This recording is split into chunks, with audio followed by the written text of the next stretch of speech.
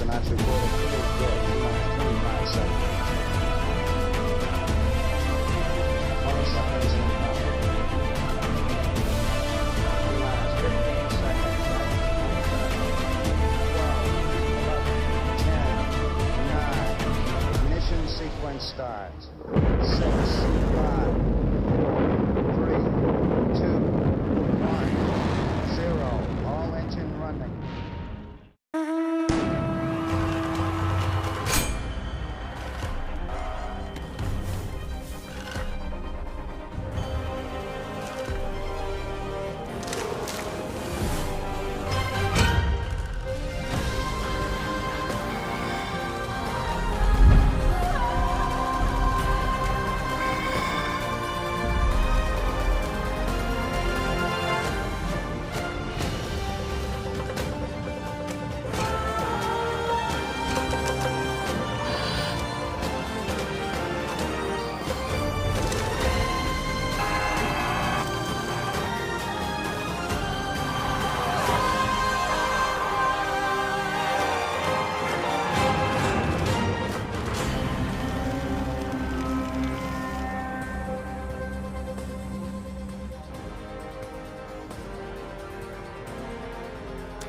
Good morning and welcome to the Eastern Shore of Maryland. We are 100 miles southeast of Baltimore in the charming and historic town of Cambridge, adjacent to the Choptank River on the edge of the Chesapeake Bay. Today, Cambridge plays host to the Qatar Airways IRONMAN 70.3 Eagleman. This is the 9th stop in the 2025 Ironman Pro Series. I'm Dee Dee Griesbauer in studio along my very good friend, the legendary Mirinda Carfrae. Rinny, you've raced here in Cambridge a number of times before. What makes this venue so great for a Pro Series stop? Yeah, I think you said we've both actually raced this race a number of times. It's been around. It's a historic race for Ironman. It was here half Ironman distance before it was actually a half Ironman, before 70.3 series started. So, and this is a flat course. So I think adding to the different course options for these athletes. This one, not much in the way of hills on this course, unless you look at the background and see a bridge, but none of that on the course. Yeah, absolutely. It's not a particularly complicated course. It's a stunningly beautiful course through nature preserves, et cetera, et cetera. But this is going to be a lightning fast course as we check in with our race weather presented by our friends at Roca. Yep, 70 degrees Fahrenheit, that's 21 Celsius. Overcast skies, as you can see, light winds, and this race can be windy, so that is one challenge. And we have humidity up at 70%, so this one's a hot race. Yeah, absolutely. The humidity definitely can play a factor, can be windy, and we have a great field assembled here today. Some athletes in pursuit of their qualifying slots to the 70.3 World Championship, others looking to add to their point tallies in the Ironman Pro Series. Absolutely, and we are going to go over to the top 10 introductions momentarily. Wearing bib number 2 from the United States, this is Sam Long. He won Ironman 70.3 Chattanooga just a few weeks ago. And M2, Paul Schuster from Germany. He was 6th at Ironman Texas North American Championship back in April. Wearing bib number 4 from the men from the United States of America, this is Ben Canute. He was 5th at Ironman 70.3 Oceanside at the start of the year. M6, that's Mr. Cam Worth from Australia. It's his 25th Ironman Pro Series race. Just kidding, 4th for the year. He was 8th in Texas. And wearing bib number 7 from France, this is Anthony Costas. He was 6th at the 2024 Ironman 70.3 Tallinn European Championship. And M8, that's Robert Callan from Sweden. He was 4th in 2024 Ironman 70.3 Western Australia last year. And wearing bib number 12 from Canada, this is Jackson Laundrie. He was 7th at the 2025 Ironman 70.3 St. George North American Championship. And wearing number 14, that's Trevor Foley from the USA. He won Ironman Lake Placid last year.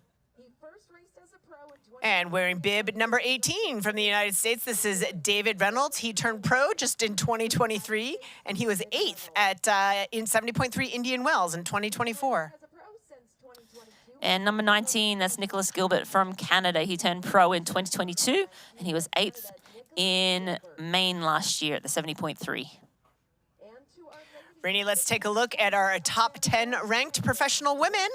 Kicking them off from across the pond, so to speak, wearing bib number 1 is Lucy Charles-Barkley from the United Kingdom. She is, of course, our 2023 Ironman World Champion. She made her Ironman debut back in April. Yeah, Lucy looking to lead from the front here today. Hasn't raced in 70.3 in a little while. And wearing F2, that's Tamara Jewett from Canada. She was 6th at the 2025 Ironman Texas North American Championship.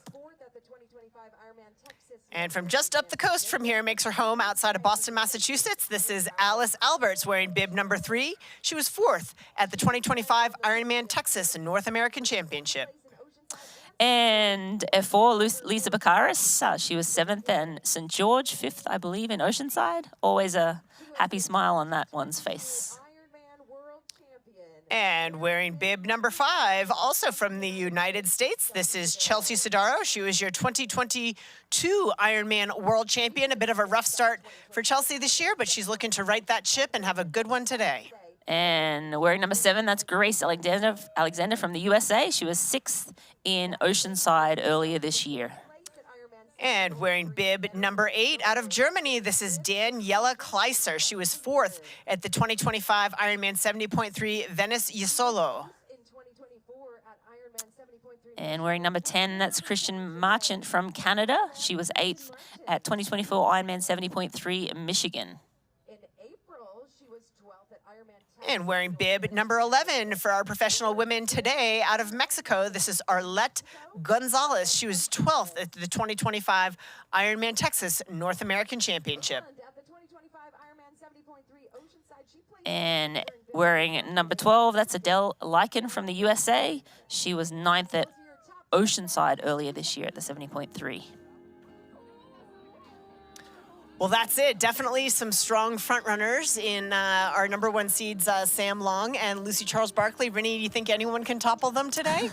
I think it'd be a tough order to follow. Those two are definitely heavy favorites for this race. But there, Trevor Foley, we're looking for a good race from him. A couple other women there as well could challenge Lucy, but honestly, it'll be tough to challenge her. The pro men's start will be at 5:45 Eastern. Pro women will be 5:50, 5 minutes after. And we are in for a great day of racing. You know, and we know. The thing about challenging yourself is you're always looking for what's next.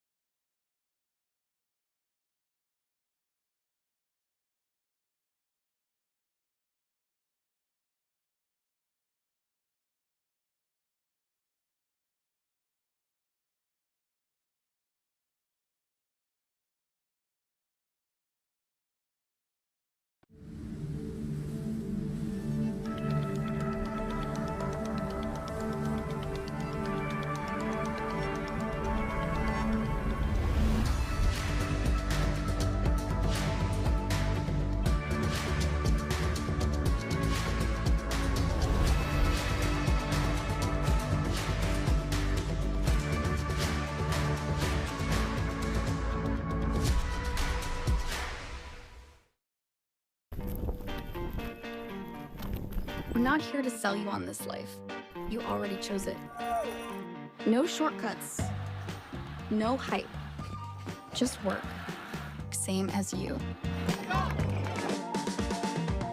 Built to outlast. Endure. 40 years in, and we're just getting warmed up. Welcome to the Ohana.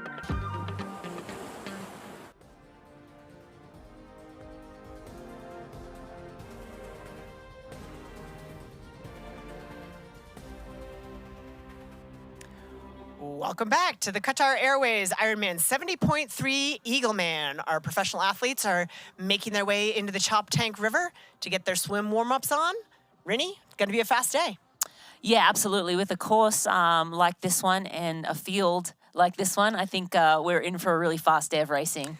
Yeah, as we had mentioned, the wind can play a factor here, but right now the conditions in the Chop Tank River look to be pretty calm, cool, and collected. So I think this is going to be a quick start to what's going to be a very, very fast day for our professional athletes. And welcome into the studio. I'm Marinda Carfrae, joined by Didi Griesbauer, and we're going to bring you all the action for today's race. Again, we have Lucy Charles-Barkley headlining along with Sam Long, coming off that win in Chattanooga just a few weeks back. But also looking for Trevor Foley and Chelsea Sedaro, athletes who have had a bit of a struggle to the start of their season, to sort of right that ship, and could they contend for the win in both of their races as well?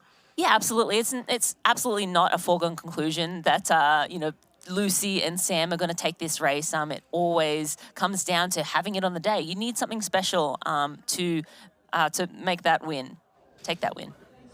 And we're going to head down for our national anthem. All right, anthem in 5, 4, 3, and here we go with Foley. We are going to start this Eagleman just like we do every other IRONMAN 70.3. Welcome a native of Cambridge from Cambridge South Dorchester High School. He graduated in 2019. He sings all types of genres of music, but today he is going to be singing our national anthem, Xavier Spencer.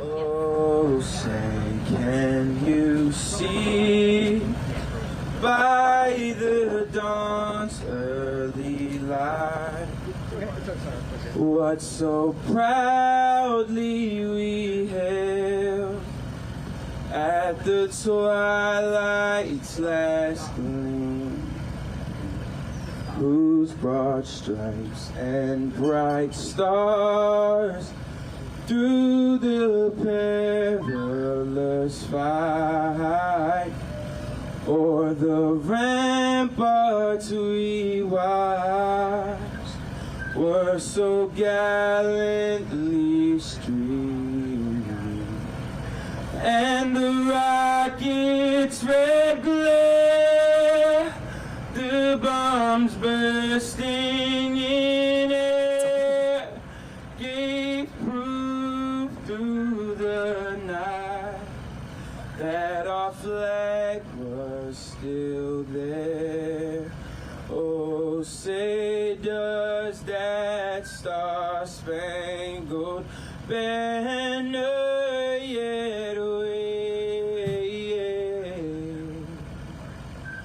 o'er the land of the free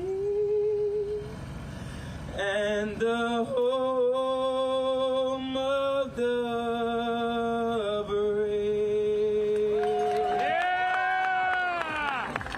Xavier Spencer right there with our national anthem. Thank you so much. Are we ready, spectators? Well, thank you, Xavier Spencer, for the national anthem as our professional athletes finishing up their swim warm-ups here in the 9th stop in our Ironman Pro Series. 2,500 points to the winner of today's races. And then, of course, we know, Rini, that those points diminish at a rate of 1 point per second. So every second matters. Every second matters, and we're moments away from the start. Local time, 5:45 start for the pro men, 5:50 for the pro women, and you'll see the athletes now just in their final warm-up, starting in a deep water start. Of course, the pro athletes have a non-wetsuit swim. I believe the A-troopers will be in wetsuits. The water temperature 73 degrees. Yeah, and we have some special color-coded caps there for some of our notable athletes. We've got our top-ranked pro male, Sam Long, wearing a pearly pink. Paul Schuster is in violet. We've got both Ben Canute and Cameron Worf in green. We don't expect those athletes to swim together, so be able to distinguish them. Robert Callan also wearing violet. Jackson Laundrie in orange, and Greg Harper, no doubt going to be one of our swim leaders. He will be in an orange cap as well this morning, Rennie. Absolutely, Didi, yes, so we'll hopefully be able to pick out, I think Greg Harper and Ben Canute, some athletes will be able to pick out at the front there, but as we get underway, we'll be able to sort of tell you who is who as we get in there. And we're now looking at the pro women. They're just waiting to hop in. And what was your preference? Swim warm-up or not to swim warm-up? In conditions like this, although this athlete on screen looks a little cold, definitely a swim warm-up, I think. And they're off. Get Edie. the heart rate up, get going. Our professional men are off into the Chop Tank River for the first leg of this Ironman 70.3 Eagleman. Yeah, and you see it always does look a little bit like chaos at the start of the swim. You see some athletes in the back there. You see it's pretty shallow to start. One of the athletes basically just walking and keeping up. It is faster to walk if you can, but that does probably take a little more energy than if you were to just start swimming, Dee. It's amazing to me that he is actually Still. keeping pace with some of the athletes that he's swimming with by walking. You see that on left of screen, clearly losing some distance to the race leaders, but that is absolutely one way to get it done. Yeah, I mean, that would be my preference, walking over swimming. But yes, definitely losing some time to the leaders. And we have the green cap of Greg Harper, maybe? Ben Canute. Ben Canute, Yeah. Yep. Ben Canute leading out at the start of this race. But we do expect to see Greg Harper out in the front too. He's in orange, but we have a pink cap right now. And that is probably going to be Shakar Sagiv from Israel. He's an ITU athlete moving over to 70.3 racing. So he is one of our notables as well in the swim. Yeah, a couple of Israeli athletes come over to contest today's race. And I think right now, Rini, the Chop Tank River living up to its name as it looks to be a bit of texture in the early stages of this Roka swim course. Let's take a look at our Roka swim course map. It is a in-water start, as we saw. It is one lap of 1.2 miles or 1.9 kilometers. Notable of this course is the brackish water of the Chop Tank River, so not a lot of visibility in the water. Athletes will be doing a lot of sighting above the water, which is also not easy because of the choppy conditions. Yes. Yeah, I mean, it is a tough swim. Having done this one a number of times, it's not easy out there with the choppy water and, you know, the sun coming up in the background. A lot of different things to contend with here in the Chop Tank. And we look at the notables as Dee was mentioning before, Sam Long in pearly pink, Paul Schuster in violet, Ben Canute in green, Cam Worth in green also, Robert Callan in violet. We have Jackson Laundrie in orange, Greg Harper as well in orange, and Shakar Sagiv from Israel in the pearly pink. We believe it looks like a orange cap maybe going to the front. Sometimes with the sun, it's hard to tell, but I'm going to say that's Greg Harper. Yeah, likely Greg Harper there off the front. He started a bit wide, but now definitely front and center of our professional men underway here. Very different race dynamic here when we talk about our heavy favorite. Actually, two of our heavy favorites in this race, if we consider Trevor Foley and his potential, Sam Long also. This is where they're going to lose time. This is where they've got to be on serious damage control to control some of the deficits that they'll suffer here. And Ben Canute, this is his ticket, right? Like, Yes. Ben is an all-around phenomenal athlete, very good swimmer, very good cyclist, and a very good runner too. So, but getting away from that bike power is going to be a really great ticket for him to start out his race. So you see him desperately now trying to get on Greg Harper's feet. Yeah, putting in a big surge here to try to catch that train. Again, because if we fast forward to the bike course, given the nature of the bike, it's hard to make a move. It's flat. There's nowhere to really attack. If you're in a large pack, it's going to be hard to get away. So this is the opportunity for these superstar swimmers to put some serious real estate between themselves and the likes of a Trevor Foley and Sam Long, who definitely are going to be coming through on the bike. Yeah, absolutely. I think right now it just gives them a little bit of time to sort of settle. And, you know, generally after the swim, the heart rate's high, you get onto the bike. It takes sometimes takes a little while to get your legs, the feel of your legs under you. And so this just buys them some time. I do believe Sam, depending on the deficit, again, non-wetsuit swim, Chop Tank River, freshwater, not a good situation, in my opinion, for Sam Long. And the better swimmers generally do even better in a choppy swim condition, obviously without the wetsuits and a fresh, it's not fresh water, it's salty, but it's not super high salt. It's the brackish. It's sort of a combination of the fresh water and the salty water as we take a look at our professional women getting ready to get underway. And I'm going to ask you, Rini, as our professional women line up, the difference between, you mentioned, for people who may not know, a freshwater swim versus a saltwater swim. Why is the saltwater faster? Yeah, we see the women underway right now. I'm going to guess that green cap of Lucy Charles-Barkley will be out quick. She is always one to gun it from the gun, which we love. But yeah, so a saltwater swim generally allows the body to be more buoyant. So in a very salty, body of water, your body will just sit a little higher in the water, which is better for a non-swimmer. So that's what you were trying to do as a swimmer. You're trying to hydroplane or sit as high in the water as possible. A problem I had a lot of difficulty with, but swimmers do it naturally, and it doesn't matter if it's salty or not salty. You see they're just sitting higher in the water. And you see Lucy Charles-Barkley, making her way, already in the front, I should say, from the gun, but a couple of athletes behind sort of hanging in there right now. I see that purple cap. I believe that is the stroke of Chelsea Sedaro. Chelsea swims with a very, very high turnover, and she lined herself up right in Lucy Charles-Barkley's armpit. Great idea to try to get on those feet, get her pulled away a little bit. But yeah, a great start. No surprises. Lucy Charles-Barkley in that green cap off the front. Chelsea Sedaro in that purple cap now settling into the third place position. Yeah, and I think the pink cap will be Grace Alexander as well. We're not sure about that orange-ish color a cap there, but or red cap, I should say.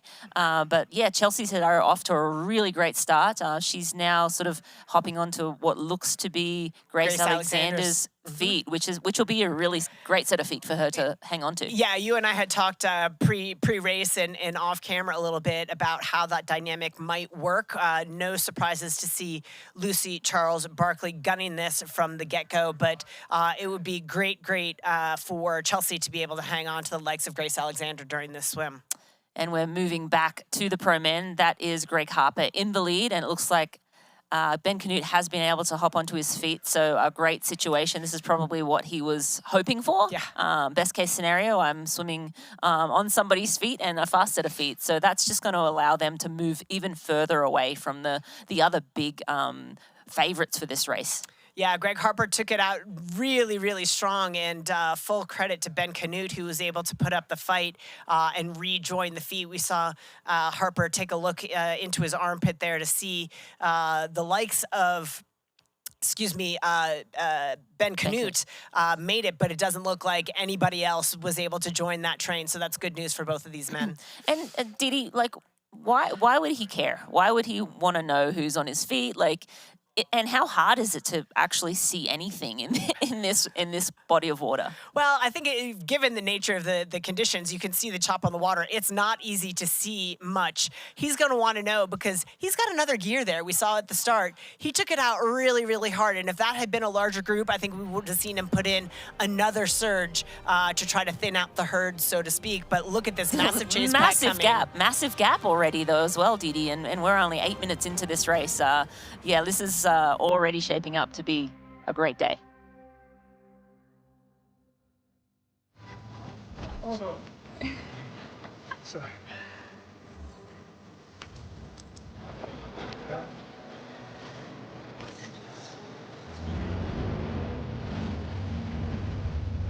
Yes, perfect. There's no limit to how far a dream can take you. Star in your own adventure now. Qatar Airways. You know, and we know. The thing about challenging yourself is, you're always looking for what's next.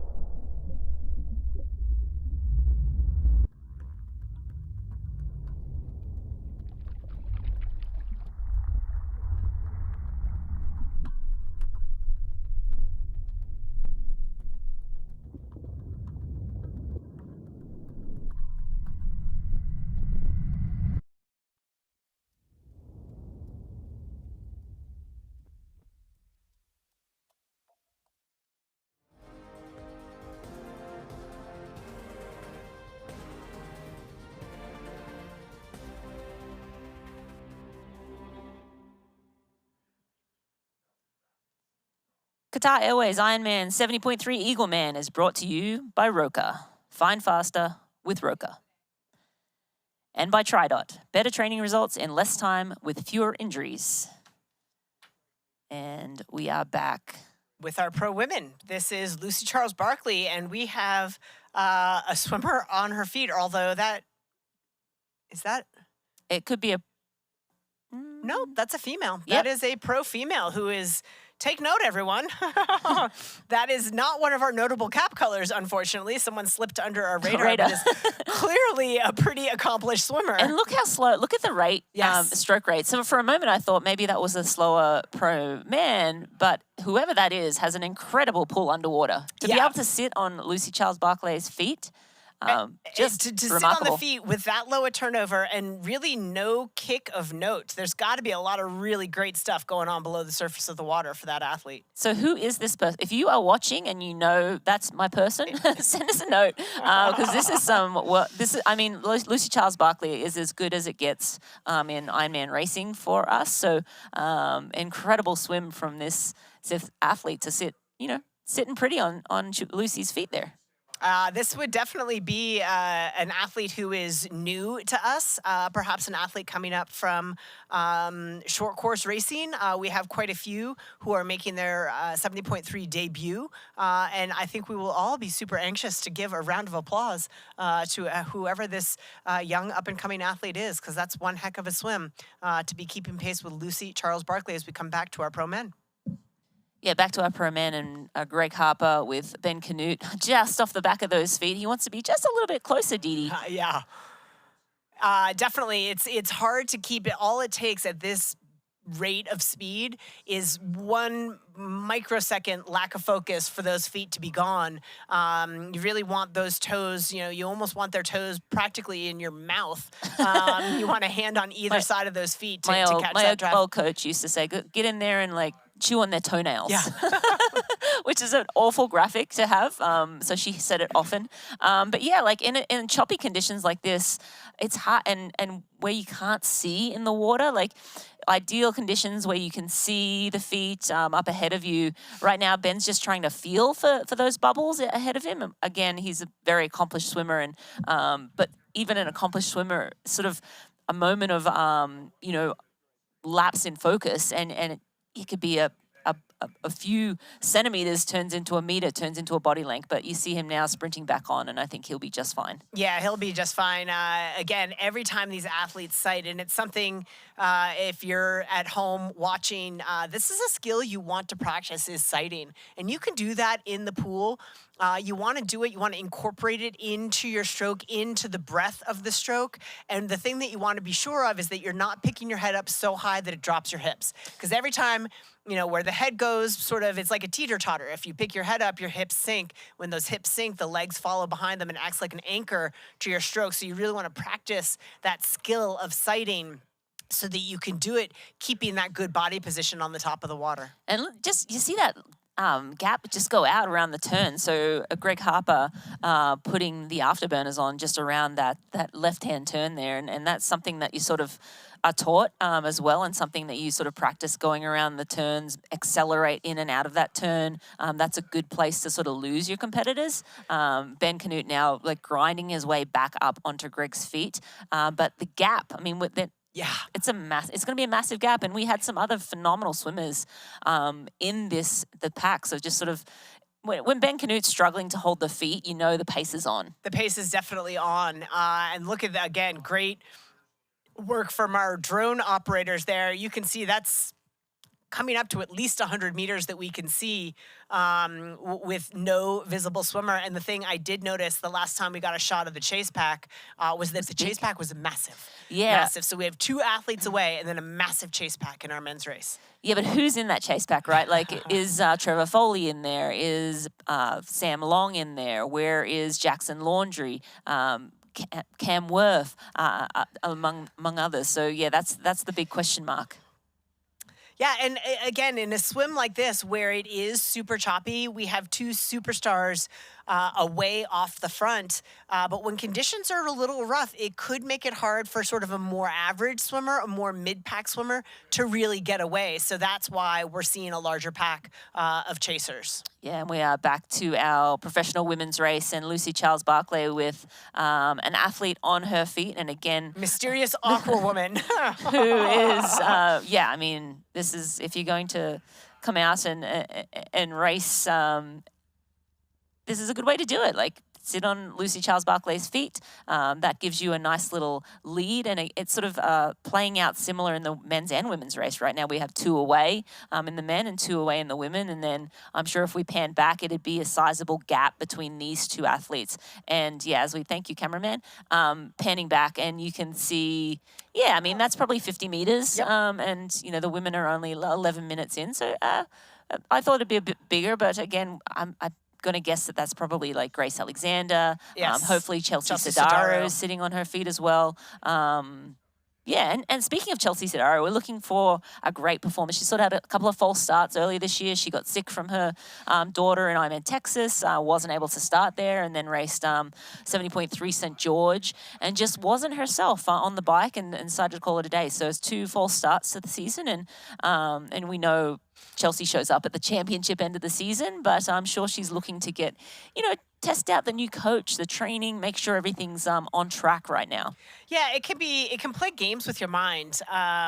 We forget, you know, when we don't see an athlete race, and obviously she was a DNS, it did not start, and a DNF did not finish in her first 2 races of the year, and all of a sudden, no one's talking about Chelsea Sedaro. Well, let's not forget, this is an athlete who is an Ironman world champion, and she was 3rd at last year's Ironman World Championship. So a hugely, hugely talented athlete, just off to a rough start. But the mentality of Chelsea Sedaro, she's like, yeah, go ahead, doubt me. That'll be fun. You know, again, she will show up on the days when it counts.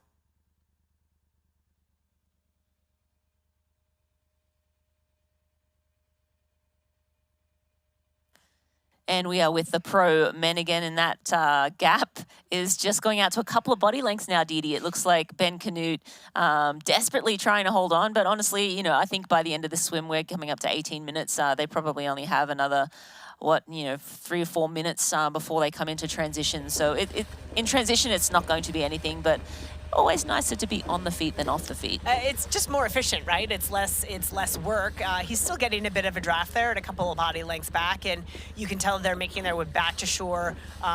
Certainly quieter waters here in closer to shore. A little bit easier for Ben Canute to spot the fact that he has in fact lost the feet, but less than about 300 meters to go now for our 2 lead professional men. Yeah, and they sort of the anti-clockwise swim. They come back to just a little bit further around, so they're not exiting the same place they entered the water. They sort of started at a little beach, and now they'll come in up the boat ramp and run straight into transition, a pretty short distance from there. Oh, they have one more left-hand turn, yep, and then they hit the boat ramp. Yep, as we come back here to Lucy Charles-Barkley, that unmistakable stroke. Don't be deceived, that is not a group of pro women. Those are professional men that are 2 professional women are overtaking. So let's remember that time gap was 5 minutes. So Lucy Charles-Barkley has swum her way into the very, very far back chasers in our professional men's field. But Lucy Charles-Barkley with a notable female athlete on her feet. Yeah, and a notable that we missed again, Dee Dee. Prior to the race, we sort of pick out who we think will be up the front, and this is an athlete most likely new to racing 70.3 distance. Otherwise, we would certainly have known who they were, but having a really great day right now. And yeah, in a really great position, Lucy Charles-Barkley, that unmistakable. Oh, you see her do a backstroke. She's like, who is this person on my feet? She's looking at the cap color thinking, I don't remember that swim cap color, and that's not a pro man. And yeah, a little uncertain for Lucy Charles-Barkley, a little unusual for her to have a company as they are making their turn from home. So now this is the last long straightaway. They're about a little over halfway through the Roca swim course. And again, not many athletes can hang with Lucy Charles-Barkley. One come to mind Lauren Brandon as probably one of the few. Any others that you But can think even then, Lauren would not always Yes. get on those feet. So I am certainly curious who that will be. And then we're at Jackson Laundry, I believe. That's the Chase men's pack. Oh no, think that sorry, was that's Greg Harper. Harper. Sorry, Yeah, again, that was that's Greg Harper. Harper. Yep, He that looked was he looked Harper. like in his. I just whenever I see him, I'm like, that looks like Ben. The kits are pretty similar. Yeah, I think they're in that same kit. But sorry, Greg Harper still leading the race. I thought we were getting a little bit of image from back in the chase pack, but Ben Canute now a couple of body lengths behind, and it looks like they're not moving at all. This must be a section where it's into a bit of a current. Yeah, the currents are strong. This is, for people talk about how fast a course this is I think the biggest challenge of this course is the swim. You can certainly see the Choptank River living up to its name with the choppy conditions. Visibility is not always great beneath the surface of the water, and that chop certainly makes it hard to sight. So not a super fast swim venue, but certainly overall this will be a very, very fast course. And lots of wildlife in this body of water too, Dee Dee. They have, we look, and whoever she was, she's a very good that was a beautiful I recognize a good backstroke when I see it. But Some great triathletes who were former backstrokers, yourself included. Julie Dibbins, also a backstroker back in the day. But yeah, I mean, she's like, you know what, I'm going to stretch it out, get on my back, and she didn't lose any time. So yeah, very good swimmer on Lucy's feet. And you can see too. I mean, Lucy Charles-Barkley is a very tall and lanky female athlete, and you can see the wingspan on the woman who is staying on her feet. Also, a very, very long wingspan, which tends to make for a good swimmer when you've got those big, long arms, nice big hands. So, kudos to this woman having a fantastic swim. Yeah, absolutely, and it won't be long until we find out who that is. The women are 17.48 into the swim, men 22.55. Men will be right now, yes, as we see on call. That is Greg. He has made a bit of a gap on Ben Canute, and he will now almost time to stand up and move into the Ruby T1.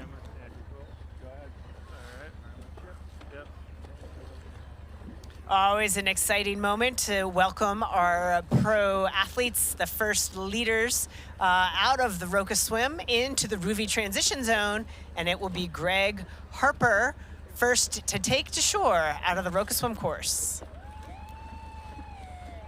And there he goes. That was, I'm sure, his plan, get a little bit of a gap so I can have transition to myself.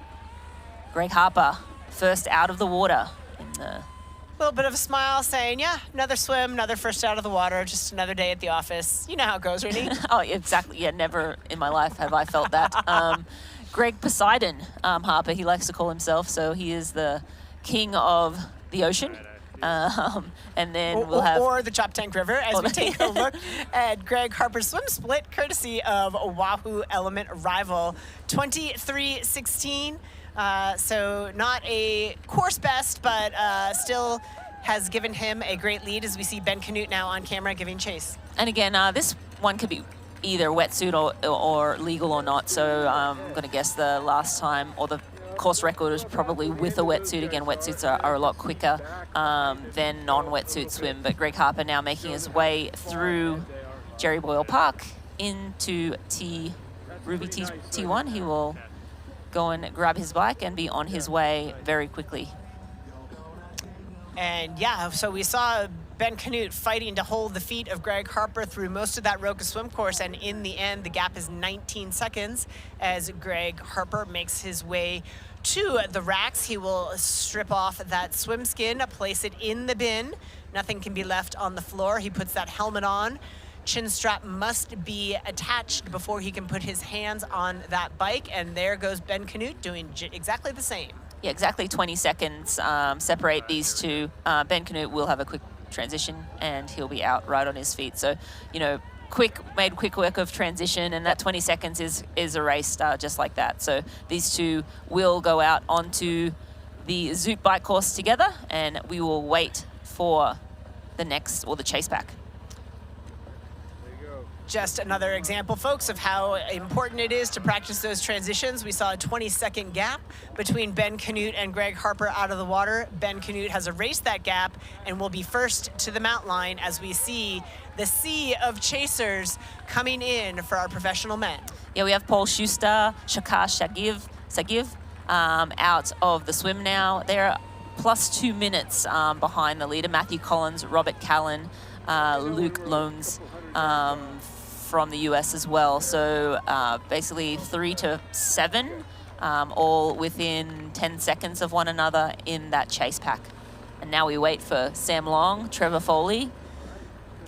We've got Garrick Lowen out of the water, 2:40, so he's about 20 seconds back from that first chase pack, and he is joined by the Frenchman Anthony Costas. So that's our second chasers there. They are 2:40, 2:43 back. That's 8th and 9th place, and our 2 leaders are off on to the Zoot bike course, and they will be gone. Yeah, and a flat bike course. So the one thing that they will or may have to contend with as the day goes on is a little bit of wind, and we saw that with the American flag earlier in the morning. It was, you know, they were saying 3 miles per hour was the winds, but I hazard a guess that that's going to be a little bit higher, especially as the day goes on.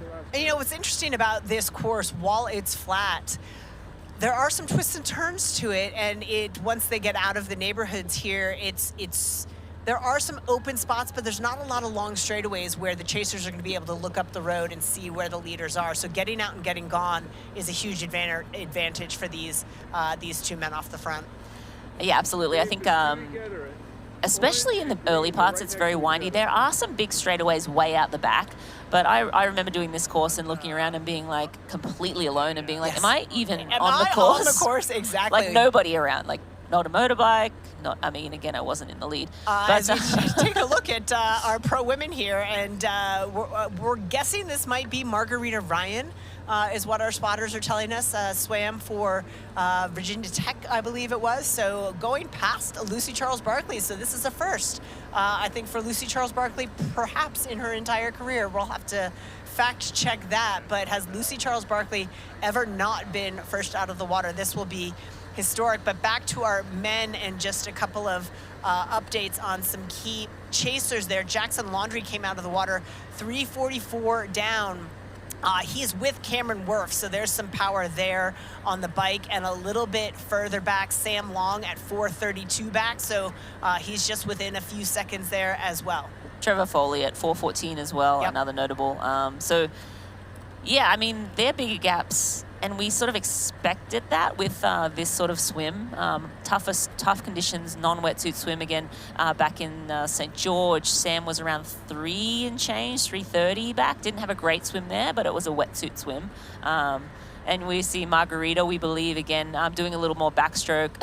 This is incredible. Again, Lucy Charles-Barkley, the cream of the crop in terms of swimming and everything else in our sport, but swimming in particular. Back to the men, that's Cam Worth as well, rolling out a transition now, but some big gaps. It looks like the women are just about to exit the swim, but they're sighting a little bit left on. Now she's realized she needs to go into that boat ramp. She sort of was going left of it for a moment there, but now for 70.3, you know, you just getting used to the swing. She has raced a couple of 70.3s, but in the age group ranks. There you go. But still a little different when you're not chasing like a plethora of other athletes out there in the water. She's leading this women's race. For those who know swimming, she was indeed a backstroker for Virginia Tech. She's a 2:17.4 200-meter backstroker and a 1:02.82 100-meter backstroker. So, yeah, that's some good swimming genes.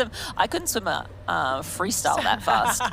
So, yeah, incredible swimming. And Lucy now coming back around. You see Lucy in the green on the left, Margarita on the right.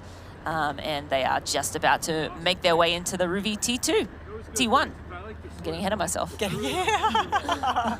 Little racing left to do, but this is This is a point of pride for Lucy Charles-Barkley, I would have to imagine, and hopefully Margarita Ryan might have some swim partner bonuses on the line for who can be first out of the water, but they I think, are neck and neck. Lucy and as the well. experience of Lucy Charles-Barkley gets across at that time he met first, so Lucy Charles-Barkley keeps the streak alive. And you see Margarita, like the big smile coming out and the thumbs up. But I think there might have been some bonuses on the line there for Lucy Charles-Barkley. And she's like, yeah, also bragging rights. You know, she's the...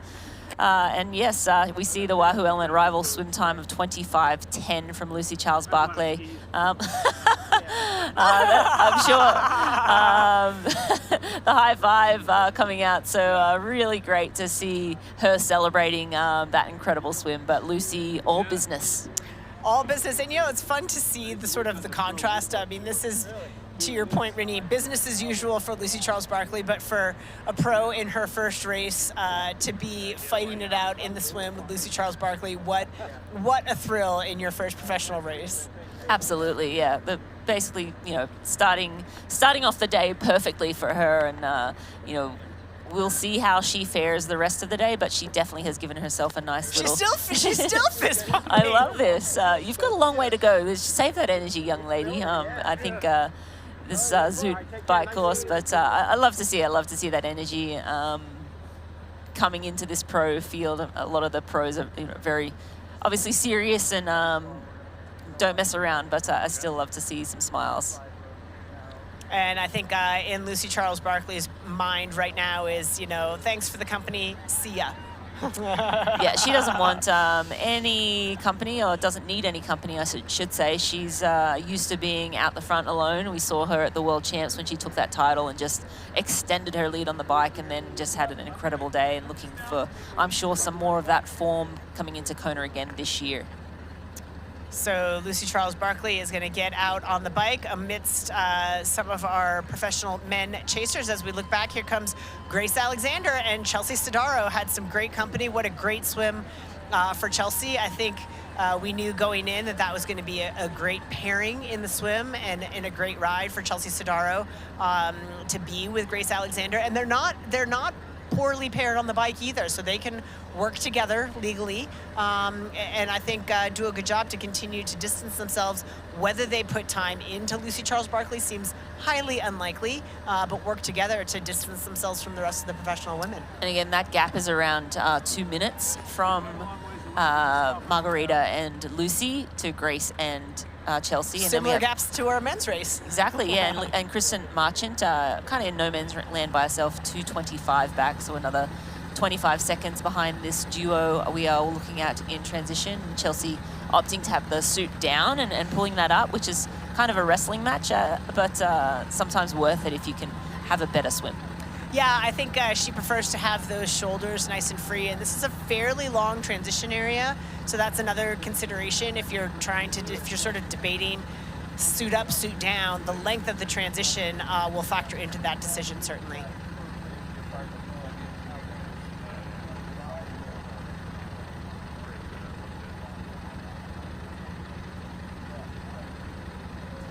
As we watch our women's chasers get to the racks, get their helmets on, get that clipped so she can put her hands on her bike, finish taking that swim skin off, grabs the bike, and off she goes. Yeah, Chelsea Sedaro again on screen in the feed helmet and wind kit. She's out onto the bike now. Grace Alexander. We have some pro men as well in that mix again. The pro women started 5 minutes behind the pro men. I think that might have been one of the pro men. I'm sure hoping, because again, a really great combination. Back with race leader Lucy Charles-Barkley. She's head down, all business, and you see her putting the power down immediately. Yep, a couple of neighborhoods here, a few twists and turns to get out to the open road, and the majority of this bike course in absolutely spectacular natural habitats, lots of birds. It's a great place if you're a bird spotter or bird watcher. Yeah, bird watcher. That's the word. That's one of those. Clearly I am not. But a spectacular course, not that our athletes will be taking in much of that, but definitely some gorgeous low country marshes, incredible wildlife. Yeah, we had Kristen Marchant on screen. She is just about to hop on the bike there, but looking at T1 exit, Margarita was already 37 seconds behind, so enjoyed her T1 a little more than Lucy Charles-Barkley. I should have to do some fist pumping. Yeah, Chelsea and Grace around the same gap, so a little over 2 minutes. Actually, they lost a little bit of time to Lucy through transition, so Chelsea at 2:08 again, pulling up that suit. It takes a little bit of extra time, but if you can have a great swim and feel good and have that long transition, certainly worth doing that. But now we're looking back to, I guess, the third chase pack. Yeah, third chase pack of women in there. Alice Alberts, Lisa Bacaris in there as well. Super firepower on the bike for Lisa Bacaris, so Alice Alberts will be happy to have company there. Laura Matthews in that group as well, so those women are 4.5 to 4:45 down as the women continue to exit the Roca swim course in the Chop Tank River and make their way into the Ruby transition zone. A few ginger steps out of that. Looks like the gravel not so nice on bare feet, but they won't feel too much of that maybe till after the race. This is Lisa Bacaris now we have on screen. And Alice Alberts. And Alice Alberts. Again, these two fairly evenly matched on the bike. I think this will be a great partnership for them. Lisa getting that helmet on and snapped so she can get out onto the Zoot bike course. Yeah, I was gonna say, Alice isn't gonna wanna waste a lot of time. Alice is putting her shoes on in transition, which is unusual. You've got to do what you're comfortable with, but definitely taking some time. And that wheel that is running away from her right now is pure gold. And so the fact that she has put her shoes on, she's gonna wanna get a move on. She knows how important that is, having a little trouble getting that shin clipped, but off goes Alice Alberts in pursuit of Lisa Bacaris, because as we saw on Oceanside, Lisa biked her way from several minutes back to the front of the race by the end of the bike course. And we'll have a look at the Ruby Transition 1 top 3 fastest males. Gentle at 1:49, Canute at 1:51, and Reynolds at 1:53, All-American through transition. Pretty quick there. And transition 1 times for the top 3 females. Lucy Charles-Barkley, 2:01. Again, we saw her quick through transition. Chelsea Sedaro, 2:11. And Dasso at 2:15. Lucy Charles-Barkley through some of that neighborhood section and now into the flat straightaways. And this, get used to this image, folks. This is one that we're going to see, but we've got on the left of screen there, this is Lisa Bacaris, who is one of the athletes I think we will see move her way through the, oh, sorry, I think that's the men. Yeah. And the RTS, they all have that same kit. So this is the men. So this is Canute and Harper riding in the lead in 1-2. Again, they had an around 2-minute lead on the chases. So they are out on to the Zoot bike course. Again, we have Race Ranger in effect as usual, Dee Dee. Yeah, that Race Ranger, great tool for the athletes really to police themselves. Color-coded system on the light on the athlete in front of them tells them to what degree they are obeying the draft zone. And a big help for our technical officials out there who are marshaling larger packs. Can use those lights as well, but really a tool for the athletes to keep themselves honest and no longer guess at what that draft zone is. Yeah, I think it's just a great tool for professional sports. There's no more guessing. You know where you're sitting. I love it how it has, the blue light and the orange light. So you kind of sit on that sweet spot between, like the 12 to 14 meters behind and know that you're safe and you don't have to worry, if you're, coming a little too close, but you're not like too far away where you're, just giving up time. So staying intact with the athlete in front of you. But yeah, great to have the split screen and Lucy Charles-Barkley. She just looks so good on a bike. She really does. Just the long legs, the long levers, pushing those pedals over, the aero position. Just you see how that helmet rides right in between her shoulder blades there. Just a picture of perfection. And this bike course, one big lap and dead flat. I think a total of 300 meters, sorry, 300 feet of elevation, but I can tell you it is flat all day long. So these athletes, I hope they've practiced those aero bars because they won't be much getting out of the saddle. I mean, the only real option for that, if you need it, is maybe around a 90-degree turn to rest that back and those hip flexors, stretch them out a little bit. But for the most part, all aero. You see Lucy Charles-Barkley taking on a little nutrition now. She's just 5 to 10 minutes into the bike leg, replenishing some of what she lost in the swim. I tell you, we are looking, I have kept my eye on the tracker here. Some of our notable athletes in our women's race. Daniela Kleiser lost 10 minutes in the swim, 10 minutes back. And the only good news for her is that she's got Tamara Jewett along with her. So our two superstar runners have their work cut out for them if they want to factor into this race, both Daniela Kleiser and Tamara Jewett. We saw, you mentioned it, like in swim conditions like that, for the weaker swimmers, bad idea. Bad idea. Bad idea. When you have Lucy Charles-Barkley, in conditions like this, and then Margarita as well, you just can't afford, 10 minutes over a half is, that's kind of a game ender for those two women, but not for this young lady, Lucy Charles-Barkley. Everything's starting out as she would have hoped, looking phenomenal in the opening stages of this Zoot bike course.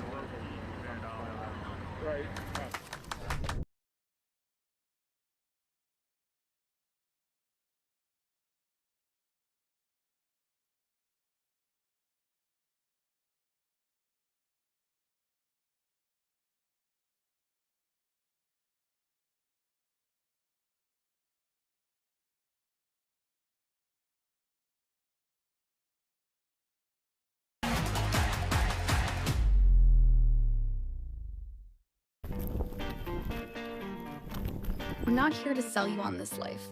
You already chose it. No shortcuts. No hype. Just work. Same as you. Built to outlast. Endure. 40 years in, and we're just getting warmed up. Welcome to the Ohana.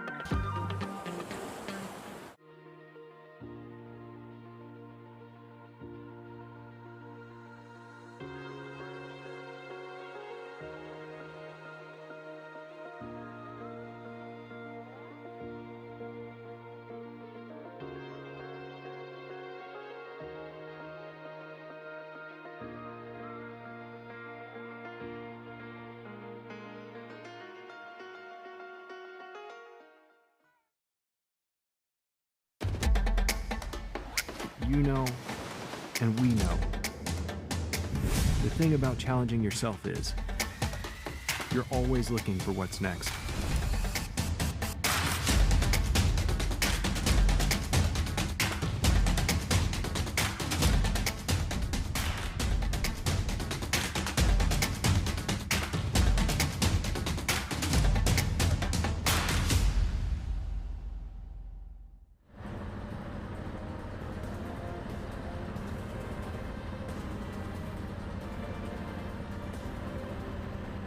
Welcome back to the Qatar Airways Ironman 70.3 Eagleman. I'm Dee Dee Griesbauer in studio alongside Marinda Carfrey, and you are looking at our current men's leader. This is the American Ben Canute. Yeah, and Ben Canute having a really solid swim. Greg Harper leading out of the water and him 20 seconds behind, but they basically out onto the Zook bike course together. And Canute now starting to create a little bit of separation between himself and Greg. But we are going to go and take a look at the bike course map. That's right, Rennie. This is the Zoot bike course. It is one loop. It is 56 miles or 90 kilometers, 330 whopping feet of elevation. I say that sarcastically. That is not very much. The course winds through country roads with the beautiful Blackwater National Wildlife Refuge. 0 hills, as we said, to contend with. The winds can be a factor. We have lots of gorgeous open fields and marshlands. Can be challenging. A lot of people say that flat bike courses are easy. They're not. You are locked in that aero position as we see Ben Canute locked in. There is not a lot of opportunity to get up and stretch that back. So these can be really tough courses. Yeah, I think tougher, faster. So you're on the bike for less time, but there is no opportunity to soft pedal. So your only opportunity really would be maybe around a 90-degree turn where you have to stop for a few seconds. Yep. But there's no downhill section, Didi, where you just soft pedaling, so to speak. So, and no change in muscle groups, so you're not sitting up engaging sort of more of the quad. You are really, really locked in there, so you better make darn sure if you're going to do a race like this that you're comfortable in that aero position. Yeah, and these athletes put this race on the calendar for a reason. They will have known that it was going to be flat, and I'm sure everybody has spent a lot of time on the wind trainer, just sitting in those aero positions and at threshold paces to prepare for this one. Let's talk about some of the changes in the bike setups that we're seeing for the pros these days. With Ben Canute there, he's got 2 bottles in between his arms there. Yeah, so a hot race like this, you want to make sure you have a lot of nutrition. But another thing to consider is the velocity is so high throughout the whole race. A lot of our races, we have aid stations on a hill where the athletes can slow down and take that nutrition. I think athletes, again, not climbing either, so they can carry a little bit more, so that weight is not as much an issue. So I think for a race like this, athletes will opt to put as much nutrition on as they can possibly carry, so they don't have to slow down through the aid stations. But yes, you don't see anything on the frame either, so generally it's faster unless you have a frame water bottle that kind of acts as a fairing to speed the bike up. But yeah, a lot of his water behind his saddle and in between his arms. Yeah, so a lot of what the athletes are doing now, we've learned through studying in the wind tunnels. We see when we get back to our wind, her arms and sort of in that cavity underneath the chest, filling up that airspace with those water bottles provides significant aerodynamic advantage as opposed to having them on the frame. It is faster to do that. So a lot of the athletes now stacking bottles between their arms to fill up that airspace, make themselves a little bit more aero. There are rules about how long you can't put them end to end, taking up too much length because that acts too much like a fairing. So you've got to be careful with the measurements and how they're stacked up, but filling up that space underneath the chest cavity certainly has aerodynamic advantages as we watch Ben Canute take this sharp right-hand turn, continuing along on the Zoot bike course. Yeah, and we have a couple of splits starting to come in. The athletes are using GPS tracking as well as the standard tracking system, but looking down at, race favorites, of course, we have, that Chase right in there, but kind of looking down to Jackson Laundry at 6 miles in, he was around 340 back. Cam Worth with him at 340, so that's great for Jackson Laundry, having another really strong cyclist with him. But then we have Sam Long, Trevor Foley together as well, and they're at 348, so they're making up a little bit of ground already. Yep, they were 4 and change back, 415 to 445 back, I believe, out of the swim. So they are on a charge, making their way, seeing what damage they can do. But Ben Canute, coaching change at the start of the year, geographic change, moved his family from Arizona to Colorado and is working now with Neil Henderson, who is known for his bike expertise in particular, a great triathlon coach in general, but specifically on the bike. So Ben doing a lot of work both with his bike setup and aerodynamics and just the kind of work he's doing on the bike, and seems to be paying dividends for him. Yeah, so too with Chelsea Sedaro working with Neil Henderson. So Chelsea also last year moved to Boulder and is working with Neil Henderson. So two of And she said, Neil's hey, Ben, follow me. Yeah. And Flora Duffy, another athlete, has worked with Neil Henderson in the past as well. So Neil, very accomplished when it comes to triathlon coaching, but specifically with the cycling. That's his specialty. So both of those athletes honing in on those skills, but we are looking, I believe, at Greg Harper on the top screen there. He is in the second position right now, led out of the swim, and Ben Canute getting away from him at the start of the bike. And Lucy Charles-Barkley doing Lucy Charles-Barkley things. She had a little bit of company in the swim. If you're just joining us, a surprise. Margarita Ryan, swimmer out of Virginia Tech, was able to hold pace with Lucy Charles-Barkley. Lucy got her across the timing mat, was officially our first out of the water. We had talked about some of our struggling swimmers, Tamara Jewett being one of them. We have gotten official word that Tamara has pulled on the day. Was really, really rough swim for her. She was more than 10 minutes back from our leader. She's just had a lot going on and not her day. So Tamara Jewett fans, she will not be able to finish the race today.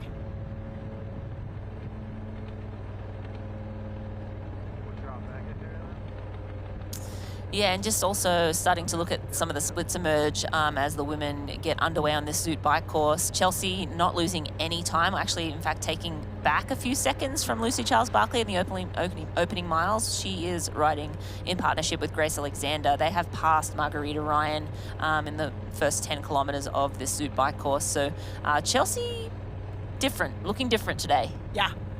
Again, we've seen a struggling Chelsea Sedaro in the early part of this year, and that can play mind games with an athlete, but what Chelsea's got to remember, and all of us have to remember, people get sick. Yeah. She's got her young daughter who is now in preschool and comes home with all sorts of buggies, and when you're in the middle of a big Ironman block, you are more vulnerable to illness, and Chelsea just got sick and wasn't able to shake it by the time she tried St. George and just wasn't there, but all of that work that she's done and all of that talent is still in there, and she's putting it on display today. So great day so far for Chelsea Sedaro. Yeah, it's just great to see as well. I think people are quick to write athletes off, and we forget, right? Like Chelsea turns up at the championship season, so you could never write an athlete like Chelsea up. But we are going to take a listen to Lucy Charles-Barkley. We have a fighting chance presented by Hoka. So main focus for this event? Have fun, I think. Finish. I have to finish to validate. So just got finished, and then I validate my slot for 70.3 Worlds as a previous 70.3 World Champion. But obviously I want to win.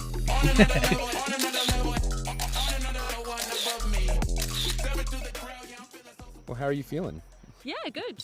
Yeah, it's cool to be at a race and just feel happy and healthy, which this year has been kind of following that trend, so I'm hoping that's going to continue. But I've never raced a 70.3 here before, obviously, so just excited to give it a go. The course looks really nice. Well, the bike looks super fast and flat, so we brought the big chain out for this one, but the chain's rubbing, so hopefully we can adjust that. And what's happening here? Good thing we have technical today versus on race day, right? Yeah, so all things now with technology, mechanics, less spanners and more mobile apps. How big's the dinner plate? I think we're running a 58, so Whew. yeah.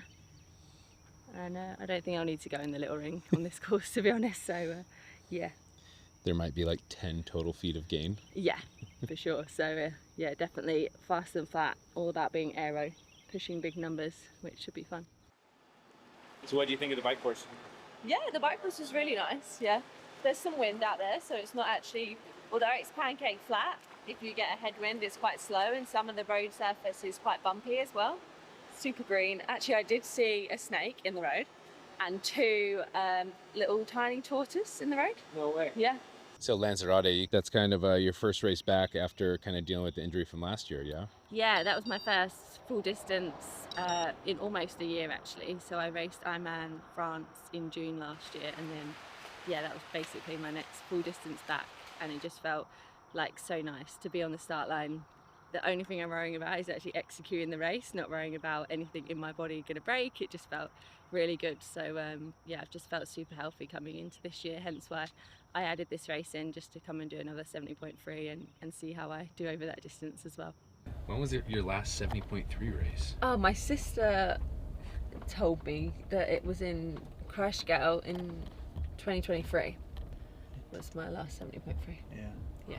But you did an Ironman a few weeks ago, so. Yeah, about a 70.3 So that's distance. two 70.3s. That is two 70.3s in one go. Just to be clear. Just to be clear. So you're confident, you'll stamp your ticket, but main focus is fun. Main focus is always fun, and if you're having fun, then you're normally going fast. Yeah.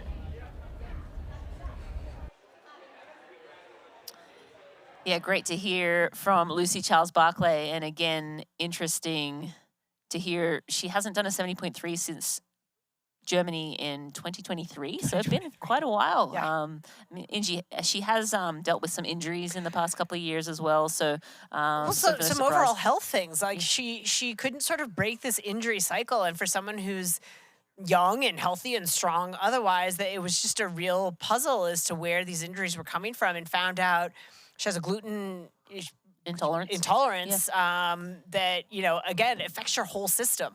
And Well, it's once just inflammatory, right? Yeah, right. And so she eliminated gluten, and all the pieces of the puzzle started to sort of fall back into place. And it's got to be sort of debilitating, not only physically but mentally, to be like, I know I can do these things. Why is my body fighting me? And unbelievable that something like that could have that much of an impact. But she certainly has righted that ship and is back to Lucy Charles-Barkley form.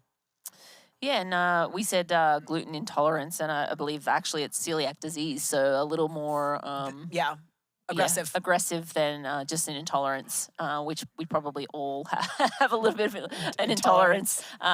So yeah, I mean that will be game changing for her. Like, you know, just feeling so much better. I know, you know, my husband had some intolerances and changed that, and it was game changing for him in his racing career too. So great to see one of our favorites, Lucy Charles-Barkley, out there and doing what she does best, and just having fun as well. I love that the focus is always fun. I think for her the focus is winning, and then that is fun. Yes.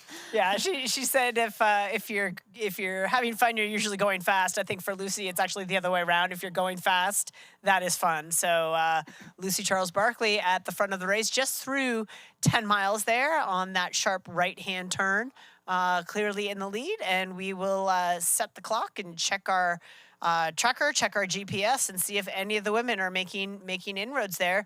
At last timing check, Chelsea Sedaro had taken a couple of seconds back, but where's Lisa Beccaris? Is she moving through the field? Yeah, Lisa Beccaris, again, she was 5th at the U.S. National Time Trial Championship. She added that to her calendar. She's been a busy woman this year. A lot of races. Did St. George, Oceanside, showing up here. She raced in San Francisco a couple of weeks ago. Yep, Or last weekend. A week ago. That's right. Front loading her season. She's got her wedding. She's got to pay for her wedding, so she's got to get some prize money in there, pay for that wedding. Absolutely. So great to see just Lisa taking the bull by the horns and racing so well as well, just coming into her own. She's coached by Matt Lieto, one of our co-commentators. So really awesome to see her. You know, she's been so funny about it because she said, you know, gosh, it's amazing what you can do when you're able to run train. Like, she's gone through a series of pretty significant injuries. She had compartment syndrome years ago, had surgery for that. She's had 2 hip labral repairs, so she had surgery on one hip. It did such wonders for her that she decided to have the other hip done, and she just wasn't really able to string together any kind of decent run training. She's always been super powerful on the bike, but now that run piece has really come together for her, she's having probably the best season we've seen out of Lisa Beccaris in her entire career. I think a happy athlete is a fast athlete, and she got engaged at 70.3 Worlds in New Zealand last year, and it's a wedding year, right? Like, what could be I think things went pretty well for you guys in your wedding year. I know the feeling. Of course, back in 2013, Tim and I got married, and right before that one, Kona. So I can, from experience, had to pay for that wedding. It was a good wedding. We have to pay. It was a good wedding. Thank you for joining us at that one, Dee Dee. But yeah, I mean, you're on a high, right? Like, I think when things are going well, you seem to be able to just find an extra gear. And, you know, you see athletes just performing well. And we're back with the women's chase. That's Chelsea Sedaro, some pro men, I believe, in that group. Grace Alexander with Chelsea. They're riding legally. Again, they have Race Ranger. But those carrots are going to be helping them. Yeah, I mean, again, you've got to hope that if you are a pro male who is back with the pro women out of the swim, that you would be a pretty darn good cyclist. But right now, those pro men are a gift to Grace Alexander and Chelsea Sedaro. Yeah, and it just happened to be that way, right? Like they ended up catching them at the end of the swim, and they ended up coming out of transition together. So now they're riding as a pack of 4, and 2 of those 4 are actually pro men. So certainly helping that chase group, but not this woman all alone. Swam through a bunch of the pro men, sort of early in the race. But this is not unfamiliar territory for Lucy Charles-Barkley, sitting in the lead there, and we'll look at where those splits sort of lay, but taking it that chase, taking a couple of seconds back from Lucy. And again, Lucy just raced an Ironman, so it was recent that she had that Ironman in her legs as well. So doesn't seem to be slowing her down. I mean, again, if you are going to double and come back after an Ironman, I think a course like this slightly more forgiving in terms of you're not going to have the pounding of the hills, et cetera, et cetera. So it's a good way for Lucy Charles-Barkley to get in a good 70.3 race, fit in with the schedule pretty well. And in addition to all of our pro races out there, there are over 2,500 age group triathletes competing. Among them are a number of athletes using TriDot, the official training platform of Ironman, to get race ready. These TriDot athletes get the unique benefits of expert coaching and AI-powered training plans, including predictive race day splits to guide their strategy. Today's TriDot athlete is Aaliyah Drakes. Let's hear from Aaliyah about her goals and strategy for executing her race plan today. Hi, I am Aaliyah Drakes from Trinidad and Tobago, and I am racing IRONMAN 70.3 Eagleman. As a coach, we try to choose races where our first-time athletes will be able to have a great race and a great time. So we chose this one because of the course, and it's also a great course for me to be able to do a personal best time. One of the ways that TriDot has helped me a lot is in the simplicity of the workouts. Being autistic, I really like that we have a visual representation of what we need to do for each workout, and it lays it out very clearly so that I know what to expect beforehand. And when I get going on my bike or on my run, it comes up on my watch and I know exactly what I need to do, so there's no second guessing anything. Outside of triathlon, I'm a children's occupational therapist and I have a very busy schedule. TriDot allows me to get my workouts in, move them around if I need to be able to suit my schedule. With TriDot, I've been able to consistently improve in all disciplines while training safely and remaining injury-free. For this race, I am going to take the lessons from my last race so that I can get a personal best time. For the swim, I'm aiming for a solid swim that will set me up for the bike ride. This is a fast and a flat course, so I'm looking to be able to push as much as possible while still maintaining that zone 3 as prescribed by Race X. And for the run is where I want it to all come together. I am definitely going for a PR. There you go. We'll be checking on Aaliyah's progress later to see how close to her actual times she is to her predicted splits. And at the end of the race today, you can check out Ironman and TriDot on their social pages to see how Aaliyah finished and to see how her splits and total time compare. Again, we saw her predictive times at 52 minutes for the swim, 3 hours 5 for the bike, and 2 hours 16 for the run. Rinny, you do some work with TriDot. You find those predictive times pretty spot on? Yeah, I do. I actually, a lot of my athletes use them as just, okay, that's, in the pro race, we're always like, okay, whatever my number is, I have to beat it. And for the age groupers, it's kind of like, okay, my race X time, and this is taken from all of the training they've been doing. This is what the time I have to beat. Like, it's kind of like a great little competition, but it's pretty accurate, actually. Yeah, that's great. It's pretty interesting how accurate it can be. And you see athletes sometimes beat their bike time, and then all of a sudden the run goes out the window. So a great way to help you pace. We're looking at the men's chase pack, and this 6th, 7th, and 8th on course. So we can. So that would be Schuster, Collins, and Sagiv. Sagiv from Israel. He's come over from ITU Racing. He raced in Paris for Israel, and it'll be interesting to see how he measures up. He hasn't raced many 70.3s. This actually might be his first. So again, the question mark kind of when you're coming back across from ITU is the bike, right? Like generally these athletes are very good swimmers, very good on the run as well. Runs around a 30-minute 10K, but can you hang on the bike? Well, he's doing a pretty different good bike. job of hanging on the bike, and our sources say he's a pretty quick runner. So if he can hang on the bike, we could see him feature into the front of this race.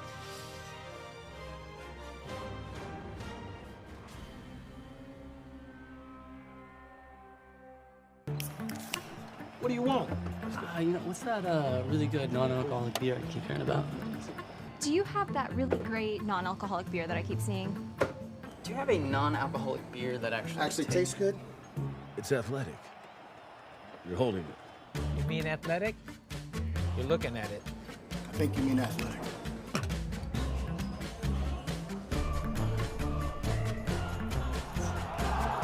It's athletic. Ask for it.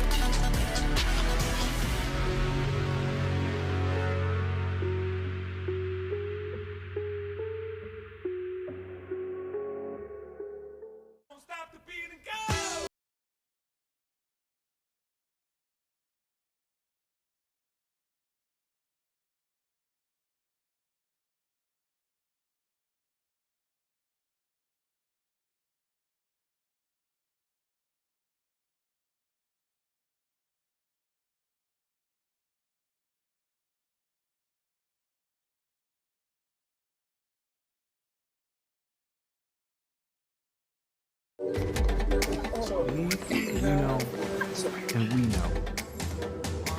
The thing about challenging yourself is you're always looking for what's next.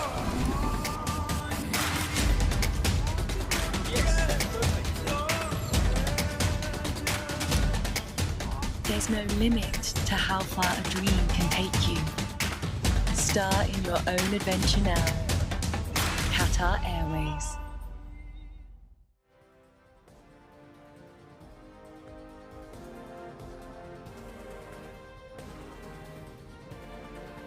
Qatar Airways Ironman 70.3 Eagleman is brought to you by Zoot Sports, the original triathlon brand delivering comfort, speed, and performance since 1983. And by Athletic Brewing, brew without compromise. And Didi, we're with Racemen's leader, Ben Canute, right now. He has a nice little lead on Greg Harper. The two were in transition together out of the swim. Quick swim from those two men, but some big moves happening further down the field. Sam Long and Trevor Foley now caught up to Jackson Laundrie and Cam Worth. So that group of four men, very dangerous. Yeah, very dangerous for this man on screen. Ben Canute, who continues to sit at the lead of our race. Ben went through a bit of a rough patch a couple of years ago and just decided to make some big changes, freshen up the career. Again, we forget how long he's been racing. He's Olympian for the United States, has been racing the longer course for quite some time, moved up to the 70.3 and then to Ironman. Just wasn't finding the sort of results he was looking for and made some big changes about a year ago, changed his coach, changed his home, and is really sort of seeing the results, yes, which is also exciting and invigorating. But also it's just sort of fresh when you're able to change things up as we come back to our men's chasers. Yeah, that's Cam Worth in the on screen in the not back, arrow. in the not arrow position. So you know, I mean, these men are rolling. They are moving a little bit quicker than Ben Canute, probably over 30 miles per hour, well over 30 miles per hour on the flat. But Cam Worth on screen right now. The group contains Trevor Foley, Jackson Laundrie, and Sam Long. So this is really the dangerous pack for Ben Canute, and Ben. Knows that they're back there, right? Like he's trying to pace the race very well. That's Trevor Foley on the felt on screen. Trevor having a rough start to the year, Didi, just not really finding his legs, and he looks happy, waving to the camera. He's like, finally, I'm getting a little airtime. he had a big mid-year, winning Lake Placid, then backing up and winning Maine 70.3, and then going into Kona thinking, okay, this is my time. Sam Long again on screen in the Zoot kit. He is the powerhouse and the man that kind of was the favorite going in, but with Trevor Foley with him, I mean, a healthy, happy, fast Trevor Foley, I think challenges Sam Long and possibly even runs faster than him again. We have to see what sort of legs Trevor has, but he looks good. He seems happy. I was going to say that the wave dangerous. tells me he seems happy, and here we have Jackson Laundry at the front of this train. And to your point, Rennie, this is the bike pack of dreams. Certainly these men's dreams, perhaps Ben Canute's nightmare, but this is the bike pack of dreams for these guys. And yeah, I think if you're Trevor Foley, you're pretty darn happy. You got out of the water. You know, that's been a weakness for him. He's been working on his swim quite a bit. And that seems to be paying dividends. And I think right now to be in that bike group, Trevor Foley's thinking, yeah, right on. Yeah, absolutely. I think we'll definitely be watching that play out over the next 40 miles or 30 miles probably now of this bike course. But now we're with the women's chase. That's Grace Alexander on the back of this pack. We have Chelsea Sedaro right ahead of her. And I believe the two ahead of those two women are pro men that they caught in the swim. Again, the pro men started 5 minutes before the pro women, but Chelsea Sedaro and Grace Alexander sitting around. So we're looking for the next split, but sitting around. Our track is telling us 3 minutes. I believe it's closer to 2 minutes behind Lucy Charles-Barkley, but we'll soon see the traditional tracking. Right now, they're riding maybe just a little bit slower at this moment than our leader, but it's funny, they're behind the graphic, but I think Chelsea Sedaro said enough of this with the pro men. I think it was a great carrot to set the pacing, but certainly now Chelsea was trying to grab the bull by the horns, and Grace Alexander taking the bait as well, taking advantage. We actually had a chance to chat with Grace before the race, and here's what she had to say about this 70.3 Eagleman.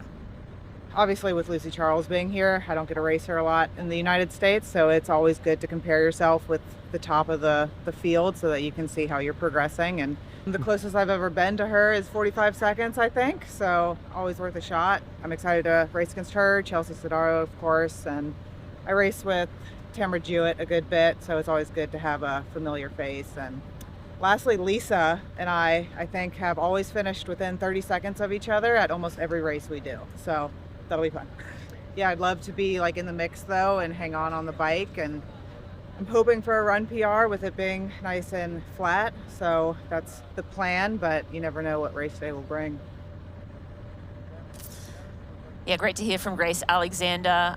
She mentioned Lisa Baccaris, yes, and she is well ahead of Lisa today, so they usually finish within 30 seconds. Lisa will have to put together a very strong bike. Chelsea and Grace are sitting at still around 2 minutes back. Yeah. So they brought it, it's almost exactly the time they came out of transition behind Lucy. So they're at 26 kilometers, that's 16 miles into the bike leg now. Lucy lost a little bit of time in the first 10 miles, and now Lucy has taken back that time. So now they're sitting right around that same amount of time. So riding really even. I mean, we expected Lucy to move away from these women. Yeah, and they are definitely holding their own as we take a look at Chelsea Sedaro looking nice and smooth and stable there on the bike. She had some bike difficulties for a while there, just was finding a hard time finding a bike that suited her. She's actually found a home on the Ventum and is as the saying goes, happy as Larry. And we actually had again another athlete who's in good spirits. Let's take a listen to Chelsea pre-race. I feel good. Yeah, ready to go, ready to get this party started. Start my season. I'm excited to be here. I haven't raced a ton of 70.3s in the last few years, so it'll be fun. Yeah, never do flat courses like this, so I expect it'll be super fast, and I'm excited to test myself. Yeah, it's great. You know, I spent the spring getting every preschool virus one can get, and I think we're through that for now. Feeling healthy and have a lot of training in my legs at this point, so yeah, ready to, I guess, rip the Band-Aid off and see where I'm at. I don't have like crazy expectations. I think I just want to push myself and test my legs and really find out where my fitness is at. I'm just happy to be here back racing, doing what I do. Yeah, I mean, I have some like specific process goals that I'm hoping to execute. We can come in with whatever intentions and goals we want and really work on those things during the race, but I will keep those to myself for now. My main goal being Kona, I'll be testing myself out there in preparation for the big goal in October. Like I said, she's one of the athletes that these are stepping stones along the way to the championship race. You know, it's great to, you know, hit every single race you do, but she is an athlete that really puts her biggest focus of the year on those big championship races that matter. And I think the biggest frustration for her really is not getting that feedback from, you know, missing out on those first couple of races of the year. Like, all of a sudden it's June. Where are we? Is the training working? What do we need to tweak? Well, it's confidence building, right? Like having those performance goals throughout the year. Yes, you can see the progress in training, so you take some confidence from that, but you've got to put it together on race day. And I think today she's finally healthy and able to put it together. And we're with Greg Harper right now. He is or was in second place, but it did look like he might have had some company on the road now. And yeah, I think he has been overtaken by, well, Robert Callan has made some moves. So I think the group that was ahead of him was Robert Callan, Anthony Costas, and Luke Jones. So Greg Harper now sitting in 5th position, but now has got some company. He's been scooped up, which can sort of be re-engaging for an athlete. I think when you're left alone off the sort of the back of the lead, I think getting caught by this pack will be helpful. We actually had a chance to chat with Greg Harper about these race dynamics. Let's hear what Greg had to say. I think it plays to my strengths. There might be a little bit of current in the water. I'm not sure exactly how it will flow, but you know, the bike course is flat, and typically I have struggled staying at the front of races, so this might play into my strengths a little bit. You know, you got to be realistic with the level of the guys at the front. And yeah, I mean, a nice flat bike course. I think just hanging out with my friends and my dad's coming, like all those things play into your strengths, you know, when you're having a good time at the race. So that's kind of what it's about for me. I've done a lot of hard bike work. You know, I've just really tried to up my game, and like my mental game too. Just, you know, oh, Ben comes by and I can't quite hang, like just staying in it, something like that. You know, it's easy to get down on yourself during the race. So, and I'm just stronger than I was, and didn't quite show it in Oceanside. I raced a half marathon a couple weeks before, and it really kind of put me in this hole, and I never really got out of it, but had a good race in St. Anthony's, that Olympic distance, and yeah, I think I'm primed for this course. Yeah, I just want to be proud of myself on the day. Like, I just want to suffer on the bike and work hard and be proud of my effort, and that's, you know, it's always the cliche, like the process goals and not the outcome. I think if I do that well, I could probably get in the top 10, and yeah, I'd like a world spot for sure. So that's a back goal, but you know, I'm having a kid in September too, so we'll see if I would actually go to Worlds too. I mean, my wife would probably be like, "What? You're going to Spain?" I'd be like, "Yeah, just for a couple days, honey." But yeah, so those are some outcome goals, I guess. But yeah, just be proud of the effort and have a good time out there, and be a light for the race too. You know, cheer on the age groupers, and when you're walking your bike out of transition, all that type of stuff. I think just like bringing positivity to the whole race atmosphere is something good to strive for. That's Greg Harper. Great soundbite there for him, hoping for a top 10 position, and he is sitting now in the top 6. Had a great swim, and just looking to have a solid race all around and be proud of himself. So things going well for Greg so far. But back on screen with our women's race leader, that's Lucy Charles-Barkley in very familiar territory. We have Chelsea and Grace Alexander chasing around 2 minutes back. This is going to be an interesting battle between her and Chelsea Sedaro, I think, if it stays at this time gap. Between Chelsea and Lucy. Yeah, I think if we see the form out of Chelsea Sedaro with her run legs, yeah, it could be a great battle, because as we mentioned, Lucy's got that Ironman in her legs from just a handful of weeks ago, and that could definitely bubble up to the surface deeper in the stages of this race, but to be determined. Fast racing going on here at Eagleman 70.3.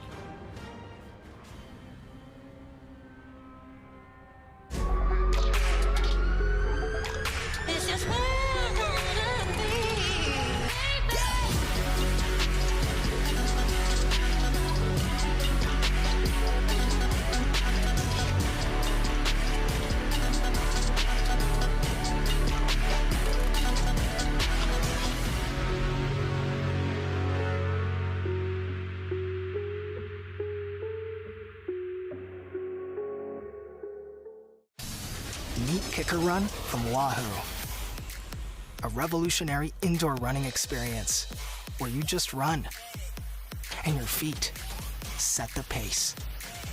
We call it Run Free Mode, a game-changing technology that allows you to change speeds naturally, just like you do outdoors. You can even let popular training apps control the speed and grade for you. Kicker Run by Wahoo. It's time to run free.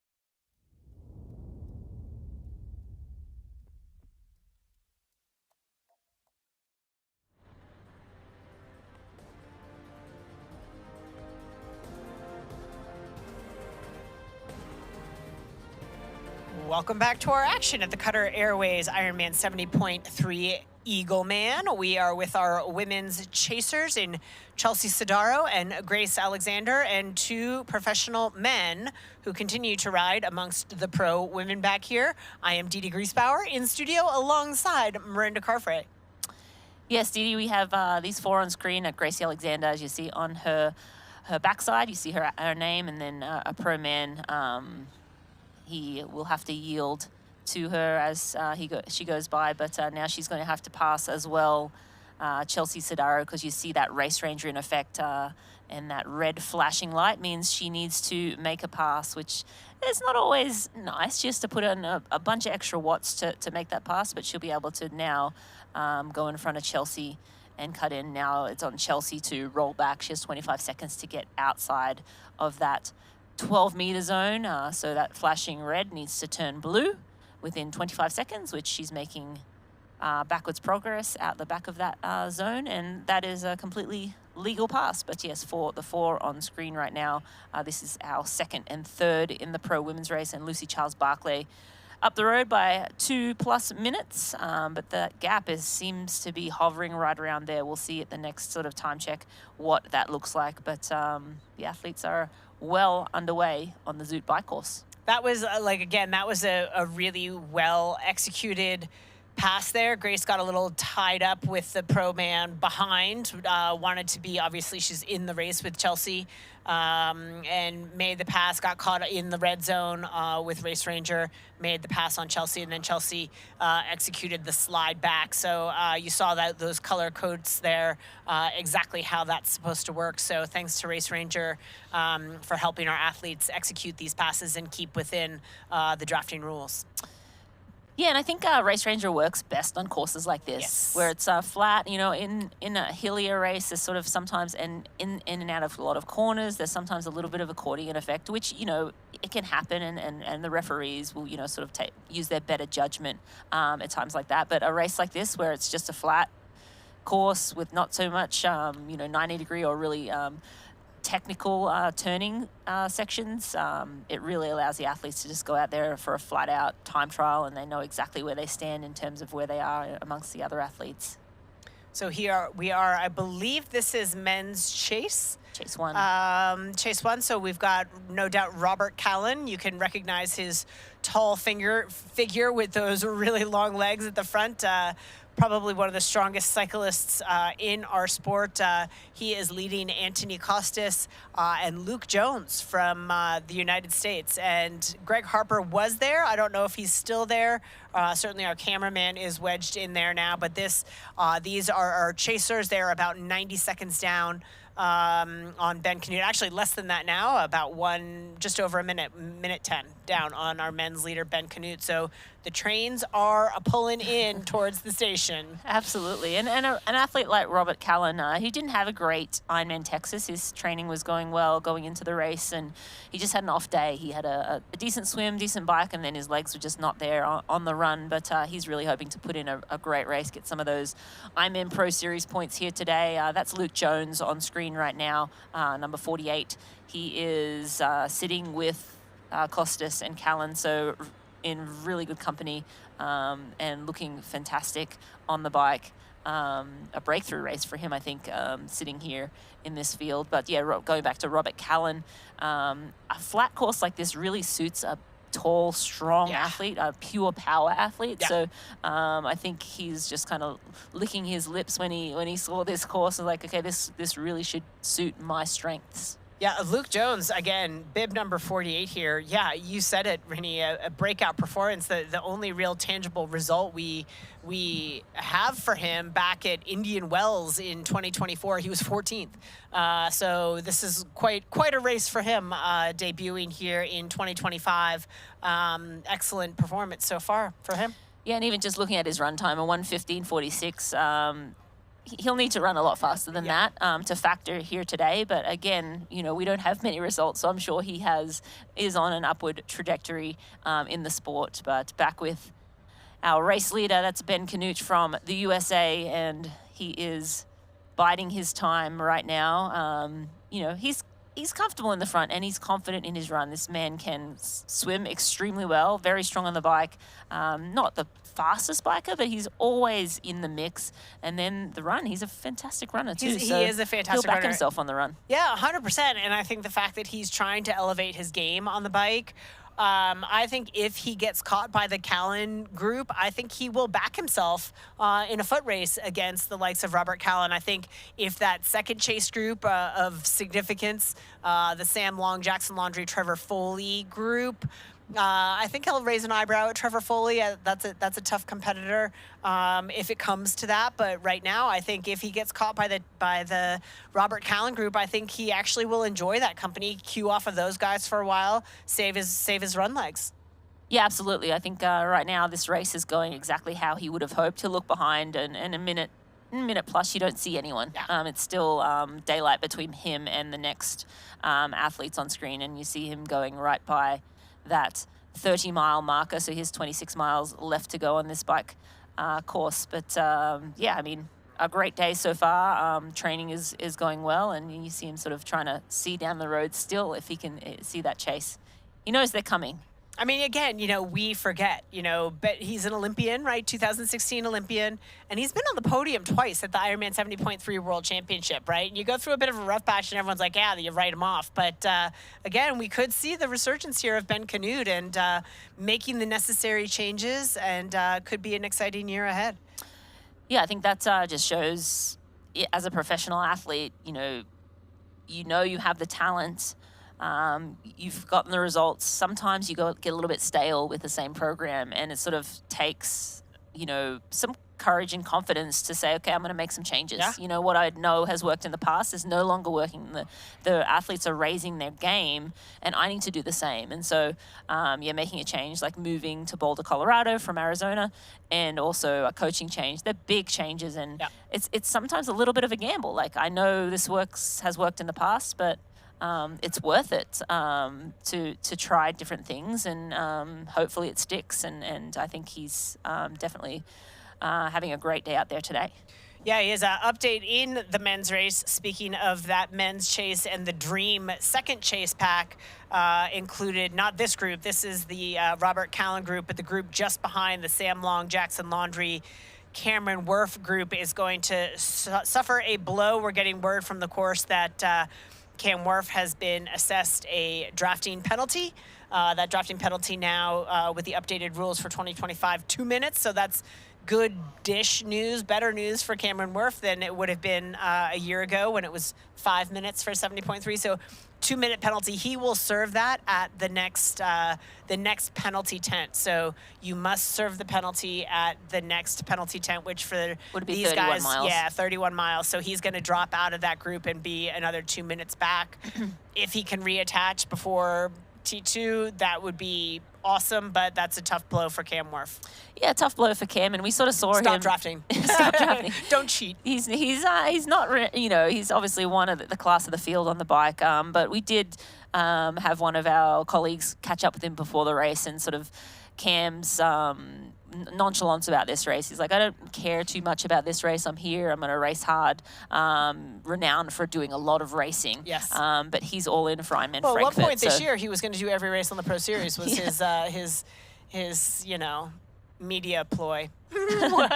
His plan to do all the races, and then he looked at how he had to travel and said, and then he missed the second one. Yeah, he missed the first one. He quit. Yeah, he's like, this makes no sense. Yeah. But yeah, he's planning on racing Ironman Frankfurt, so using this as I'm sure a fitness bump for that race. But yeah, he's now going to have to ride by himself. But that was a little bit of extra firepower for that group. Yeah.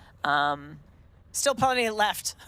Still plenty left. Yeah. I mean, plenty of fresh legs. Sam Long and Trevor Foley, Jackson Laundrie. These men can ride a bike. Yeah. Sam, if Cam Wurf drops off, which he will at that drafting tent, that's not going to bother them one bit.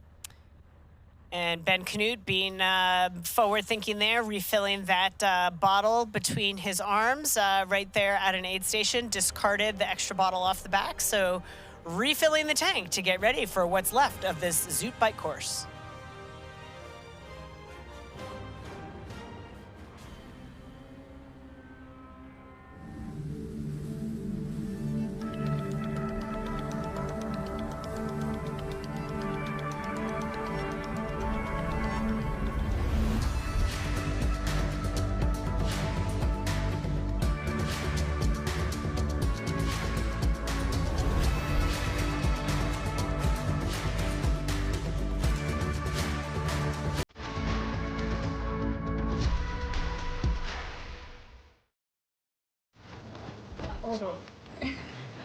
Sorry.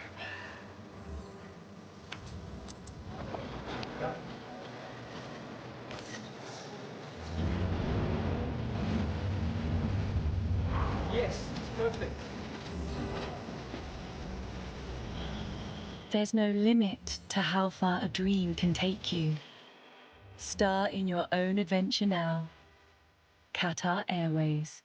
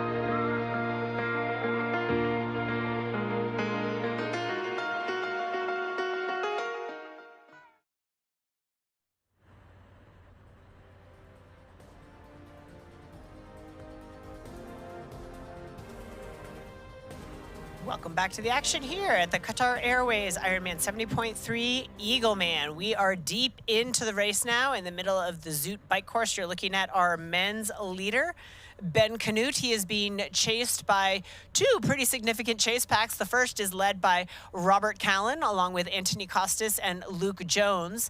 Behind that, we've got another significant chase pack with Sam Long, Jackson Laundrie, Trevor Foley, and Cameron Worf. But as you're about to see, Cameron Worf, wah, wah, wah. Yeah, he'll serve a 2-minute penalty in the sin bin here, and that's kind of a blow for him. That was a great pack for him to be amongst. Yeah, just a bummer. I'm sure he just a lapse in concentration. You see the athlete is shaking his head. Always making an explanation. Yes. Well, this is what happened, and it wouldn't have happened if this. But he seems to be taking it in stride. He's got other goals down the road. This is certainly, racing for the pros. Yeah, they're looking clearly for the paycheck, but it fits into the larger script of the entire season. So not great for Cam Worf, but just something you have to deal with.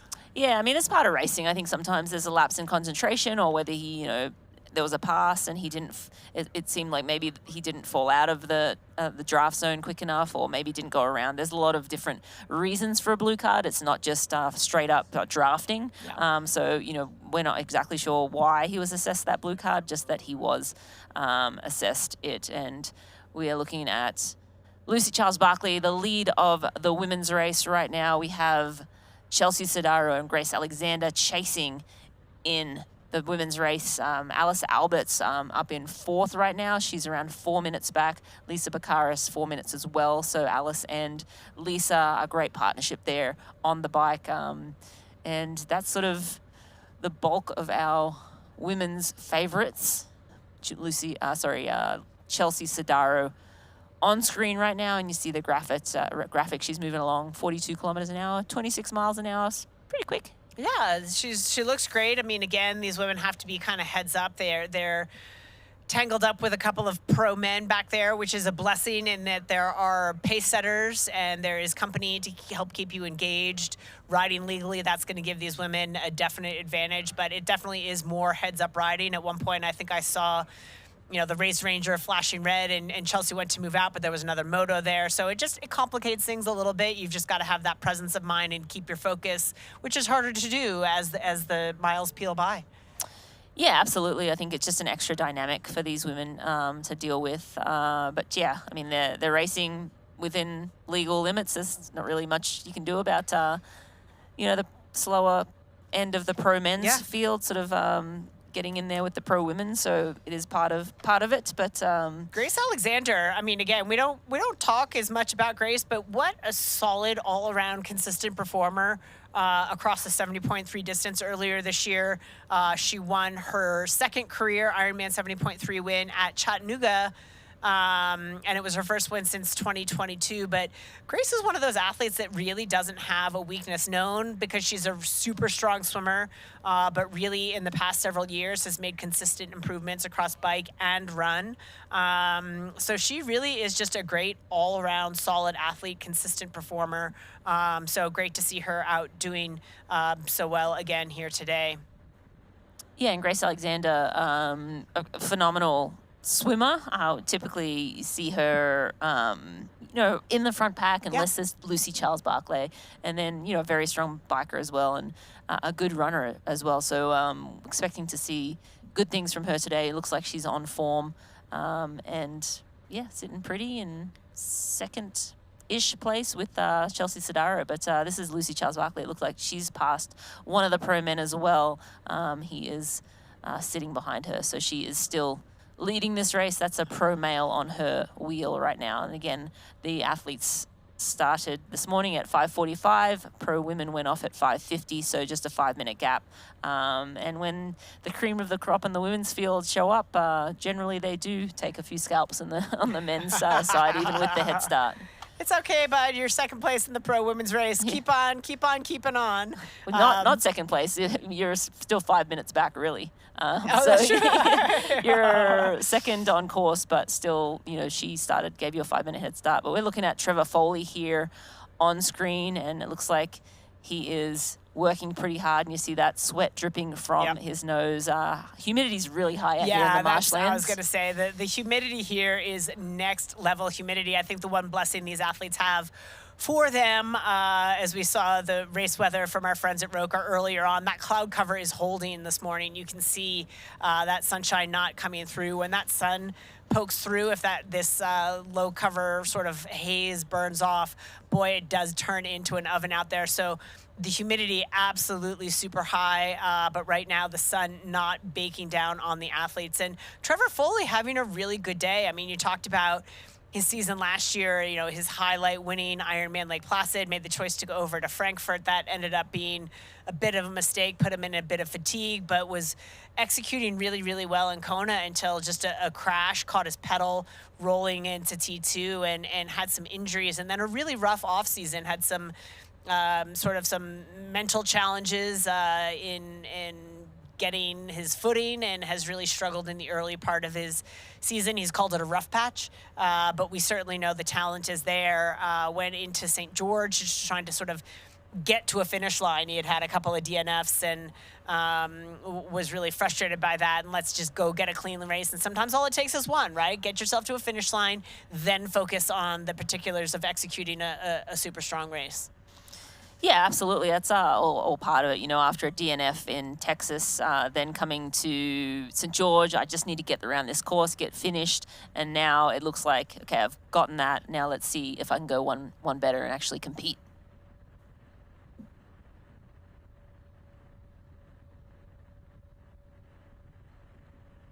And he's with the right group to do that, right? Was biking along in that chase group with Sam Long, Jackson Laundrie, et cetera. And so, things going well. He gave a little bit of a wave, which tells us emotionally he's in a good spot out there today as well. Yeah, I think a lot of our athletes are interacting with the cameramen a lot today, and I like that. I think that shows that the athlete's feeling good, confident. When you're blowing kisses to the cameraman, you're in a good headspace. So we saw that from Chelsea Sedaro. Again, a rough start to the season for her with some illness and so forth, but now looks like she's putting together what we know she's capable of. It's just a matter of getting to the race healthy and being able to actually push to the level. But looking at Ben Canute, and we were able to catch up with him before the race. Let's go and take a listen to what he had to say. Always ready. All right, Ben. How you feeling, man, coming into race day? Yeah, I'm feeling really good. More fit than I was in the last race block, ready to go. And, there's not much more talking to do except showing up on the race line and sending it. The pace is always on in the swim with Greg around, so you just got to hold on to his feet and try and hold on for as long as possible and take that free ride, because that's a few extra, maybe 20 seconds or so that you might not get if you're just pushing it on your own, and that will definitely be helpful with some of the bike power that'll be behind me. I think this race is all about racing your own race, especially when I'm going to be isolated. I think I'm going to spend some time on my own, or maybe with only one or two other guys. So you definitely have to pace it correctly, because the second half of the bike will be super important with the wind and holding aero position. If you push too hard early on and you can't sustain that, then you're going to be sitting up, stretching, and you're going to give away a lot more time than if you pace it correctly. So I think my advantage is I'm going to be coming out of the water with a fairly decent gap, I think, on some of the better bikers, and I can kind of ride my race, make sure I've got enough in me for the second half of the bike. And the run's been feeling good lately, so I'm ready for a run race as well. It is really making sure that you get the most out of yourself on this course, especially. And Sam and Trevor are going to do Sam and Trevor things. Same thing as Callan. He's going to push the bike too. So everybody's going to be trying to take advantage of the flat course. And I think if I pace myself and go to the limit, I got a good shot at winning this thing. Didi, I think he said pace 17 times in that small soundbite. It's important, Rin. Pace. Yeah, I mean, he said, I've got to hold on to Greg Harper's feet. He pretty much did that on the swim. Lost, a body length or two, but basically was out of transition with Greg. And now, he said, I can't go out too hard on the bike. I need to pace it and make sure I'm able to hold steady at the back half. So pace from Ben Canute. Yeah, well, he's obviously studied the field. He clearly has an expectation, as I think in the rear view mirror there, we've got Robert Callan coming up on him. This isn't going to, again, we heard in the soundbite, this isn't going to surprise Ben. He knows that Robert Callan's going to come around, but as he said, he's feeling fit, fitter than he was in the last block, and I think he's ready for a foot race. And I think, and you said it earlier as well, Dee Dee, he backs himself in the running race. Yeah. And he said, I'm run fit. I feel like running's going well. I'm ready for a running race as well. So I think, this will be good company for him, after being alone out in front, which is not unfamiliar territory for Ben, but now he will have that group. As we take a look at Sam Long, who now is part of that chase group behind our leaders, as we take a look at our AG1 supplemental stats on the bike through 22.9 miles. That's 36.9 kilometers. Sam Long estimated at the next time split at 147.19, traveling at 30.28 miles an hour. So that's cooking along, cooking with some gas, and Sam Long in pursuit of the leaders up the road, but he's got good company alongside Jackson Laundry and Trevor Foley as well. So a good bit of bike power there as Ben Canute looks over his shoulder, realizes that the catch has been made, and he's going to sit up and let the boys do a bit of work. And that's Anthony Costas there. You see those crazy aero bars that kind of come down. They're one piece, and then he can bring them back up. Bars. Yeah, but you did see him drop a water bottle back there, so it was accidental. I think he was. It's just slippery, when it gets to this stage of the race, your hands are all wet and sweaty, and it's just sticky up in this area of the USA at this time of year. So he should not get a penalty for discarding that bottle.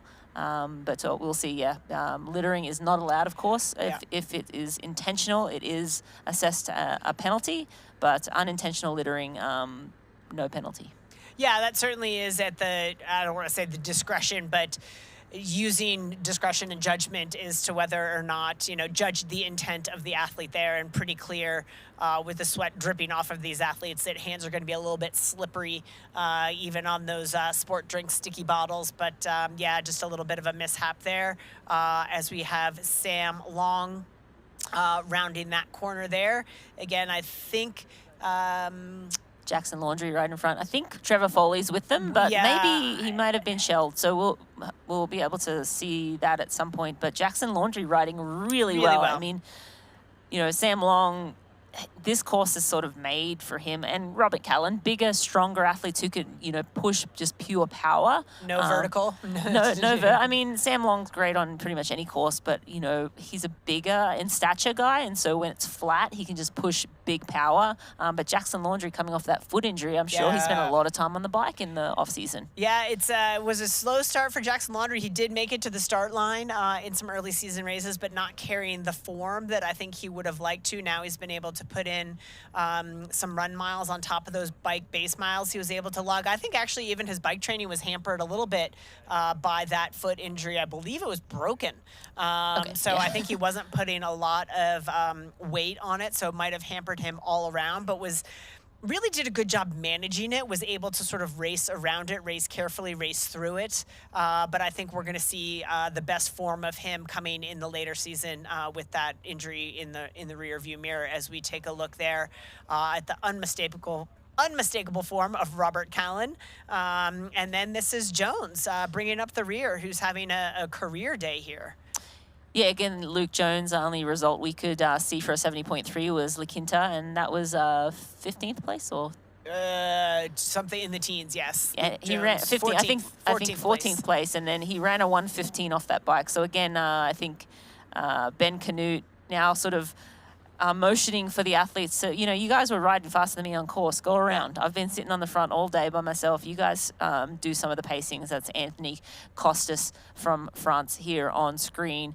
Of course, Costas is saying, I've been trying to hold Robert Callan's wheel for 35 miles now. Cut me some slack, dude. I'm tired. And look at Robert Callan. Look at that gap. Ben Canute's like, no, I'm not, chasing this gap down. So Anthony Costas now has his work cut out for him to chase down that figure in the background there of Robert Callan.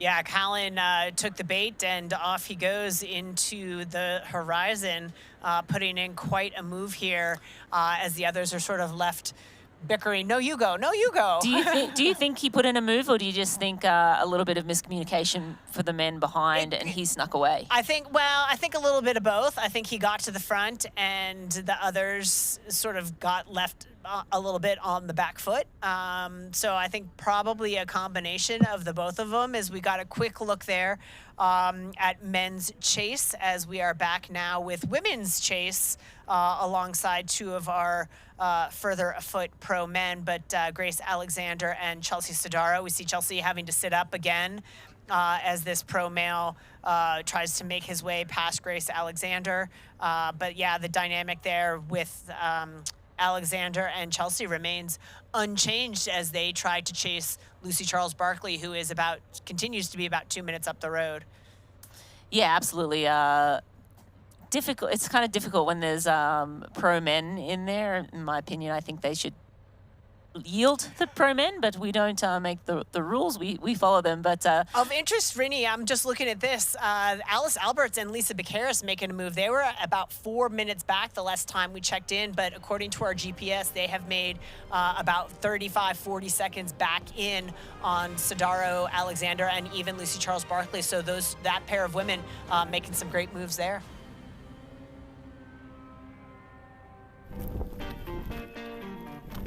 We're not here to sell you on this life. You already chose it. No shortcuts. No hype. Just work. Same as you. Built to outlast. Endure. 40 years in, and we're just getting warmed up. Welcome to the Ohana. What is the feed? Well, the feed fuels the world's best athletes. Hydration, gels, chews, recovery, supplements. You got everything you need. We make your next workout even better. Whether you're training for the World Championships or hitting your next PR, we are here to fuel your success. Fuel your workout with feed. Shop today and get a personalized bottle at thefeed.com. Here's Elizabeth in the middle of the perfect workout for her. To create it, we analyzed her biometrics and genetics, her recovery rate, injury risk, and aerobic potential, her recent training sessions, the temperature, humidity, and elevation, the demands of her next race, and billions of data points from athletes just like her. With TriDot, Elizabeth gets faster. And what does she have to do? I just opened TriDot and did my workout. TriDot. We do the technology, you do the training.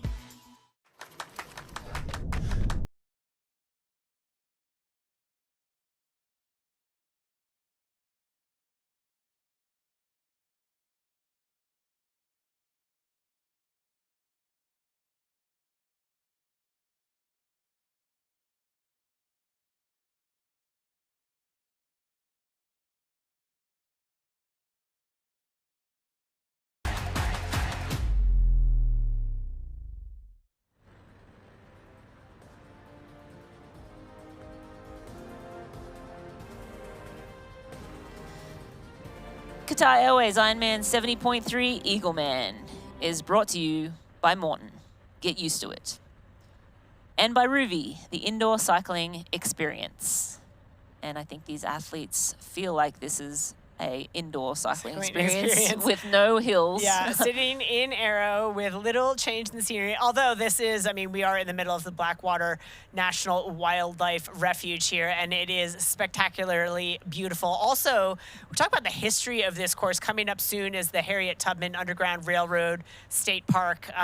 So not only is this course spectacularly beautiful, but this region plays a big role in history as well. As we take a look at Sam Long doing Sam Long things, leading this chase, trying to get back to the front of the race. Let's have a chat with Sam Long. Here's what he had to say about racing here at the Qatar Airways Ironman 70.3 Eagleman. The media likes to remind me that I'm second, so I'm out here and I'm fired up and I'm ready to kick some ass, even though I should be praised as like I am kicking ass, but instead I'm being put down by the media and I'm out here to prove something. Isn't it like if you ain't first, you're last? But I was first at my last race, that's what I'm saying. So if you ain't first, you're last, but I was literally first at my last race, you know? You're just a porch guy now. I was hanging on the porch. Bike in the background, just be chilling. Ah, very nice. How'd you feel out there? Good, felt good. Bit of a long travel day, so I was kind of just the first hour just taking it easy, kind of getting the legs loosened up, and then did a few intervals and remembering the course. I've been here before. I did Ironman Maryland here 2 years ago, so it's the same bike course, you just do it in reverse. But yeah, it gets scenic out there. It's windy. It's always windy out there because there's literally no tree coverage or anything. So it's very exposed. It's a great course for the big unit. What's your biggest takeaway after becoming a dad? You got to do more with less, right? You've just got more things to accomplish. You've got more things to do in the day. You want to have more time with the family, and so you find ways to be more efficient in life. And you also get a much bigger drive, I think, to perform, to put food on the table there. And just from a performance standpoint, right, you've got a much bigger energy expenditure than you used to have compared to people who are not having the family life. But on the other hand, well, number one, it's just way more worthwhile and it's a much better life to live. But number two is you can end up being better because it makes that drive, that animalistic drive to perform and to, you know, be that hunter-gatherer or warrior higher than it's ever been. And so I think you hone in on that and you realize you can accomplish a lot more than you previously thought before I became a dad. What else do you have going on today? Just gonna do a little run now, check out the swim course, and just relax here. Just get the legs up and get ready to rumble because we got a fast and furious race on Sunday. Is there an artist or song that you're listening to right now that you'd be embarrassed to admit? No, I don't think I'm ever embarrassed about anything I listen to. I've been into this song right now. It's by NF. It's called Hope. Let me make sure that's the title. Yeah, Hope. I like that one, but I'm never ashamed. I listen to a huge variety of music and never ashamed about any of it. I think, yeah, music is great to listen to a whole variety of stuff. Fighting Chance, presented by Hoka, is our Race Week series that pulls back the curtain and gives you a behind-the-scenes look at everyday lives. Thanks to Sam Long for those words. Yeah, I think he's got a little bit of a chip on his shoulder. Didi, he... a favorite of ours, has dominated the 70.3 distance in years past. Done some T100s and sort of been getting beaten a little bit with that swim pedigree coming across from short course racing, and now won Chattanooga, as he mentioned, a couple of weeks ago, and now looking to stamp his authority on a Pro Series 70.3, of course, was second to Lionel Sanders in St. George as well. So a race he loves and does well. He did do well there as well, but yeah, looking for another W here. That's right, Rennie. And if you would like to see more of A Fighting Chance presented by Hoka, you can watch segments on Instagram or at Ironman Try, and full episodes on proseries.ironman.com and on our Ironman Triathlon YouTube channel. So good stuff there with A Fighting Chance. Gets a little bit to know the athletes a little bit behind the scenes. Yes, Lucy Charles-Barkley again leading right now on this Zoot bike course, and we are waiting to see that time gap. It looks like it's sitting around the same amount of time on our GPS, but we will get the traditional tracker at that 40-mile marker. We're now back with Chase 2. This is Alice Albert. She's with Lisa Baccaris, and they are sitting at 4th and 5th in our pro race. Yeah, they had moved. They were about 4 minutes back out of the swim. But over the last, I'm going to say 15 miles or so, they've been sort of chipping away at it and now sitting 3 and 3:15 back. So they're making some good inroads there to the front of the race. So some good movement there as we check out, some of the paces and whatnot. There we have Lisa ahead of Alice at the moment, but a great team there working together. Yeah, Lisa, we see a couple of pro men ahead of these two women as well. Again, the pro men started 5 minutes. Of course. Lisa having a few words to the cameraman. She'll chat to anyone, but giving the thumbs up and a smile as always. She's not happy about the pro men in the pro women's race, but sort of it's a theme. It's a problem. 5 minute gap these days with this caliber of field is just tough. We have a big pro men's field, and some of the pro men lesser are swimmers and generally not as quick as the pro men. Women, at the front pointy end of the field. So Lisa Bakaris there sitting in 5th overall or 4th overall with Alice Alberts riding behind her. Lisa, of course, was 5th in the National Time Trial Championships but has had last an month. Incredibly busy season, racing 70.3 Oceanside in April, taking on St. Anthony's Triathlon, where she was 2nd, I believe, in the end of April, rolled into St. George, rolled into the U.S. Time Trial, and then just a week ago racing in San Francisco. So she is a woman on a tear. As my husband called it, she is the Andre Agassi of triathlon, where Andre Agassi used to show up at a tennis tournament rather unfit and play his way fit. Lisa is racing her way through this season. At some point, one would imagine she's got to take a little bit of a break, but she is an athlete who thrives on the competition. I believe she's doing Vancouver next weekend. I was going to say, too. I don't think she loves big training blocks. I don't think she trains big volumes. She loves to go hard and fast, spends a lot of time riding her mountain bike, refuses to ride the trainer in the wintertime. She lives in Colorado. It'll be 10 below zero, and she'll be like, it's fine, I'm going to bundle up and go out. If it's snowing, she'll go out on her fat bike. She prefers sort of the thrill and loves being outside, loves going hard. So she's not an athlete that will pop up to a race and then go put her head down into a big training block. This is what she loves. But at some point, one might suggest she take a little bit of a pause. She will take a pause when she's going to get married. For a day. Next year, For next a day. month. She'll probably run down the aisle just to get in a run workout. Yeah, she set to be married. She was engaged to her now fiance at 70.3 World Champs in New Zealand, and their wedding is coming up. I'm looking forward to that one. It'll be a great party. If I know Lisa Bakaris, I know it will be a fun party. But back with our race leader, Lucy Charles-Barkley. She has just rolled through the 40-mile marker, and so the clock will get a accurate split, and the GPS is telling us around a minute to Grace Alexander and Chelsea Sedaro, so that lead is starting to really come down, but we'll get that exact split time momentarily. I hazard a guess it might be a little longer than that because we're still waiting for the times to come through, and again, the GPS sort of tells us that they're moving a little quicker than her, and that's sort of what it is trending towards, not what it maybe actually is at that 40-mile marker.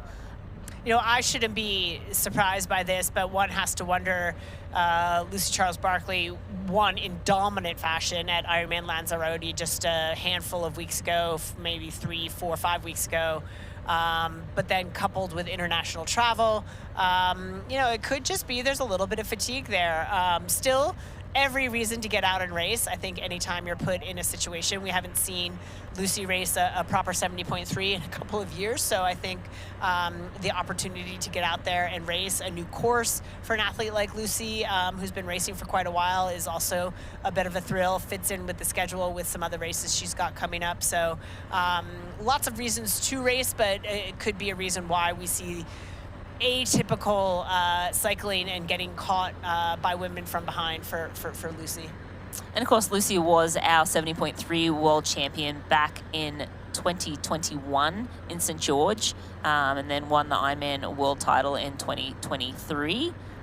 Finished second 17, 18, 19, and 22. So a really big, almost decade from Lucy Charles-Barkley. She kind of stormed onto, won the Ironman as an age grouper, and then just moved over to the pro ranks and was, amazing from the get-go. So one has to thank British Swimming for not giving her the nod to the Olympics, which sort of forced her towards triathlon, because she is like a fish in water here, quite literally. And yeah, this is truly her calling. Still dabbled in some swimming, went back and did some, tried to make the Olympic trials, I think, for the UK the last go around in some of the distance swimming events. Came up a little short, but still could go either way. But what a talented and marvelous athlete.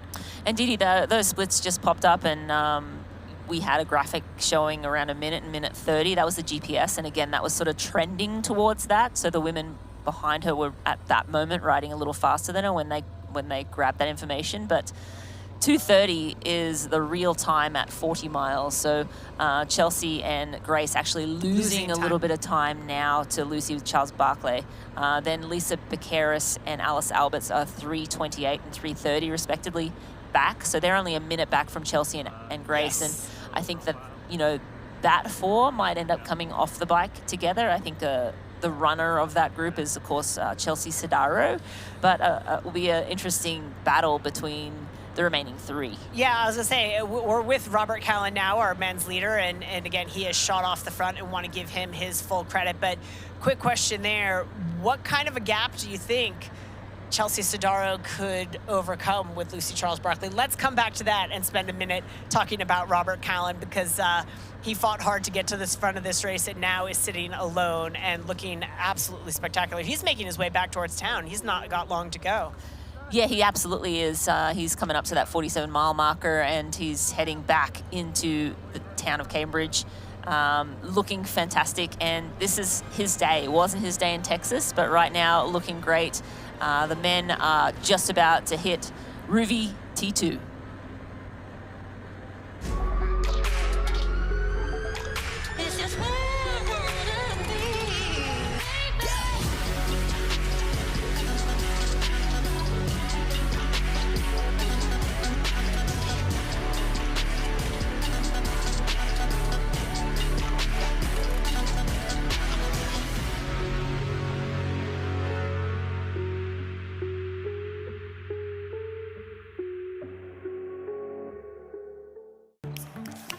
What do you want? What's that really good non-alcoholic beer I keep hearing about? Do you have that really great non-alcoholic beer that I keep seeing? Do you have a non-alcoholic beer that actually tastes good? It's athletic. You're holding it. You mean athletic? You're looking at it. I think you mean athletic.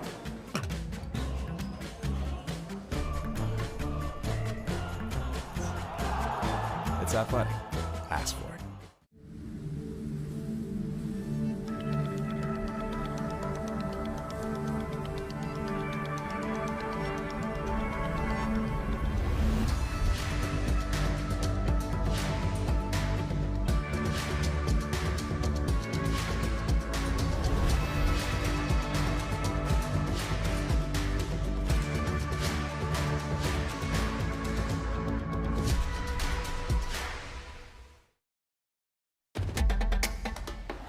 You know, and we know.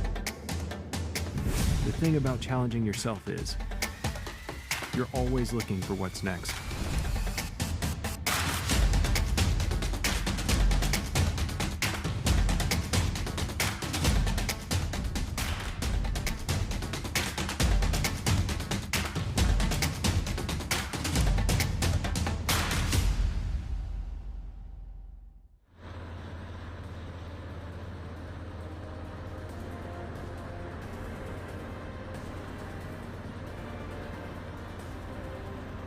Welcome back to the Qatar Airways Ironman 70.3 Eagleman. I'm Didi Griesbauer alongside Marinda Carfrey, and we are chasing men's race leader from Sweden, Robert Callan. Robert overtook the lead about, I'm going to say 10-ish miles ago, maybe not quite that long, and has created about a 90-second lead for himself on the group of chasers.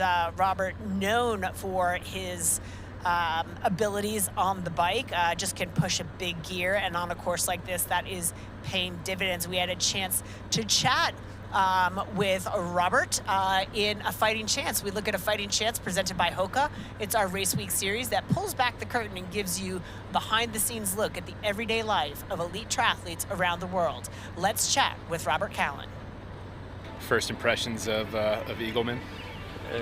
Flat, very flat. I haven't seen any elevation at all. So yeah, it's gonna be a really fast course. Really looking forward to Sunday to see how fast it could be.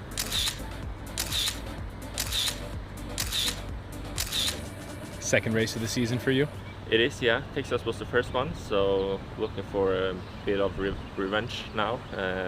Texas didn't go as I wanted to. Don't really know what's happened on race day. Felt like really good the training before, and I felt like good after. Just like a total off day on that day. So yeah, hoping for a much better feeling on Sunday. I finished the race, and yeah, I'm proud of that. But it was lost a lot of time in the Pro Series. How important is the Pro Series to you this year? It was really fun to chase the points last year, but then I had like the opposite start with a really good start in Texas, and then I could like work from the other side and yeah, be in like the fight the whole time. Now I'm like the complete opposite. I have to work from beneath. So yeah, guess I have to see how this race goes, and then I have to plan the rest of the season after that. Knowing what you know about this course, pretty flat, how does it play to your strengths? Depends on the wind, I guess. Like if it will be a wind, it's like kind of like you could get a lot of wind here on this course. It's very open. So if there is windy, then I think that you can do some time on the bike, and that would suit me good, I think. Have you always done sport like growing up, or at what point in your life did you say, oh, I'm going to be a professional athlete? I've always done some sports. I actually come from more of a running background, so I've always done like some running events per year, but then I started like triathlon when I was 18, and soon after that I wanted to go full-time or go pro. So in 2018 I went pro, and yeah, chased the dream after that, I guess.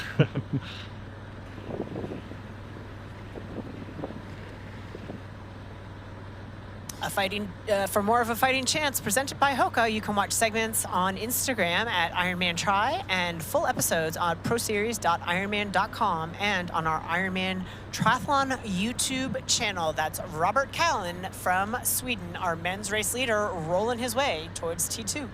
Yeah, and as he said, he didn't have a great day in Ironman Texas. His training been going well, everything indicating that he is on form. And then sometimes you just have an off day, Didi. And sounds like that was just the case for him, as shown by this performance here today. A solid swim, and then making his way to the front, and now stamping his authority on this Zoot bike course. He'll have a nice little cushion going out onto the run. Onto the run, yeah. He'll be looking to get a good race on the points board in the Ironman Pro Series, and no doubt we'll see him perhaps back in Europe trying to secure a slot for the Ironman World Championship, because he was not able to get that done in Texas. So work still to be done for Robert Callan. This woman, also a bit of a slow start to her year with a couple of missteps with a DNS at the start of the year, and then a DNF at the 70.3 in St. George. But Chelsea Sedaro finding her form. She's been locked in battle with Caitlin Alexander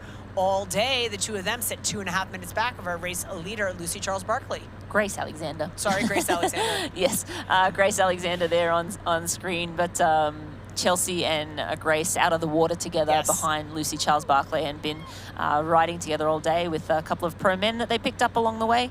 We have Lisa Baccaris and Alice Alberts riding together. They were out of the water and making a little bit of inroads on Lucy Charles-Barkley, sitting around 3:30 back.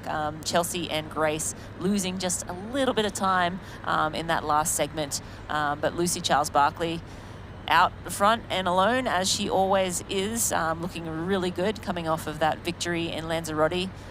So has a little bit of Ironman in her legs. Kind of a night and day course situation here. Absolutely. Going from Lanzarote, which is known to be I would say almost definitively the most challenging Ironman course on the circuit, with the elevation gain on that bike course coming out here to Eagleman, which is about as flat as they come. So very, very different course, but good to execute race plans on different topography like that. Just rounds out the skill set.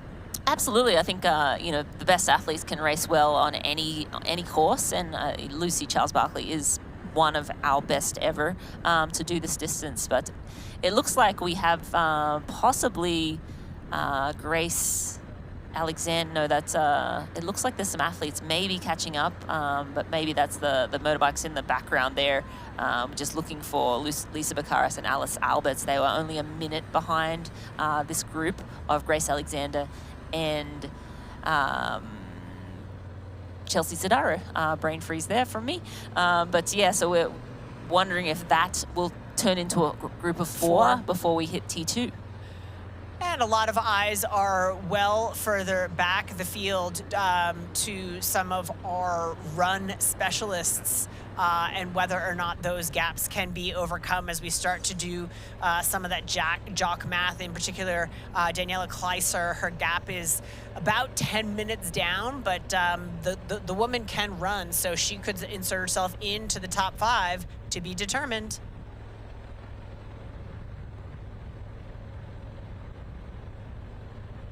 There still are some class runners ahead of her, but there are some women that could present opportunity for her to move up in the field. Yeah, and she's run a 113, 114, around that range. Generally ranges between 113 and 118 off the bike. I hazard a guess that this one would be one of the faster runs for her. She's not losing. I mean, she was 10 minutes behind Lucy out of the swim. She's only 11:30 behind, and not really renowned for her bike strength. So a really strong bike leg for her today. Not the swim I'm sure she would have hoped for. Kind of a bad swim, I would say. 10 minutes is a long way. But again, the chop tank non-wetsuit swim just generally favors the stronger swimmer. So maybe not an ideal set of circumstances for Kleiser on the swim course, but yeah, making the best of the situation on the bike so far, and I think she'll. I don't think she'll definitely make some inroads. Most likely up in top 6 for sure. Yep. Top 5 possible. Yep. Yeah, I think she'll make her way up into the top 5. I'm going to say. Yeah, sure. so we just want to keep our eyes on her. We haven't obviously seen her on camera, but could play a role as we take a look at our top 10 women there on the left-hand side of your screen, led by the woman on screen, Lucy Charles-Barkley. Surprisingly had company in the swim from Margarita Ryan, the collegiate swimmer from Virginia Tech, and great performance from her. I think spent some time celebrating in T1. She's currently riding in 13th spot, so giving up a little bit of time on the bike, but Lucy Charles-Barkley took to the Zoot bike course and has never looked back, looking nice and strong. Yeah, and we're back with a men's race leader, Robert Callan. He is streaking away from the pro men's field right now. He's 2:15 up on Ben Canute, Anthony Costas, and Luke Jones. And then it looks like the Jackson Laundry, Sam Long, Trevor Foley group and Matthew Collins has joined up to that second pack. So that is a huge pack in transition. Robert Callan, the only man out front. Also Paul Schuster in there as well, but I believe Paul was issued a drafting penalty, so he will have to serve that drafting penalty, unfortunately, for him. But yeah, basically 2nd through 8th will be getting off the bike together, and the big hitters in there, Foley, Long, Laundry, the cream of the crop on the run. Well, and Ben Canute too. Let's not forget about Ben Canute, right? I mean, I think he sat alone. The disadvantage for Ben is he sat alone at the front for a good 35-ish miles of this Zoot bike course. So he did a lot of work on his own without the engagement of the other athletes, not pulling turns. So might be carrying a little bit more fatigue, but certainly is in good company here. And I think will also, be fighting, for a podium position here in this big chase group. Well, I think he was expecting a running race as well, and so he was able to, stay out in front of the group for almost 40 miles, and then the Callan group caught him at that point. Callan decided to accelerate and was able to get away. But now it will be a bit of a group dynamic situation coming into transition and out onto that Hoka run course. And I think the pro men now we can see playing a bit of gamesmanship. They want to position themselves headed into transitions. You don't, because this is a large chase pack now, you don't want to be at the back of that with the congestion. So if you are able to, might be worth burning that match to get to first or second wheel in that chase group to give yourself a bit of space as they enter into the Rouvy transition zone. Yeah, you saw Jackson Laundry and Sam Long rolling basically by that group and sort of positioning themselves at the top of that pack. So yeah, I mean, at this point, you're sort of shaking the legs out, looking around at everyone else. I mean, Robert Callan, a very good runner, but I think, most likely would need a little bit more of a gap than we will have here. He's done a hero's performance, though, to have amassed a over 2 minute gap coming into transition, considering where he came from and the group that he was in. To give himself that kind of gap is a pretty outstanding performance. But to your point, Rennie, probably not enough to hold on to a podium here today. Yeah, it really just depends on what this pack has. I mean, and that's the dangerous thing too.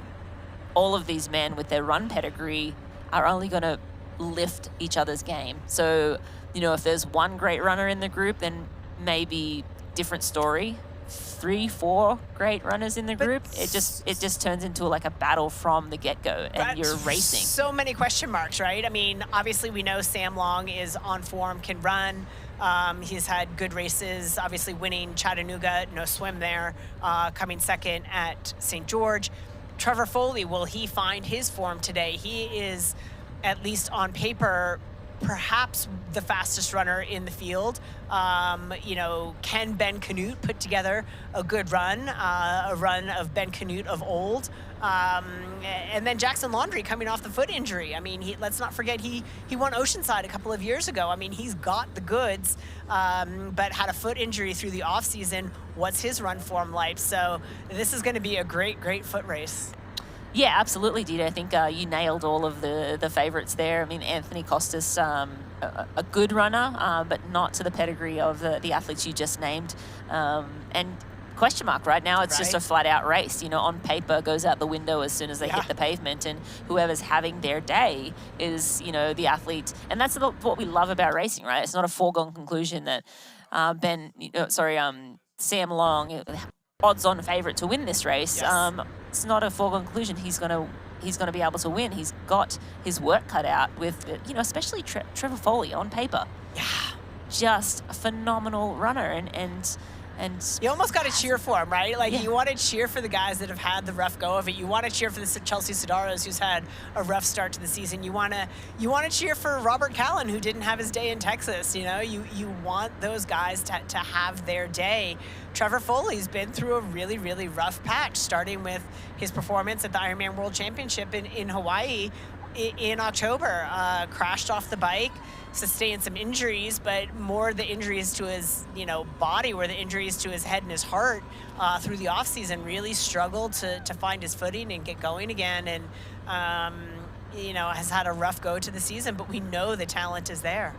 Yeah, the talent is actually absolutely there, and he's so young. Yeah, he's so young. He had sort of a breakout season last year. We're sort of seeing some of the glimpses of how good he could be back in 2023.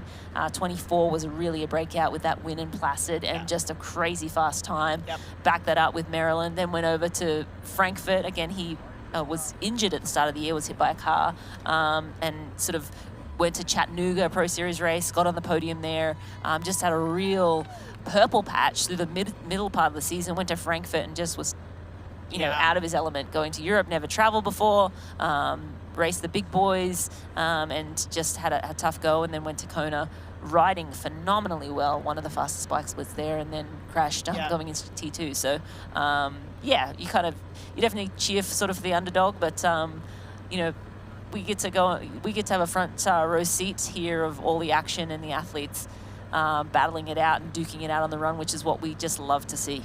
Oh, absolutely. As we watch these men's chasers around that corner, making their way towards the Ruby transition zone. I'll be keen to see how big Robert Callan has grown this gap.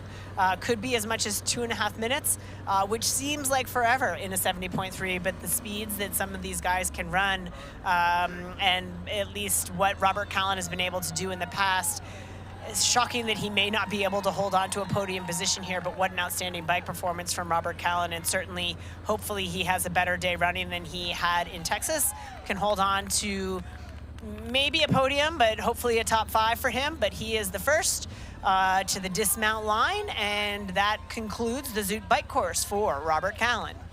And Robert Callan rolling now into Ruby T2.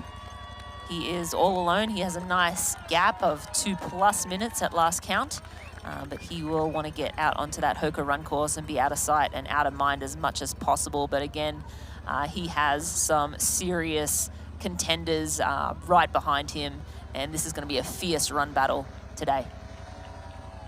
Yep, again, he makes his way into the Ruby transition zone. He will rack that bike, remove the helmet, reach into that bin, grab his shoes, and then the best thing to do is just grab the rest of your gear and get running as we take a look back at the bike split from Robert Callan from Sweden, presented by our friends at Wahoo Element Bolt, 1:54:37 for the 90 kilometers or 56 miles.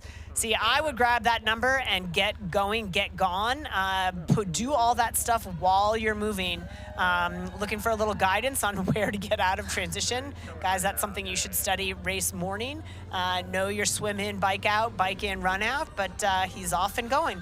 He did look quite leisurely through that. It makes me question, like, is he feeling okay? Did he want to just take a minute? Lost. he did look lost going out of there, but he was like he wasn't. There was no urgency, and I find that quite interesting. He's built up that big lead, a chance to win a race like this, right? Like he's a master lead. He doesn't know how big the lead is, but you know he'll be seeing them come in as he runs out. He'll run out and take that right-hand turn and go and do his run, and it's a flat course, which I think would be a good thing for him too. So it's going to be a fast run for everyone.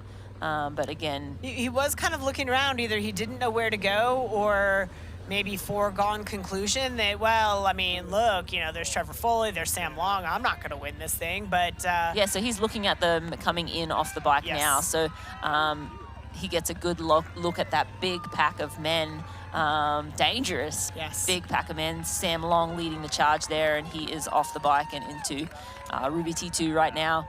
Stopping that clock, make sure he gets an accurate time split. We'll see what the men rode on the bike. 1:54:37, you mentioned earlier. 1:55:14 for Sam Long and Jackson Laundrie.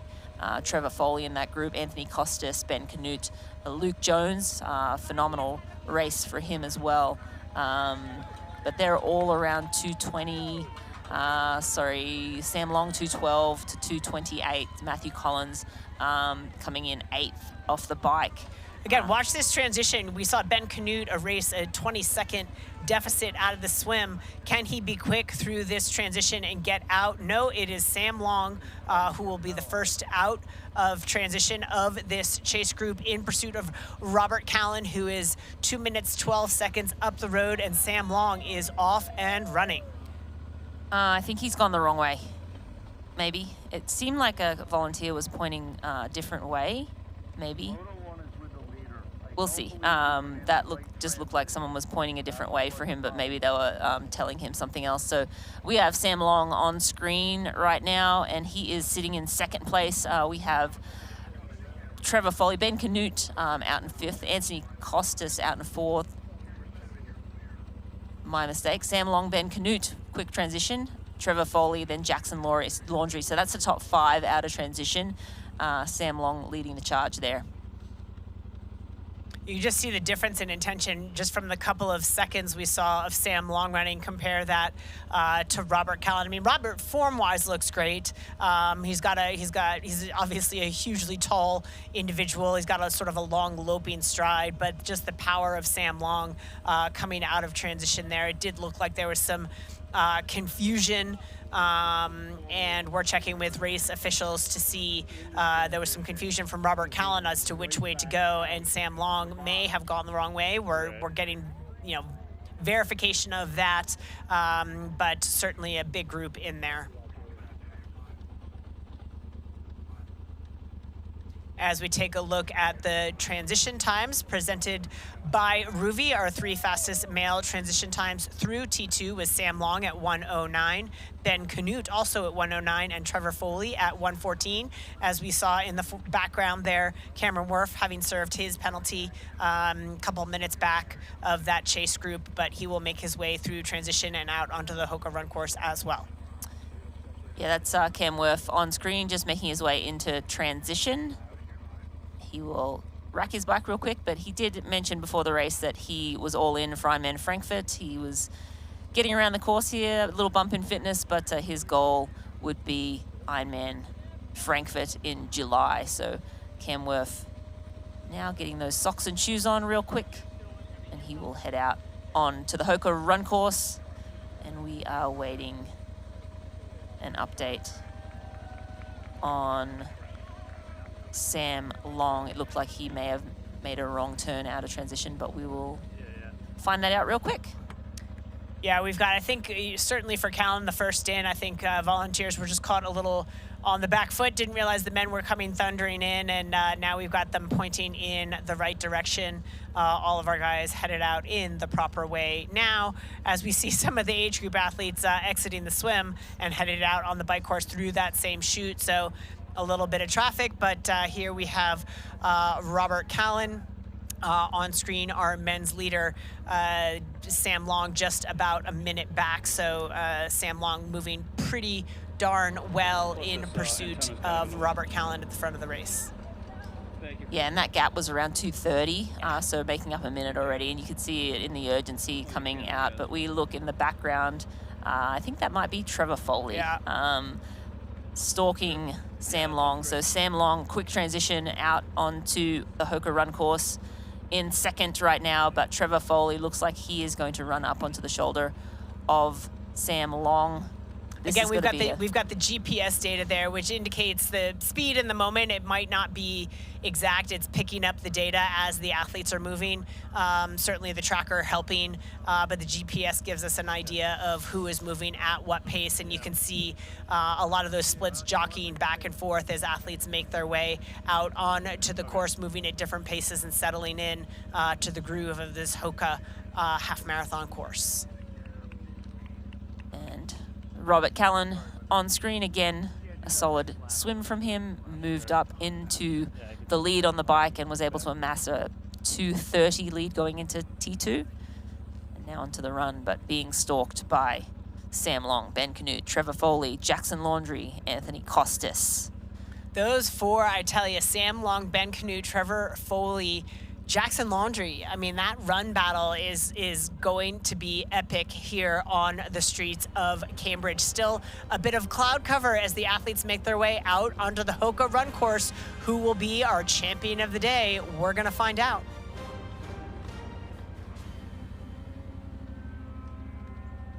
Here's Elizabeth in the middle of the perfect workout for her. To create it, we analyzed her biometrics and genetics, her recovery rate, injury risk, and aerobic potential, her recent training sessions, the temperature, humidity, and elevation, the demands of her next race, and billions of data points from athletes just like her. With TriDot, Elizabeth gets faster. And what does she have to do? I just opened TriDot and did my workout. TriDot. We do the technology, you do the training. We're not here to sell you on this life. You already chose it. No shortcuts. No hype. Just work. Same as you. Built to outlast. Endure. 40 years in, and we're just getting warmed up. Welcome to the Ohana.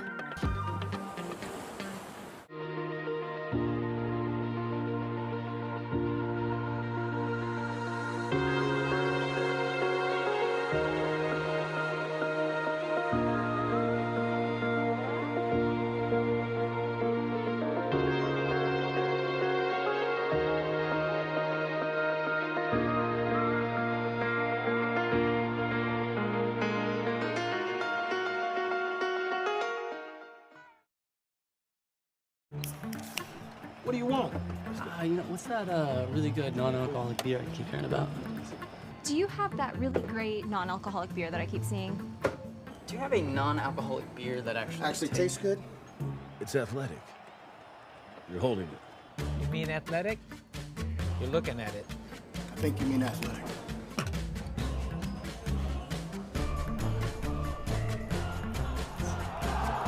It's athletic. Ask for it.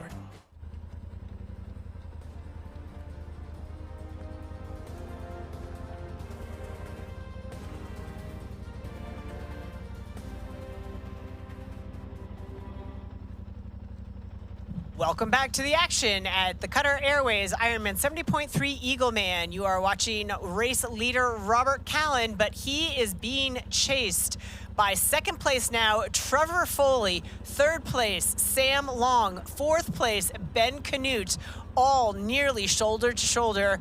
Trevor Foley, I don't want to call it, it's only a mile into this run, but Trevor Foley looking like Trevor Foley of old. Yeah, really great to see Trevor Foley looking as good as he does right now. He had a rough start to the season. We mentioned earlier, rough end to last season. Yes. And now looks like he's finally hitting his straps and just racing the way we know he can. So again, a younger athlete and really just burst onto the scene last year with a couple of really phenomenal performances.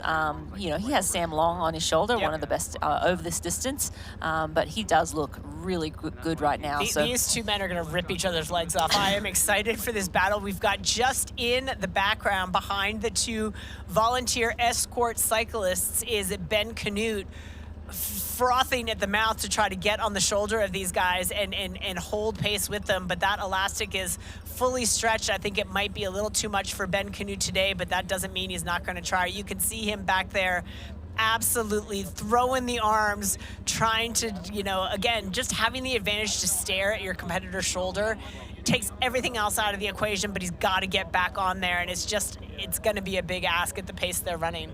Absolutely, yeah. I mean, he's got to, halve that gap. So you talk about when you're trying to catch up to some athletes ahead of you, all you focus on is sort of halving the gap between you and them. And then, you do that surge, you settle back in, and then you kind of halve it again, and you just keep doing that. That's sort of the goal. But when you're facing Trevor Foley and Sam Long, who are in a death match themselves, really not an easy task. I'm sure Jackson Laundrie's in the background there somewhere battling as well, but these two men on screen making inroads on Robert Callan. We can tell you they are they were 1:30 down. I believe they're probably within 1 minute from Robert Callan right now. We will get a split momentarily on those athletes, but yeah, I mean, this is inside a minute right now, actually. So 57 seconds back at 2.3 kilometers. Yeah, that's only a matter of time before the pass is made. Yeah, let's really read the facial expression and body language of these two men. Trevor Foley at the front, Sam Long on his shoulder. Optically to you, like if you had to call it right now, which one's looking better? Which one do you think has it on the day? I mean, I think Trevor Foley, he looks a little bit more composed, but honestly, they both look, they're just focused and in a battle. They're focused on the moment, getting the most out of themselves, feeling each other out a little bit, like how is his breathing? What is his, are there any tells? What does he sound like? Yeah. Is he hurting as much as I'm hurting? So yeah, I mean, Is that a wheeze? Do I hear him wheezing? I think I do. Totally. These are the stories you tell yourself, right? So that the other guy's hurting way more than you are. Yeah, absolutely. And it is a mental game right now. Like, okay, he's getting the water. Do I hop on his shoulder? At what point should I try and surge? Is there a weakness that I can sort of exploit at any point? So they are locked in a fierce battle right now, and I can tell you a lot is going on in between the ears of these two men in terms of what they are thinking about. And it's a systems check. Am I good? Is my pacing good? Do I have an extra gear if Sam decides to surge, or if Trevor decides to surge? But yeah, this is going to be a good old-fashioned duke it out on the run. Absolutely. Both of these men have their spouses or fiancés out on race course. They will be all over the courses. Both of those women triathletes themselves, so they know what information to give. They know where to go to cheer these guys on as we come back to our pro women. This is Lucy Charles-Barkley, who stays at the front of the race. Her gap at last time check was 3 minutes and 10, but the news flash of the day is that the two chase groups, that was Chelsea Sedaro and Grace Alexander, and then Alice Alberts and Lisa Beccaris, those two chase groups have merged. So it is now a chase group of 4 for the women. It's Alice Alberts, Chelsea Sedaro, Lisa Beccaris, and Grace Alexander, who sit 3+ minutes back. This is that chase group now on screen. Alice Alberts and Lisa Beccaris caught the chasers, and now this is, Rinny, a group of 4. Yeah, absolutely. A group of 4. You saw a couple of other athletes in there. That would be the pro males that were scooped up by this back. But Lisa Beccaris now putting the pedal to the metal, as we know she loves to do. And this is a strong little pack. The one athlete of note down in 10th right now, sitting around 12 minutes back, is Danielle Kleiser from Germany.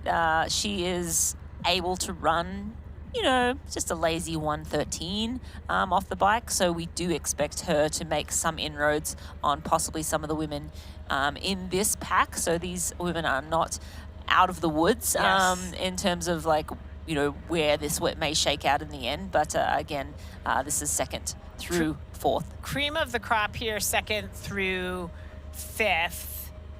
Obviously, Chelsea Sedaro has the run pedigree of this group. Of the remaining women, how would you rank Alex Alberts versus Grace Alexander versus Lisa Beccaris? Yeah, I think, Grace and Alice, that will be an interesting battle. Yeah. I mean, I don't know who I'd pick out of those two. If you put me on the spot, I wouldn't know. I think that will just go down to who has the better run legs on the day. Yeah, I mean, of note, I will mention Alice Albert's been fighting a heel injury, a problem with the Achilles. She made her way through Ironman Texas with a great performance off of minimal run training and still struggling with that injury a bit. I don't think that's fully in her rearview mirror. I think she's running more now than she did going into Texas. And more now than she did going into Oceanside. So she's been able to maintain her race schedule, but I know that that is certainly a factor for her. Will that be enough for Grace to have the upper hand? We'll find out. Yeah, I mean, your guess is as good as mine on that one. I think, you know, it'll be telling the opening mile or so of this half marathon. But back with a race leader, Lucy Charles-Barkley, she is moments away from Ruvi T2. You'll see her take a left-hand turn here. And so my next question, Rinny, is that we've got Lucy's going to have a 3+ minute gap. It's going to be somewhere between 3:15, 3:30, maybe slightly more than that. Is that enough for Lucy Charles-Barkley against Chelsea Sedaro? I'm posing all the hard questions to you today. I never be the crystal ball, Rinny. Be the ball. Never bet against Lucy Charles-Barkley, but a healthy, happy Chelsea Sedaro can run a 1:15. Yeah. Lucy could run probably a 1:18, so it's going to be a tight battle for this run. And again, Lucy does have an Ironman in her legs, so what are her legs feeling for today's race? Like, I think for her to be safe, she needed more like 4 or 5 minutes. I don't think she's safe at 3 minutes by any means, but if she runs her best, and Chelsea does not run her best, then Lucy wins. Yeah. Lucy's a little bit off the pace, or Lucy runs her best, Chelsea runs her best. It's a head-to-head battle. I think they're like sprinting it out for the win. So obviously guessing here, but we have a race on our hands for first place in both the men's and women's race, and we have Lucy now about to hop off the bike.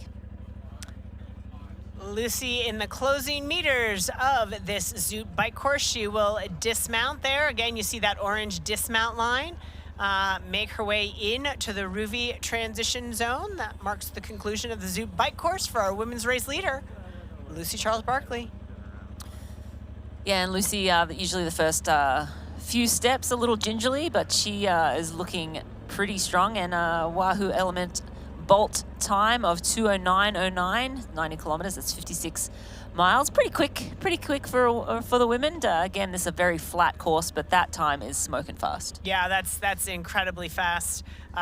This transition zone, let's not forget, they've had some rain here in this region, so a little squishy underfoot. So navigating that bike with some squishy mud under the feet, not the easiest thing, but She doesn't look super pleased. Again, all business for Lucy Charles-Barkley today, but phenomenal bike split, and we'll see what that gap is on the chase group of 4 in just a couple of minutes. It was 3:10 back at 52 miles. I assume it'll be maybe slightly bigger at this point. We'll find out. Yeah, that it's important what that split will be. You know, closer to 3 minutes. I think she's a little bit in danger again. Vulnerable. Yeah, good word. But if it's 4 minutes, I think she may be a little bit safer. So yeah, the stopwatch has started, and this transition will be really important. Get in, get out, and hopefully out of sight, out of mind, as we like to say. Yeah, the beginning parts, and we'll get to the run course map in just a minute, but the beginning part of this run course has some turns in it, so you can get out and get gone. At the outermost point, there is a long straightaway, so yeah, it would be great for Lucy to get out and get gone. She's just asking right now. Again, you can see a lot of our pros having some confusion with which way do we run out, but Lucy getting some instructions there as she gets those shoes on and gets ready to tackle this Hoka run course. Again, that was well done. You can see she has all of her gear in a little plastic baggie, and as she's moving, she's putting that stuff on. So the race number goes on. She's got some nutrition, likely sunglasses, all in the bag, so she can do that while she's moving. That is the way to transition, folks. Yeah, she was in and out pretty quick. You saw her sit down, get the socks on, and get the shoes on. And she will be keenly watching. I don't know that she should see them at the end before she takes the right. Again, some of these athletes, pro men. Nope, that's the pro. Yeah, that's them. Women. That's the pro women. So she's going to see them coming in off the bike as she heads out on the run, and they'll get to see her too. Yep. And I think that's going to be the best information for Chelsea Sedaro, who will know what the hill is that she has got to tackle. And the first one in that chase group off is Lisa Bakaris, who sits 2:52 down. So less than 3 minutes. The women got a little bit more time as we watch, again, Alice Albert take the shoes off there, lean her bike up, and now she's running with the shoes in her hand. Again, compare and contrast that to Lisa Bakaris, who's got the feet out of the shoes and the shoes still clipped to the bike. Yes, I love Alice Albert's lovely girl, but gotta work on those transitions. Please teach her how to leave those shoes on, because she did have to stop. Kessler. She did that for her whole career. And Meredith raced over 50 Ironman races. I mean, it's obviously a preference, what works best for you, but it is quicker. I mean, she didn't really lose much time there, though, so maybe she doesn't need to change a thing. Grace Alexander coming in at the back of that group of 4. Lisa Bakaris in the lead there. Solid bike ride from Lisa. We'll see she rode 2:06.59. Alice Albert's 2:06.46. Chelsea 2:10 and Grace Alexander 2:10. So the fastest bike ride from Lisa and Alice. Yep. Again, yeah, they had done all of that chasing. They had a little bit more of a gap out of the swim, so no surprise there. Again, Alice Albert's having been battling this heel injury, likely has spent a lot of time on her bike as well, so taking up her bike skills a level as well. As the socks go on for Lisa Bakaris, there we see Alice Alberts racking the bike with Chelsea Sedaro. I think all of these women will be in and out, but I think we'll see Chelsea Sedaro move to the front of this chase group pretty quickly as they make their way out onto the Hoka run course. And we have Lisa Bakaris out onto the Hoka run course first. She was quick off the bike, and now she is out onto that course. But we will see Chelsea Sedaro coming out quickly after her, and that's the time that we want to watch closely. And here we take a look at the pass being made in the pro men. That is Robert Callan, our former leader.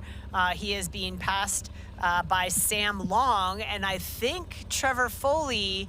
There he is. Trevor Foley is off the back of Sam Long. So Sam stretching the elastic a little bit on Trevor and looking very much in control of this race. Trevor's going to come up and make the pass on Callan. But right now, it looks like Sam Long putting the hurt on Trevor Foley. Yeah, interestingly, earlier it looked like Trevor Foley was in control of the race, and of course he did have a little bit of a slower transition than Sam Long, so he had to sort of bridge up at the start of the run, and sort of he looked like he was poker-faced in the moment, but now Sam Long seeing a little bit of weakness and trying to put a little surge on and some separation here, but Trevor Foley not going too far away, but it is moving out ever so slightly. I mean, this race is absolutely not over. Oh, gosh, no. And Callan taking the bait. I mean, he's taking the bait a little bit and trying to stay on the shoulder of Sam Long. Yes, let him come to us a little bit. But you can see there that elastic getting stretched between Sam Long and Trevor Foley, who is in third. Of course, we have our awesome volunteer cycling escorts there in the pink t-shirts. They are out there basically making sure the course is safe and clear for our leaders, but they ride behind the athletes, not in front. They're not a pacer. They're not there to block any wind. They are there just to make sure that the athletes are safe and that the aid stations know that race leaders are coming, et cetera, as we see screen right. Lucy Charles-Barkley getting underway here on the Hoka Run course. Yeah, great shot of Lucy Charles-Barkley on the right there. She is just trying to find a rhythm in the opening miles of the run. You just you want to go out fast, but you don't want to go out too fast. You kind of find that rhythm, get your run legs under you after sitting in that time trial position for 90 kilometers, 56 miles. Just takes a minute to stretch everything out. Generally, within the first mile, you feel, okay, I'm good, I can run. You say, now, I'm good, okay, I can run. And look at the left now, we see Trevor Foley moving back up onto Sam Long's shoulder. That small gap that was created, it looks like it's been erased, and now Trevor Foley having a few words. Just had a little chat with Robert Callan. Yeah, so this is definitely a bit of a cat and mouse game going on, and Robert Callan, impressive. He's nope, I want to be in this race. I can run with you guys for a little bit. And if he can tack onto them, that's going to help, right? Like, he has some other men behind. We can't see them in the background right now, but if he can tack onto this three, that's a podium and a phenomenal day for him. I mean, looking behind, I'm surprised we don't see Ben Canute. I mean, that's a pretty decent gap, and Ben Canute is nowhere to be seen back there. Yeah, still no sign. Keeping my eye in the background there, I still don't see Ben Canute rounding that turn. He may have at this point, we can't see as well right now, but yeah, I thought he would be right there. So Robert Callan hanging tough right now with these two powerhouses on the run. And Lucy Charles-Barkley certainly finding her stride there. She was chased out of transition by Lisa Becaris, who sits now 2:49 back, and Chelsea Sedaro right up on the shoulder of Lisa Becaris. Lisa was out of transition ahead of Chelsea, but I imagine that pass will happen pretty darn quickly. Grace Alexander then in fourth with a little bit slower transition. She sits 3:25 back in fourth place with Alice Alberts right there, also at about 3.5 minutes down. Yeah, so transitions, Didi. Lisa and Alice basically off the bike together, but Lisa has now 2:49 back of Lucy Charles-Barkley, and Alice Alberts 3:29. So Lisa's got 40 seconds on Alice in the first kilometre, half a mile of this race. Yeah, I mean, it's early, but those are precious seconds that have been taken away from Alice Alberts. And Lisa Becaris, not renowned for her run ability. She has put up some really good runs this year, so sort of in the 1:25-ish range, and I'm sure she's hoping for something in that realm today. We are looking here at fourth place. This is Matthew Collins out of Great Britain having a phenomenal day. He currently sits in fourth place. He is ahead of Ben Canute and Jackson Laundrie, although I believe that might be Jackson Laundrie right behind him. But this is Matthew Collins, who was 22nd at Ironman Venice Jesolo and 18th at Ironman South Africa. So this is a fantastic performance from this young man. His best 70.3 performance was 6th at Ironman 70.3 Swansea back in 2024. So he's having a phenomenal day. Yeah, absolutely, and this is a great day to do it, right, in a Pro Series race with some of the best in the sport. But the battle is up front here. You see Robert Callan now slightly moving off the back of this duo. But yeah, I mean, I can't pick it right now. I did say maybe Trevor Foley looked like he had the upper hand. You'd be crazy to pick the winner just yet. I mean, Sam Long, both of these men, so tough. We could see a sprint finish. The two of these guys, this battle, I think important to both of them. You said, as we saw in the Fighting Chance, if you want to watch that, you can check it out on the Ironman YouTube channel or at proseries.ironman.com. But Sam did seem a little defensive about his racing. He's been getting beaten quite a bit at some of the T100 races, and I think it's hit him a little bit. He's like, hey, I'm still here. So he's got an ego, but Trevor Foley, he's got something to prove to himself.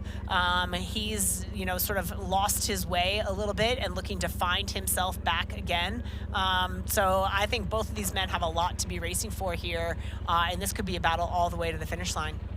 Yeah, we certainly hope so. We do love a sprint finish. I'm sure they do not love a sprint finish. I'm sure one of them would love to be... have the other one crack. Yes, have the other one crack. As soon as possible. And look at this. She is rolling. Yeah. And this is the Chelsea Sedaro that we know and love. Chelsea is moving here today, and it looks like we'll get a split soon on where she's at 2.3 kilometers. But I'm going to say she's going to be... rolling down. Well, we look at the GPS, and again, the GPS sometimes can be a little bit misleading because at the next stop it's saying that the pace that she's running at, she's going to be moving into that 1:13 realm. Again, she was almost 3 minutes off the bike behind, so making quick work up the opening stages of this run. And she kind of had two false starts. We've been talking about it all morning. Yep. She didn't start, DNS and then a DNF. Yes. And those two things you just never want beside your name. DNF hurts.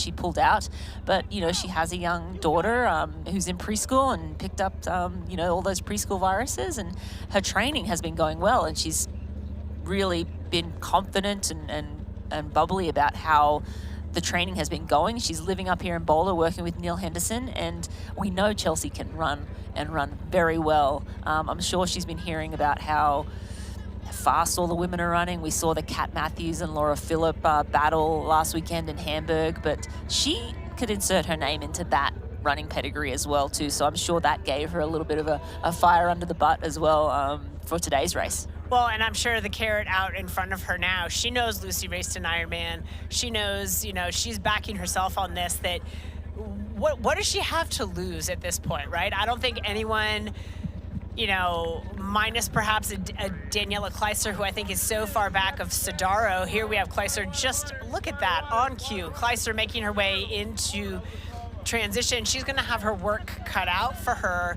I don't think Chelsea is mindful of Kleiser necessarily coming from behind. I don't think there's anybody behind Chelsea Sedaro that she's worried about. Chelsea's trying to prove to herself, where's my run format? I'm going to go after it. I'm going to try to run down Lucy Charles-Barkley. What a confidence boost would that be for Chelsea? And Kleister at about 12 minutes, 12:07 back from the lead, but that's only 9 minutes down from the Bucharest, Alberts, Sedaro, Alexander. And again, Sedaro not worried about Kleister, but some of those other women might be a little concerned. Watching her transition, folks, grab your stuff and go. You can put on the headband, you can put on the race number while you're running. She took again, seconds are going to matter for her. She's 12 plus minutes down from the lead, but she's going to try to fight her way onto a podium. Every single second is going to matter for her, and I think she could clean up that transition and get another 15-20 seconds out of it. And of course, she has Rebecca Young Ginger, I'm not sure if I'm saying that correctly, and Adele Lycan just ahead of her. They're at 10:48 and 10:44, so they'll be her first two carrots to chase after, and then it's a big gap to Grace Alexander and Alice Alberts and Lisa Bucharest, who in their third, fourth, and fifth position. So, a top five not out of the realms of reality for Daniela, just because she is so fast on that run. But back with this battle for first, and Robert Callan has definitely lost connection with these two, so he's down in the background in third place.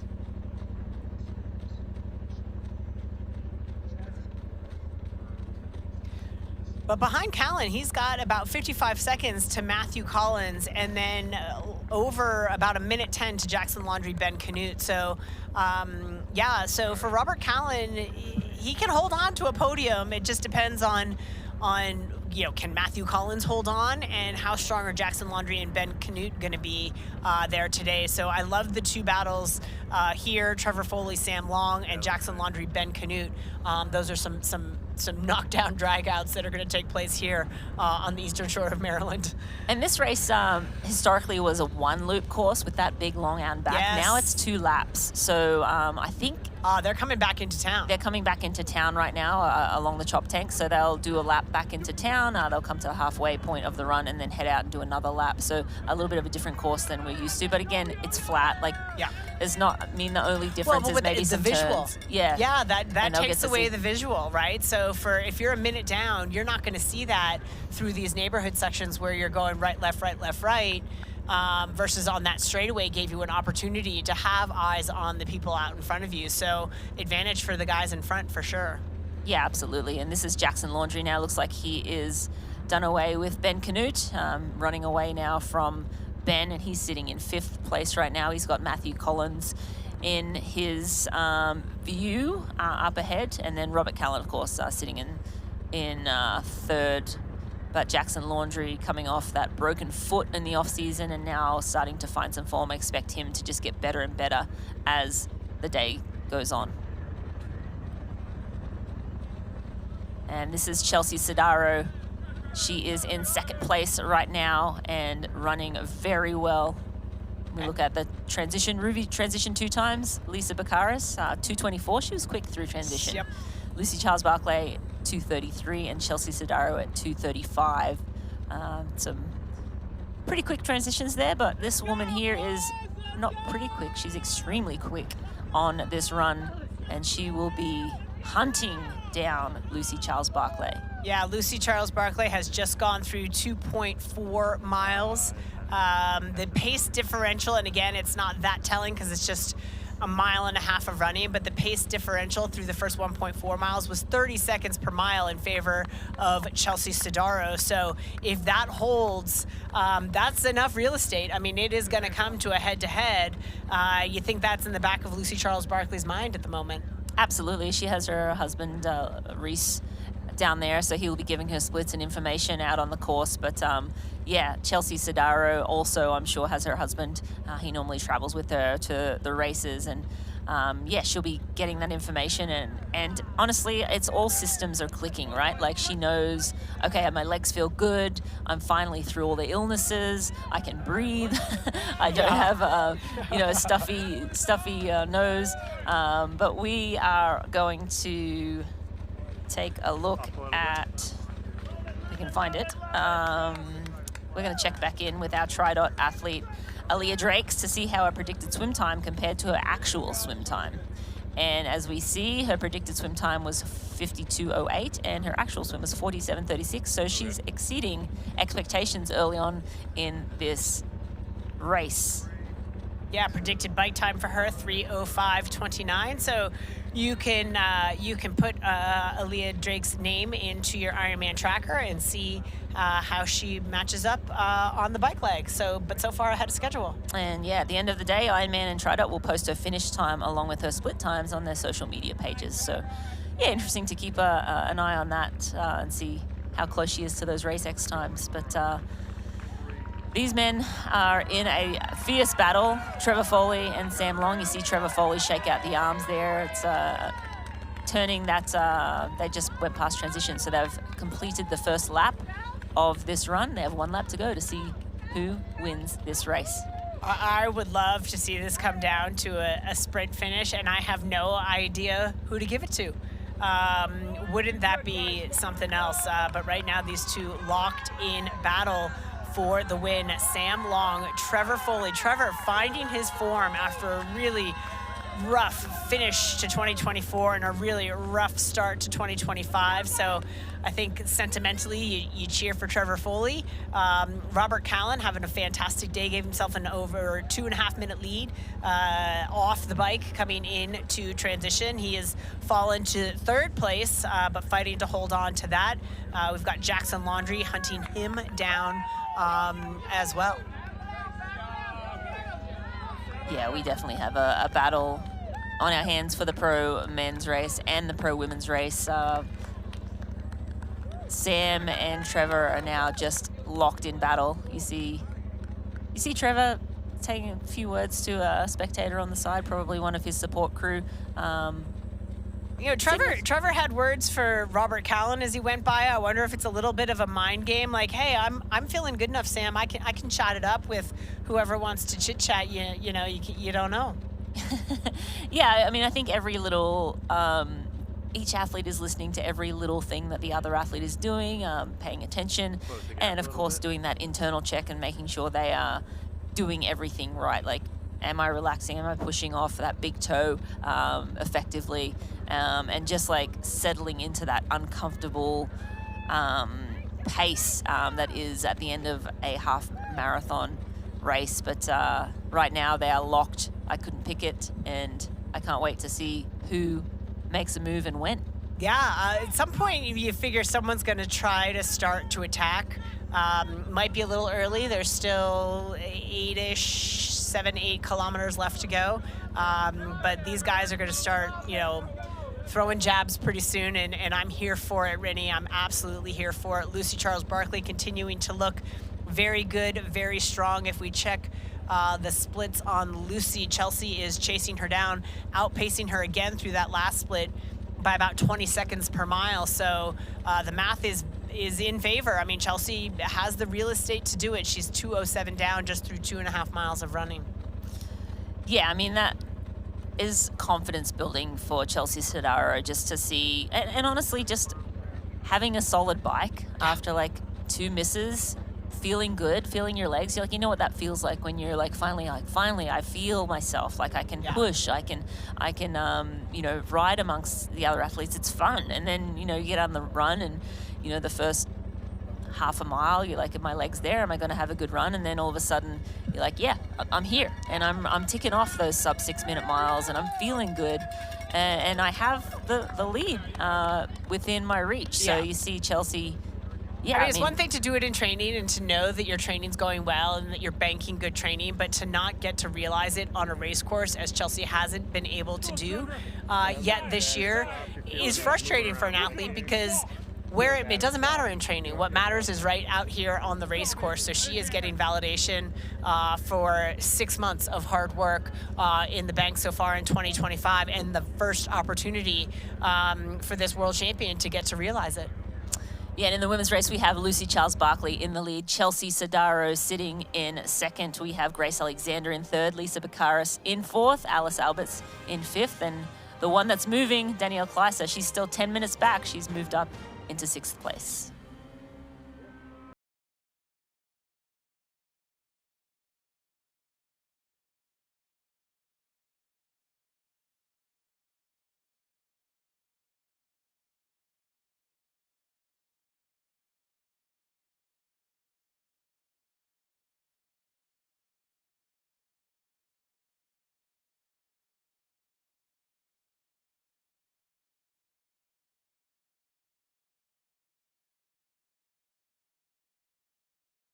Finish lines. Our commitment goes the extra mile. We are the Ironman Foundation.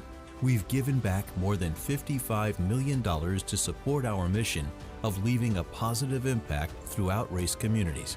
Without our amazing athletes, volunteers, and givers, we wouldn't be where we are today. Together, let's continue this journey of impact. Join the Ironman Foundation and be a part of something extraordinary. What is the feed? Well, the feed fuels the world's best athletes. Hydration, gels, chews, recovery, supplements. You got everything you need. We make your next workout even better. Whether you're training for the World Championships or hitting your next PR, we are here to fuel your success. fuel your workout with feed.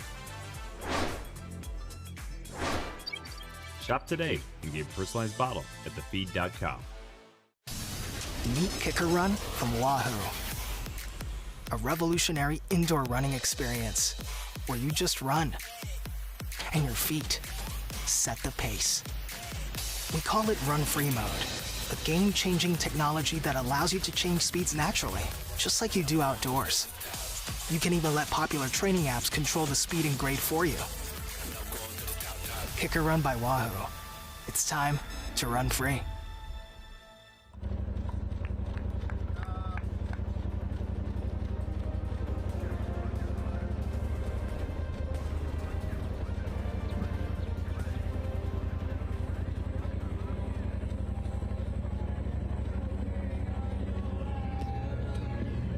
Qatar Airways Ironman 70.3 Eagleman is brought to you by Qatar Airways.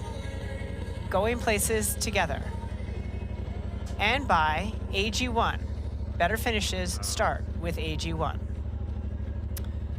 And if you're just joining us, this is the Qatar Airways Ironman 70.3 Eagleman. I'm Dee Dee Griesbauer in studio with Marinda Carfrey.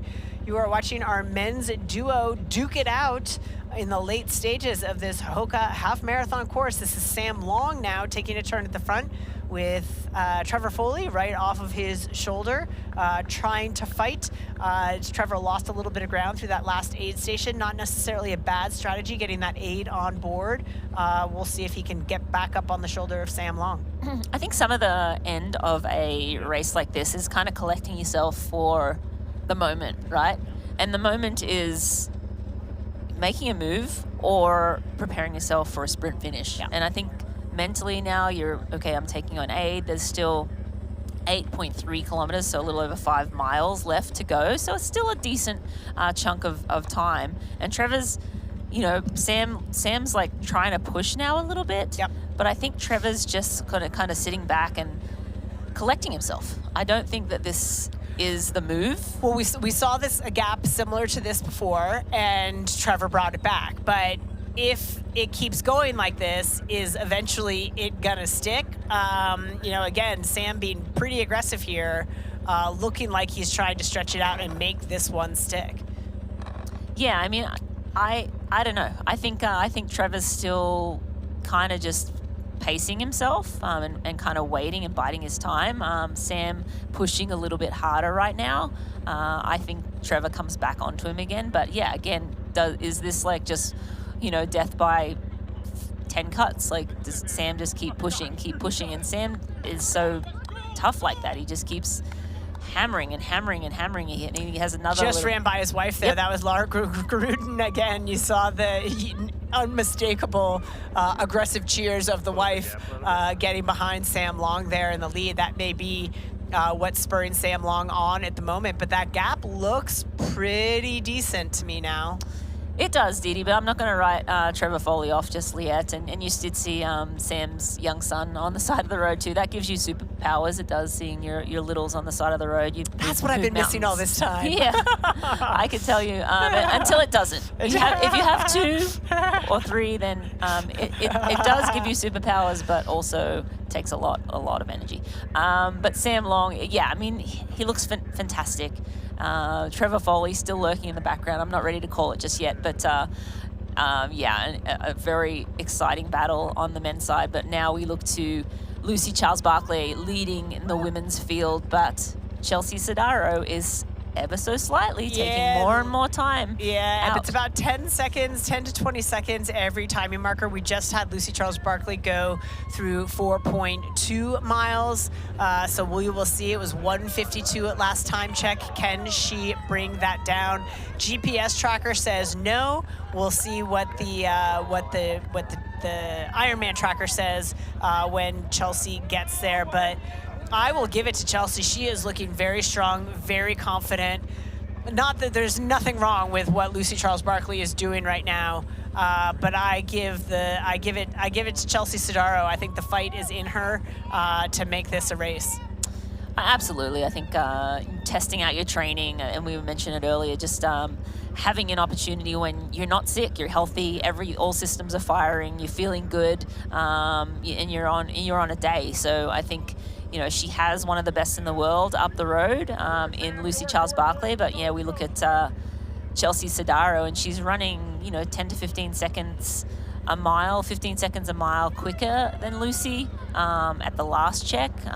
And inside 2 minutes now, and they haven't gone around the first lap yet. Yeah. So still a lot of real estate left, 13.8 kilometers left to go. So coming around to, the halfway point, but 1:38 there. Chelsea just went through the timing, Matt, 1:38 back, so that's another 12 seconds, 14 seconds over the previous one. So, yeah, I mean, still a whole lap to go. Chelsea Sedaro is very, very intent on catching Lucy Charles-Barkley. Lucy fighting hard. Lucy looks great. I mean, Lucy looks fantastic. But Chelsea's got the bit, and she's going for it. Yeah, and again, it was around just under 3 minutes, so we'll see what the split is at the half, right? Like, she's in that 1:30 range now with 13 kilometers to go, so still a couple more K before the halfway point. Advantage Chelsea, but we'll see, what shakes out, of course, in the second half. I feel like Chelsea's energy is very positive, and that's not to say that Lucy's isn't. It's just Chelsea has that little something extra. Yeah, optically she has a little something extra, and let's look at the season rewind, right? I think Chelsea's a lot fresher. She's had some illness, but she's coming off of still a healthy trip from Boulder into Cambridge, but not a big international trip.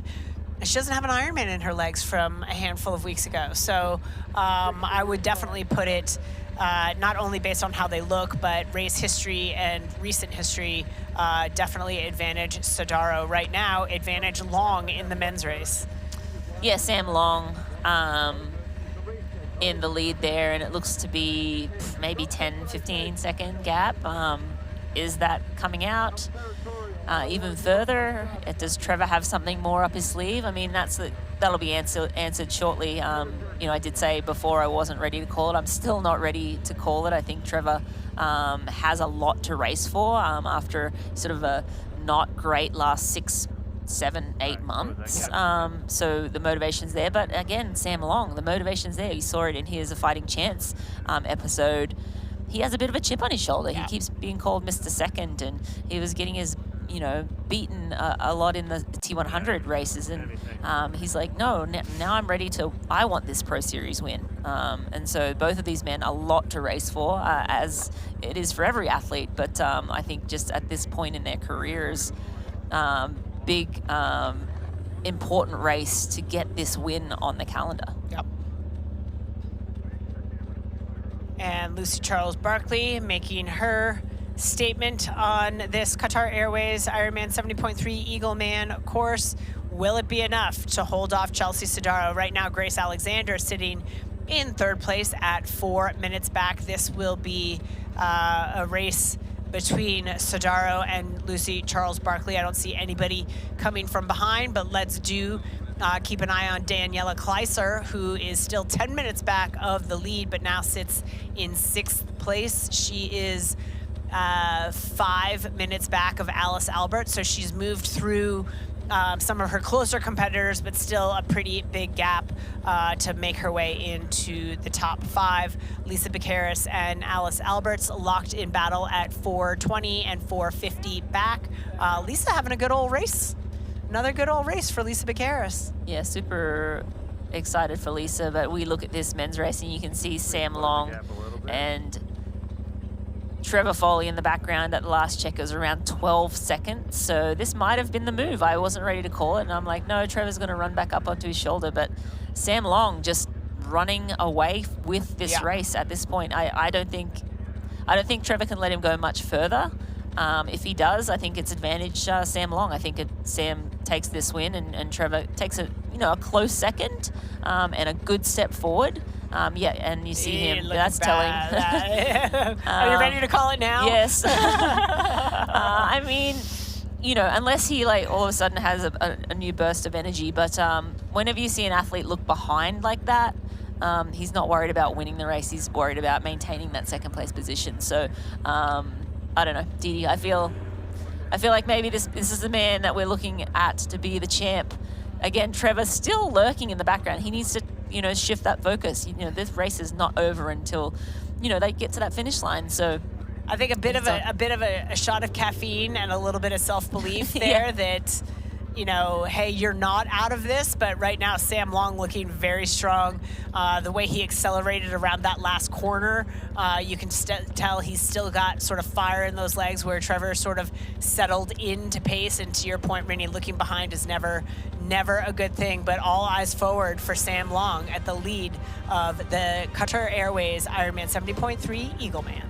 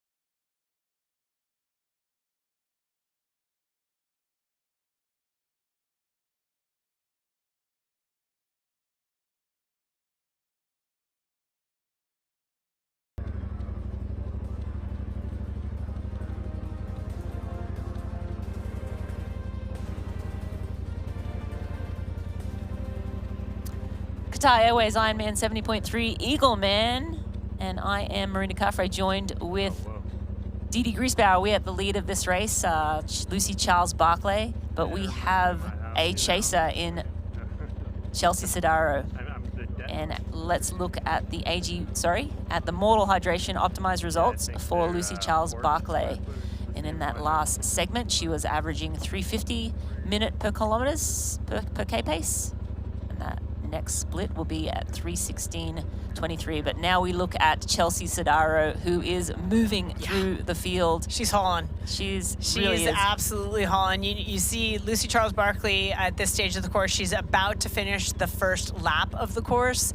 And again, looking very good and set into pace, but you can just see the power in Chelsea Sedaro's stride, the quicker turnover.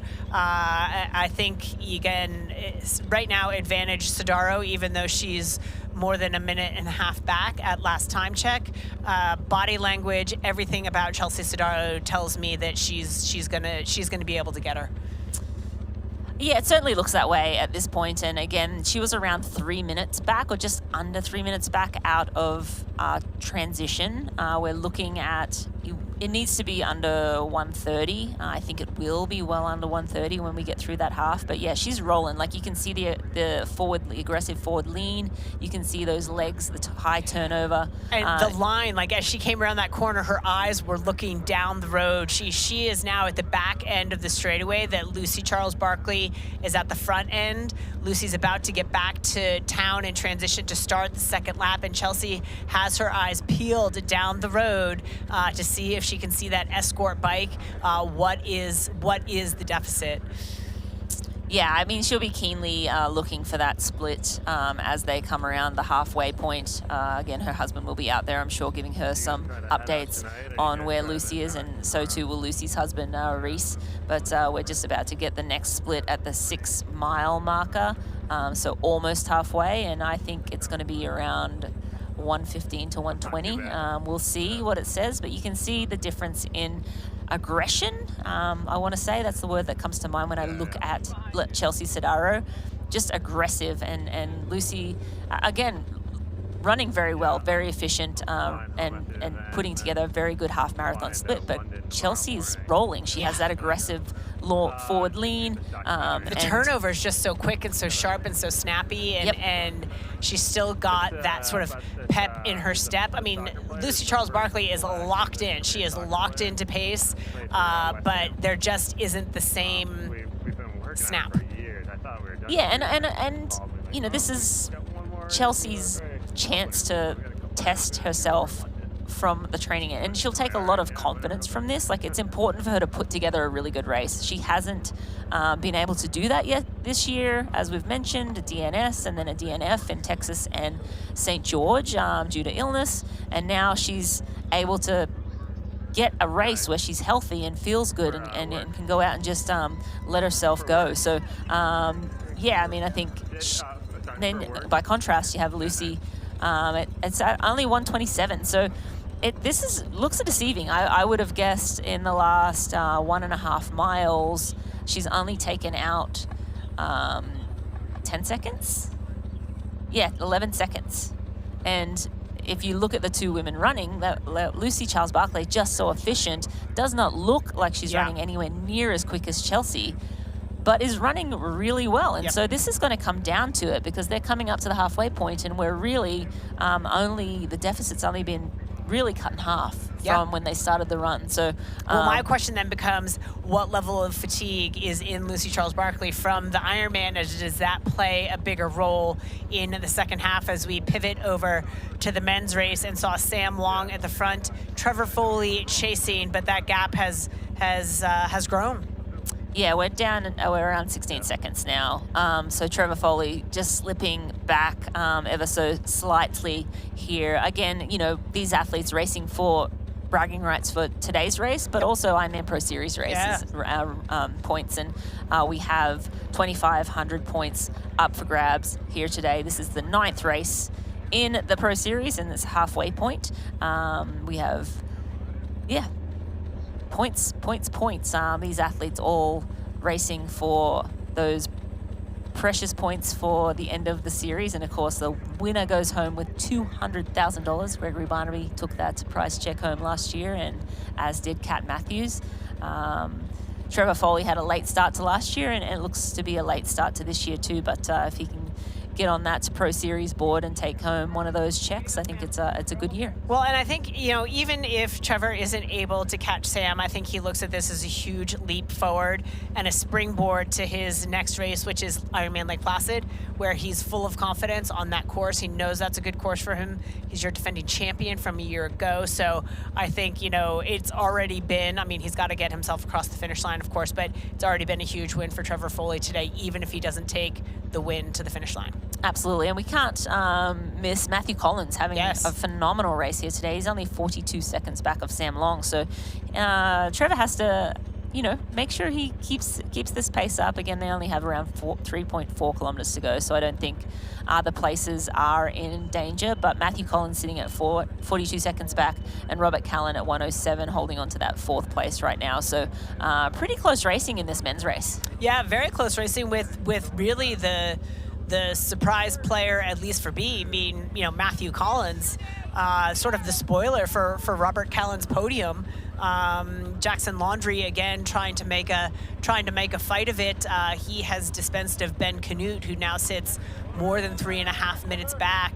But Jackson Laundry at 2:20 back. I mean, I don't think he's not gonna catch Robert Callan at this stage. Doesn't seem likely unless Callan absolutely explodes. Shatters, so, in the last couple I think it's a great day for Robert Callan as well. Yeah, you see Sam Long now taking a good look over his shoulder. He could see now that Position is fairly secure. He's got still 3 kilometers to go, so not quite home yet. You can't relax. You can't take your foot off the pedal just yet, but it may be ever so slightly hidden. Get out of, attack mode and settle back into his fast race pace to finish this race. And Lucy Charles-Barkley is still looking steady and strong. She is trying to hold off Chelsea Sedaro, who is moving faster, but will it be enough? It was just over a 3-minute gap as the women came in off of the bike. Chelsea has cut that in half through, ironically, the halfway point of this race. So this women's race will play out in epic fashion as well.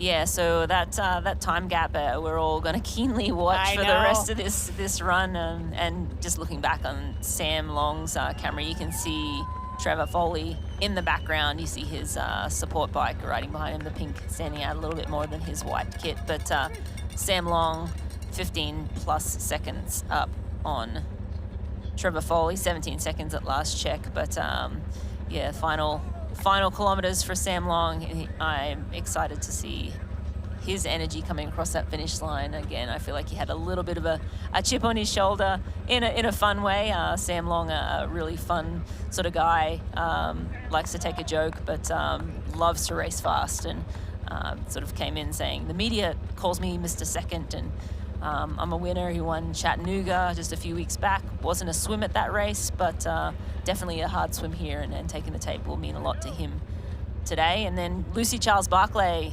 leading the women's race. We have Chelsea Sedaro chasing hard in second, Grace Alexander sitting in third, Lisa Bakaris in fourth, Alice Alberts in fifth, and Daniela Kleister chasing hard in sixth. What is the feed? Well, the feed fuels the world's best athletes. Hydration, gels, chews, recovery, supplements. You got everything you need.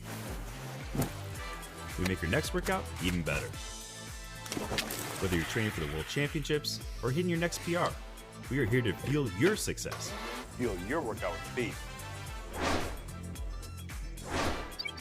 Shop today and get a personalized bottle at thefeed.com.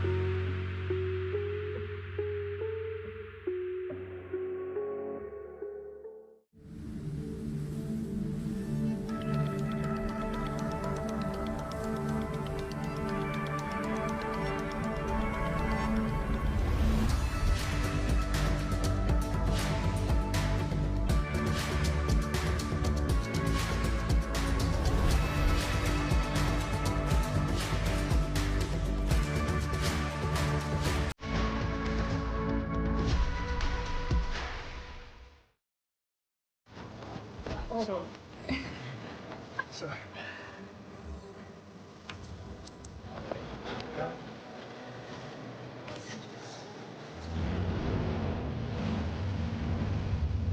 Yes, perfect.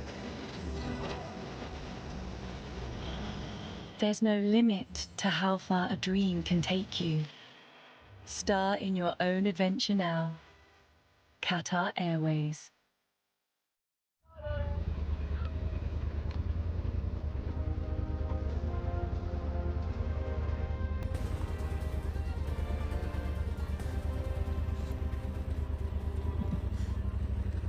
Qatar Airways Ironman 70.3 Eagleman is brought to you by Hoka, Fly Human Fly, and by Mortal Hydration, Thirst Quenchiest Hydration.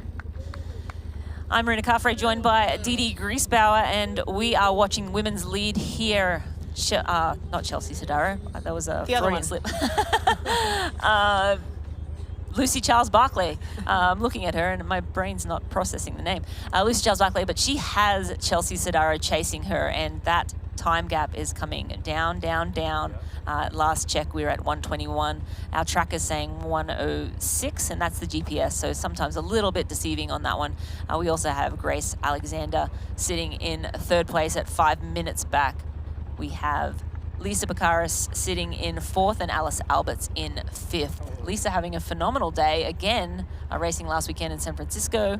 Has had a big year this year and is racing in Vancouver next weekend as well. So she's just on a race tour. She's on a race tear. I tell you, she was a little fragile in San Francisco last weekend. I thought maybe Lisa was getting a little tired, but she is proving me wrong out there today and running exceptionally well.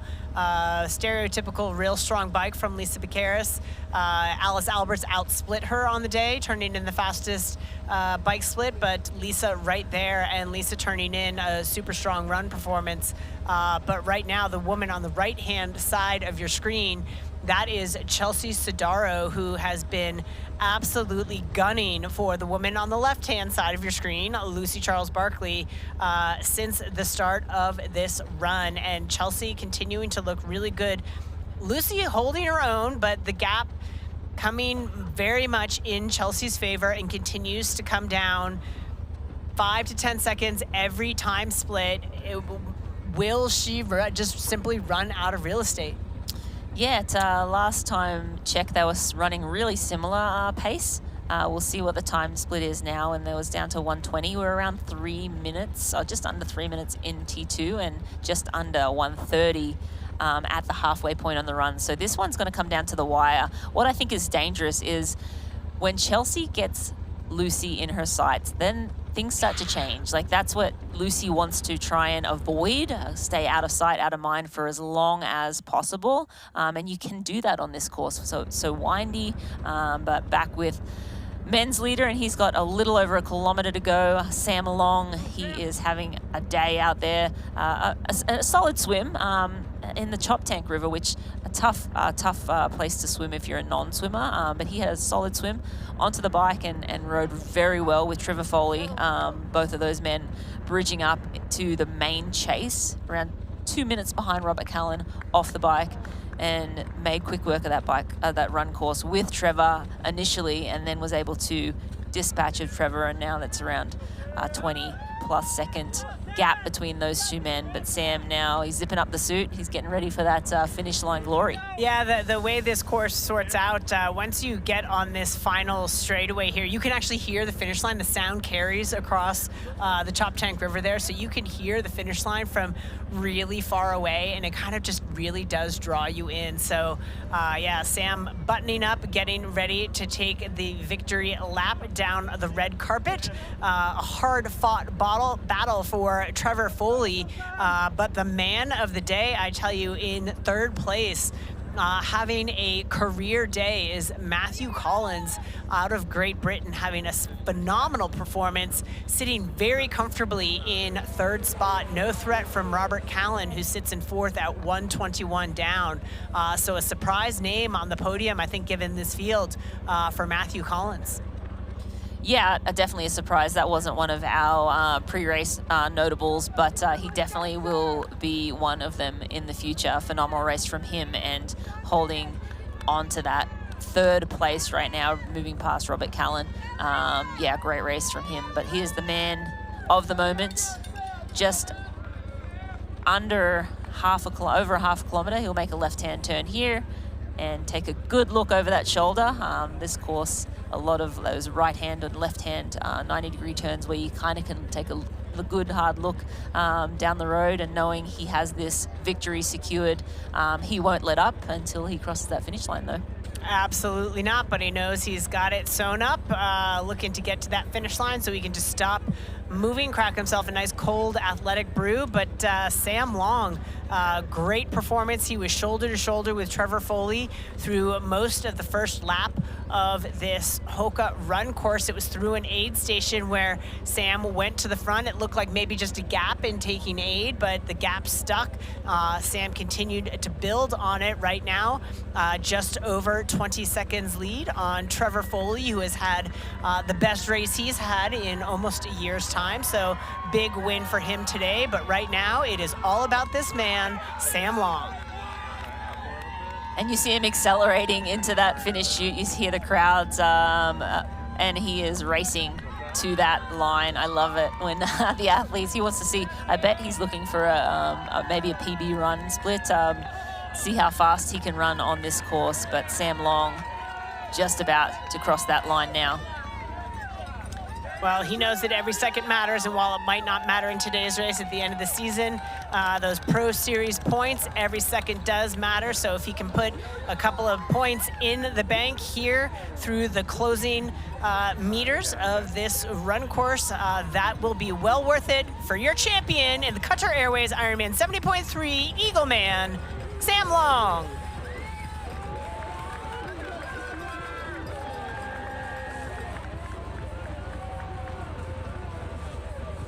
And I think he's pretty happy with himself from today. We see Trevor Foley now, a great step forward for him. I think he'll be really happy with this result. A great battle we had with him and Sam Long. Second place, Trevor Foley.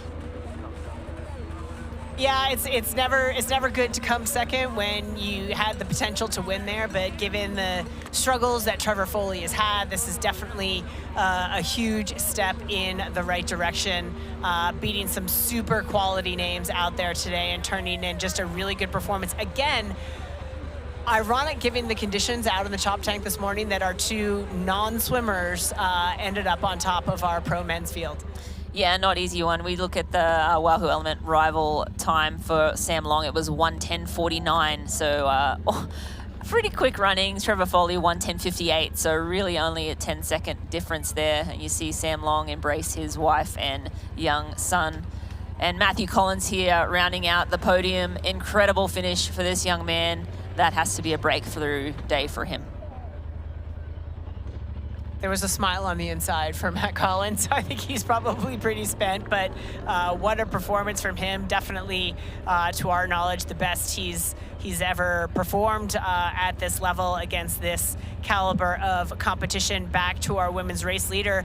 I think someone might be coming because Lucy Charles-Barkley looks to have a little bit more pep in her step. That turnover has picked up from Lucy Charles-Barkley. I think she knows what's coming, and it's coming pretty quickly. I absolutely agree, Dee Dee. I think, she was just settled into a nice pace. She didn't have any real urgency, but that has changed 100% now, and she has definitely a lot more urgency in her stride. The time gap is still coming down. It's 1:15, but again, it's 14 kilometers in now. I don't want to tell tales, but it is a caffeinated Morton gel she has in her hand, so it could just be the shot of caffeine into the system for Lucy Charles-Barkley. But 8.8 miles, Chelsea Sedaro is still chipping away at it, but 1:15, so the increments of improvement are coming down for Chelsea Sedaro. She is not peeling away quite as much as she was on the first lap. Lucy Charles-Barkley seems to have found another gear. Yeah, you see her taking on a little bit more nutrition there, making sure she's topping up. She is not far from the finish, but it's still well worth taking on a little bit more.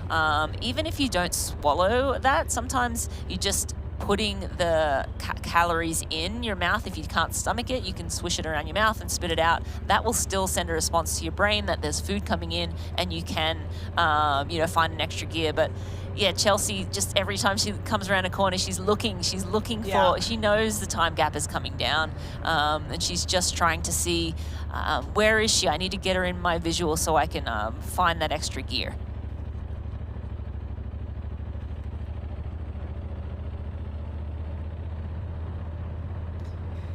And as Chelsea Sedaro continues to look very aggressive, doing all she can with the real estate she has left to try to take the crown here today.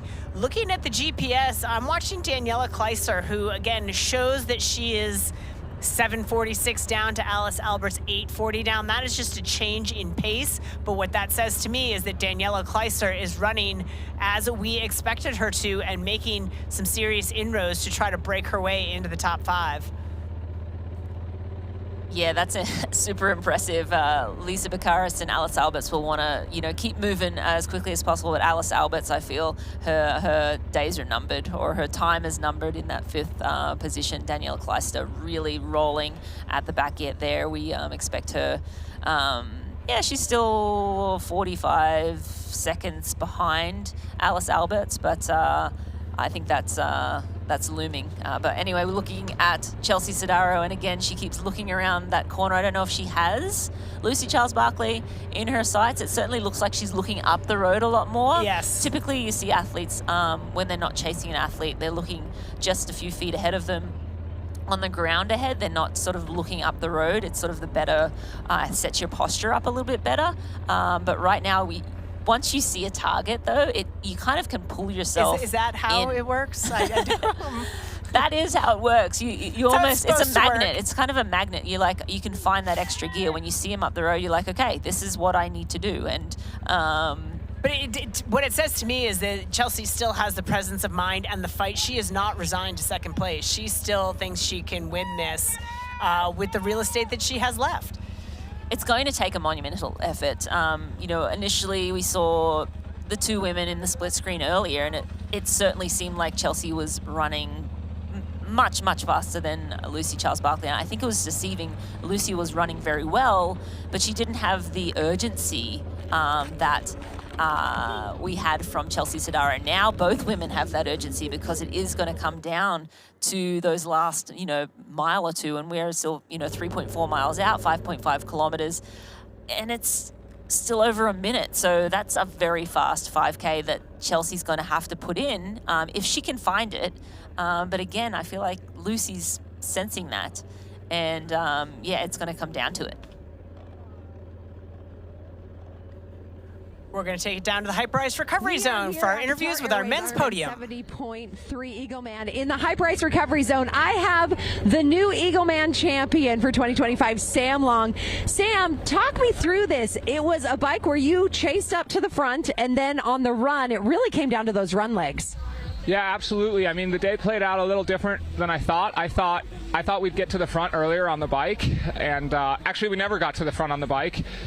I thought we were at the front the final 2 miles, but we weren't. And then it pretty quickly became apparent it was going to be a run battle between me and Trevor. And you go through moments of darkness and moments of light, and it's a game of belief in that instance and how bad you want it. And the Ironman media team was giving me, they were getting me fired up, because they were telling me if you're not first, you're last all week. And so I was like, I don't want to be last. I got to be first. And I've been wanting another run battle like that for a long time, and to search yourself for that belief, and very happy with how I executed. Absolutely. I mean, coming off of second place in St. George, winning Chattanooga, I mean, it's great. You're set up. What's next? So I'm heading to a T100 race in Vancouver next week, and then part 1 of the season is done, and then all eyes on the road to Nice, So I'm very, very excited for the Ironman World Champs. I'm kind of considering it my debut there, and so yeah, I've got one more week of middle distance and then full focus on Ironman Nice. All right, well, Sam, you're champion here at this Ironman 70.3 Eagleman. Thank you so very much. One thing, I promised my son as I put him down to bed last night that I was going to give him the gorilla at the finish line, so that's what got me through. Leo gets a gorilla at the finish line, and we're going to bring in our second place here with Trevor Foley. Come on in. Trevor, a great race that you put together today. This has to feel good. Yeah, I've been out of the game, at the top of the game for a hot minute. So, yeah, man, it feels great to be back at the pointy end of the race with the adrenaline going. So, yeah, it feels great. So talk to me about the bike. How did the bike play out to set you up for such a great run today? Yeah, I've really been working on my swim this off season with Sean Jefferson and Holly Lawrence, and so my swims have skyrocketed, and that always puts me in a good spot now on the bike. And Sam drilled it out of transition, and he got a 20-second gap. Took me 40 minutes to close 20 seconds. Finally bridged it up, and we were pushing like 400 watts. And then we just all kind of worked together, caught the main group right at the end, and got a run battle going. It was quite a run battle. And what was it like when you and Sam were right there together? Was there a point at which you knew that you were going to have to hang on? Yeah, I mean, it's kind of surreal for me because, I started the sport at the end of COVID 2020, and Sam and Lionel Sanders are guys I really look up to, and I've never really raced Sam too much, so running side by side with him for as long as my legs could hold up is just a complete honor. I haven't beaten him yet, but maybe one day, and yeah, it was just a great time. Trevor Foley, congratulations on second place finish. We're going to bring in Matthew Collins. Come on in from the United Kingdom. Matthew, what a day you had out there. Congratulations on third place. Tell me about how that run went down. Honestly, the run, I went out kind of hard because the guy got a gap on me that I was about 20 seconds back. And then I went past Jackson, Ben, and then I was just like, okay, settle now. And then the last 5K, Trevor was 20 seconds, 30 seconds, and it just didn't change. And I was died. And so I was just praying that nobody was coming from behind at that point. So really having to hold on, we really saw a run battle out there. What did you think about this Maryland course? Fast. Swim was choppy. That was a bit nasty in there. But then flipping out, that bike was fast. And then run, same again. But people underestimate how hard a flat course can be. You're still suffering at the end. That 5K, just hold it on. Well, congratulations, Matthew Collins, for third place from our Hyper Ice Recovery Zone. We're watching for our top females to come on in.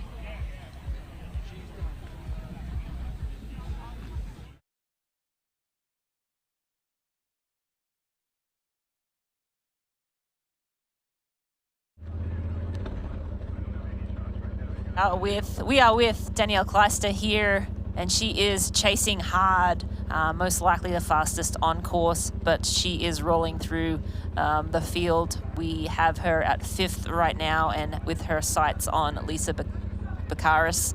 Yeah, I mean, she's a phenomenal runner. Again, lost a ton of time in the swim, over 10 minutes. So much time. Only lost another 2 minutes, so 12 minutes back at the end of the bike, but now doing what she does best, and that is run fast and moving up into the top 5, possibly or most likely will move into fourth place, which is a phenomenal performance. Considering how her day started and the conditions in the river, or in the Choptank River, not really favoring some of our weaker swimmers.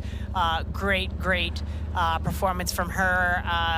Steadfastness to hold on the bike and start picking people off on the run, and she's doing a fantastic job of it. Alice Alberts now falls to 6th place. Lisa Bakaris in 4th, the next target for Daniela Kleiser. Just rounding out back to the rest of the men, Robert Callan in 4th. Jackson Laundrie finished 5th. Luke Jones finished 6th. Ben Canute holds on for 7th. Anthony Costas in 8th. Paul Schuster in 9th. And after his penalty, Cameron Worf still finds his way into the top 10, finishing in 10th place. So that concludes the coverage of our men's race. Now all focus on these women. I didn't hear. Yes, and this is the battle right here. We have Lucy Charles-Barkley on the left and Chelsea Sedaro on the right. Lucy definitely has changed her appearance and her attack mode she's in right now. She knows that Chelsea has been hunting her and stalking her. There was about a 3-minute gap at the start of this run. It's brought down to just under 1:30 at the halfway point. It's come as close as 1:11 at 9.7 miles, and we expect that to continue to come down ever so slightly, but I don't know if it'll be enough time. Chelsea needs to find something special to be able to catch up to Lucy in the last 5 kilometers of this race. And here we are with Alice Albert. She's in 6th place. She turned in our fastest bike split of the day, but as we said earlier, she has spent a lion's share of the year battling a heel issue in her Achilles. It has severely hampered her ability to train the run. She's had a lot of good success on the lever system that's allowed her to run at reduced weight. It's enabled her to get some of the run training done, but certainly not to the extent that she would want to. But boy, it's paying dividends on her bike because she turned in the fastest bike split on the day, and she's looking very, very good, just not her normal self on the run. Yeah, if you haven't been able to do the training, you just can't you can't execute on race day. But I'm looking at the splits, and Lucy Charles-Barkley has actually stolen a couple of seconds back from Chelsea Sedaro. So now we're at 1:16. So Chelsea, that hard charge, Lucy got wind of that, I think, and she was running, well, but had an extra gear, and now she's kicked it into that extra gear to make sure she secures this victory. Again, we still have about 5 kilometers, more like 3 kilometers to go. I don't want to say, I think Lucy Charles-Barkley might negative split this run. I wouldn't be surprised. I would, just looking at the paces that she set out at and what she's running now, and just the intention in her stride, I would venture a guess that she is negative splitting this run. We'll check obviously at the end, but by observation, that looks to be what she's done, whether that was by design or whether that was forced by the aggression of Chelsea Sedaro trying to track her down. I'm not sure, but yeah, you can see it now. Chelsea's still running exceptionally well, but just not the same fire. Yeah, I think she's sort of just running out of gas a little bit. And but there goes the pass of pass. Daniela Kleiser past Lisa Becerra. So the resurrection of Daniela Kleiser after a really rough swim where she was more than 10 minutes back, lost another couple of minutes on the bike. She now finds her way into 4th place, Daniela Kleiser. Yeah, Diana Kleiser, just a great little runner. She's run like 1:13 splits, always under 1:18. But yeah, you see her rolling through, barely can slow down enough to get all of the aid she needs. But yeah, she's moved now into 4th. But the real battle for 1st and 2nd seems to be settling now. And that time, look at the race clock is at 3:47. They only have less than 2 miles to go, so that's going to be well in the 3:55 range.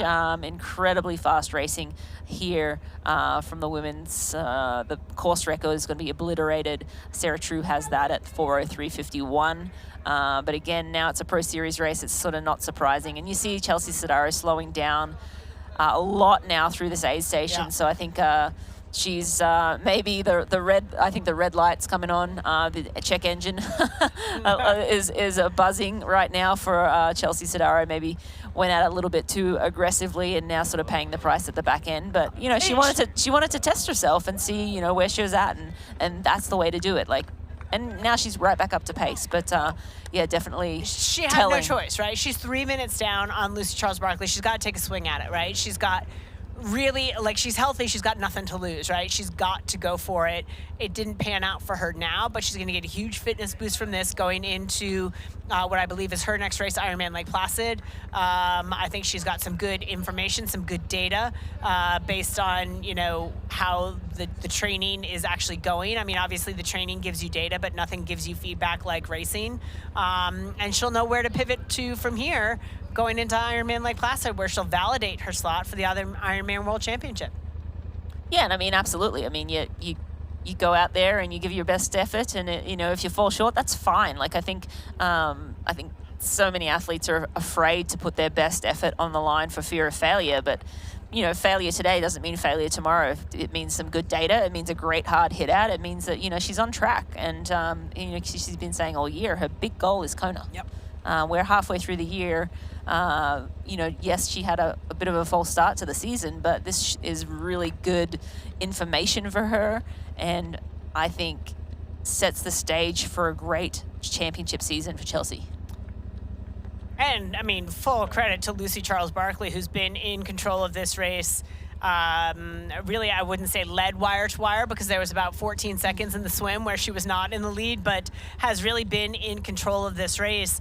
And through the first lap of this run, we kind of thought that the writing was on the wall and the math was working in Chelsea Sedaro's favor. Lucy Charles-Barkley found another gear, and she looks like a different athlete this second lap. Yeah, she absolutely does. I think the general feel for the Barkley family was to get the that 70.3 ticket stamped, get around the course, stay out of trouble, test out the fitness a little bit.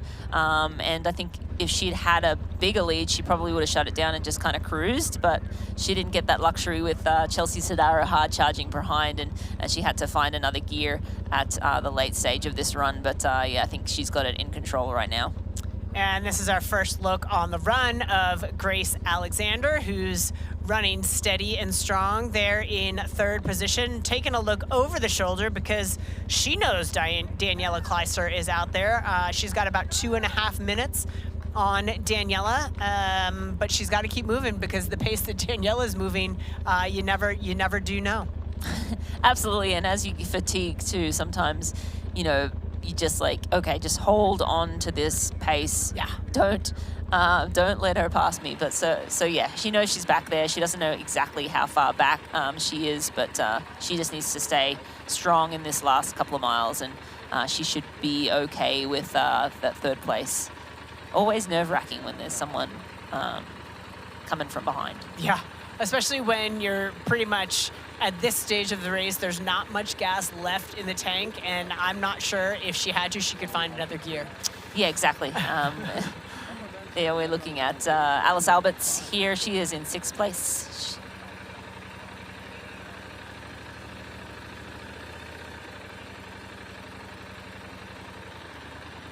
Yeah, Alice Alberts in 6th place. We have Lisa Bakaris in 5th. Danielle Kleister, as we mentioned earlier, rolling through up into 4th place now. Grace Alexander on screen a moment ago as well, sitting in 3rd. And back with Chelsea Sedaro, who's been chasing and chasing and chasing Lucy Charles-Barkley all day long. But Lucy seems to be just running better now. Yeah. You know, like she just found another gear. She's okay, and now we're racing. I think that was the first lap she was kind of just finding her rhythm and well, maybe racing. Maybe she was waiting to see what Chelsea was going to lay down. Like maybe she was saying, okay, let's do all we need to do to win the race. And I think through the first lap, when it got to the point where, hey, you know, you could lose this thing, you've got to go. And boy, did she go. Yeah, I mean, impressive performance from Lucy Charles-Barkley. She, you know, set the day up really well with a very fast swim. She had Margarita with her on the swim and led for maybe, as you said, maybe 15 seconds. But Lucy hopped onto the bike and biked phenomenally well, set herself up, gave herself a little bit of a cushion, 3 minutes-ish to the chase back. And, you know, she kind of went out for a hot lap to sort of test the legs and see how she felt. And yeah, once that heat came from Chelsea Sedaro, she realized that, you know, if she wanted to win, needed to find another gear, and she did, which is incredible. Another sign for Kona. Lucy Charles-Barkley seems to be healthy and trending really well for the end of the season. Just looking back a little bit in the rear view mirror, at 10.7 miles, Daniela Kleister just went through. She's 8:45 back. That's not what matters. What matters is that she's a minute 45 back from Grace Alexander, but through the last split, running 40 seconds per mile faster. Does Daniela Kleister, like, get on the podium? Smack me in the face. Does she get herself on the podium from 10 minutes down out of the swim? Like, what an unbelievable performance. Yeah, I mean, when you can run, you know, 1:13, that's a few minutes up your sleeve. And she biked really well. She's not really renowned for her bike strength, and she's a smaller in stature athlete, so you wouldn't, you know, typically say that she would be phenomenally good on a course like this with, you know, a flat, no hill course like this. You'd think that a hilly course would suit her better. So yeah, phenomenal performance. Even if she gets 4th, I mean, I think 3rd or 4th for her. 3rd, just incredible. Amazing to me to be I mean, just a lesson that it's not over till you cross that finish line. And if she can get herself onto the podium, holy smokes, what a story that would be. But the story that we have been keenly following all day has been this battle between Lucy Charles-Barkley and Chelsea Sedaro. And Lucy, the split is actually going out the other way right now. It's 125 between her and Chelsea. Chelsea got it down to 111 a little after the halfway point. But again, Lucy kicks it into another gear. She wants this win, and she is making it happen. She is absolutely going to get it. She's at that stage now. She can hear that finish line noise. as we back it up to take one last look at Alice Alberts, who turned in our fastest bike split on the day. Not her day running. She's got a little bit more run miles to put in those legs, dealing with a heel issue that has plagued her a little bit, but has done a great job as we move up to Grace Alexander, who I would not trade places with her right now. She's got Kleiser coming hard and fast on her heels, and mathematically, Daniela could absolutely do it. So Grace has to really just buckle down and do all she can to get to that finish line before Kleiser can get her. Yeah, I mean, she just needs to, if she can, I mean, at this stage, it's so hard to say, find an extra gear, find something. Certainly don't bypass an aid station, right? Like, no, I mean, not for, you don't absolutely still time, in the last mile, yes. Yeah. If there's an aid station there, don't slow down to take any aid. But at this point, you still want to take on that aid, make sure you're keeping the body cool, make sure you keep the calories rolling in. But yeah, I mean, she has, I think she has a good enough gap, but you just never know. As soon as Daniela sees her, maybe Daniela finds another gear, right? Like, it's just, the latter stages of the marathon when the wheels start coming off for some athletes, and other athletes are finding another gear, it can really mean a difference of 90 seconds in a short period of time. But here's Lucy Charles-Barkley. She's getting her glasses on her head as she'll zip up and make sure she has a nice finish line photo for the future.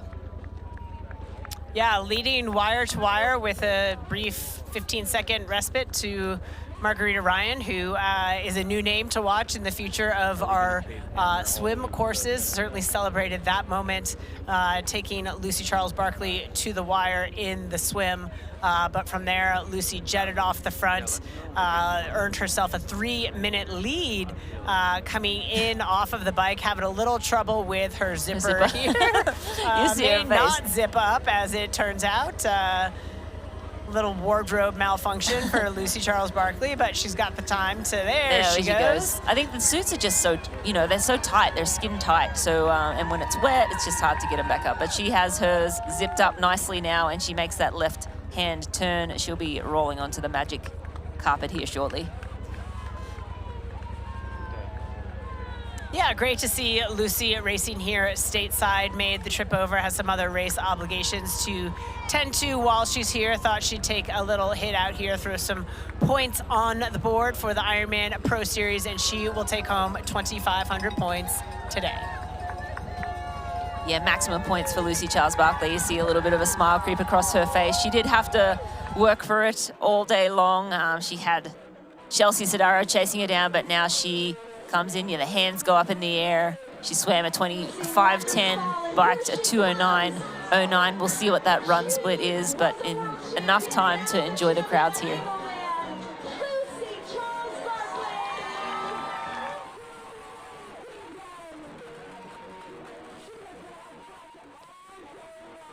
Our Ironman 70.3 champion, Eagleman, today is Lucy Charles-Barkley.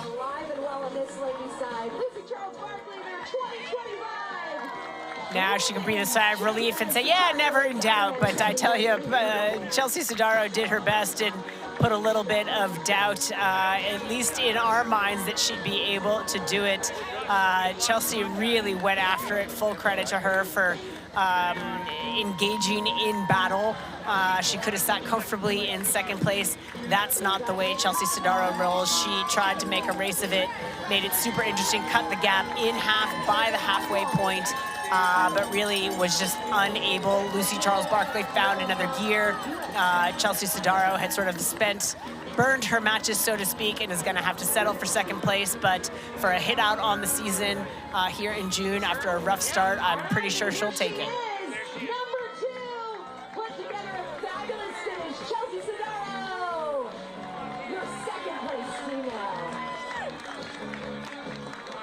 Yeah, I think Chelsea will be happy with that performance, Didi. I think a great test. She ran looks like a 1:17 and change. So, a solid run. I think she can run faster than that. That bike, though, she biked very well today. Within 3 minutes at the end of the bike, And we look at the Wahoo Element rival run time of 1:19.18. That was for Lucy Charles-Barkley. Again, she had a almost 3-minute lead coming out of Ruby T2 onto the Hoka run course, and Chelsea made it look like she was going to, make it her day, but not today. Lucy Charles-Barkley finding an extra gear and getting the job done. Yeah, absolutely. But to your point, similar to the men's race, I don't think Chelsea will be unhappy with second today. She made a race of it and went for it, just came up a little bit short.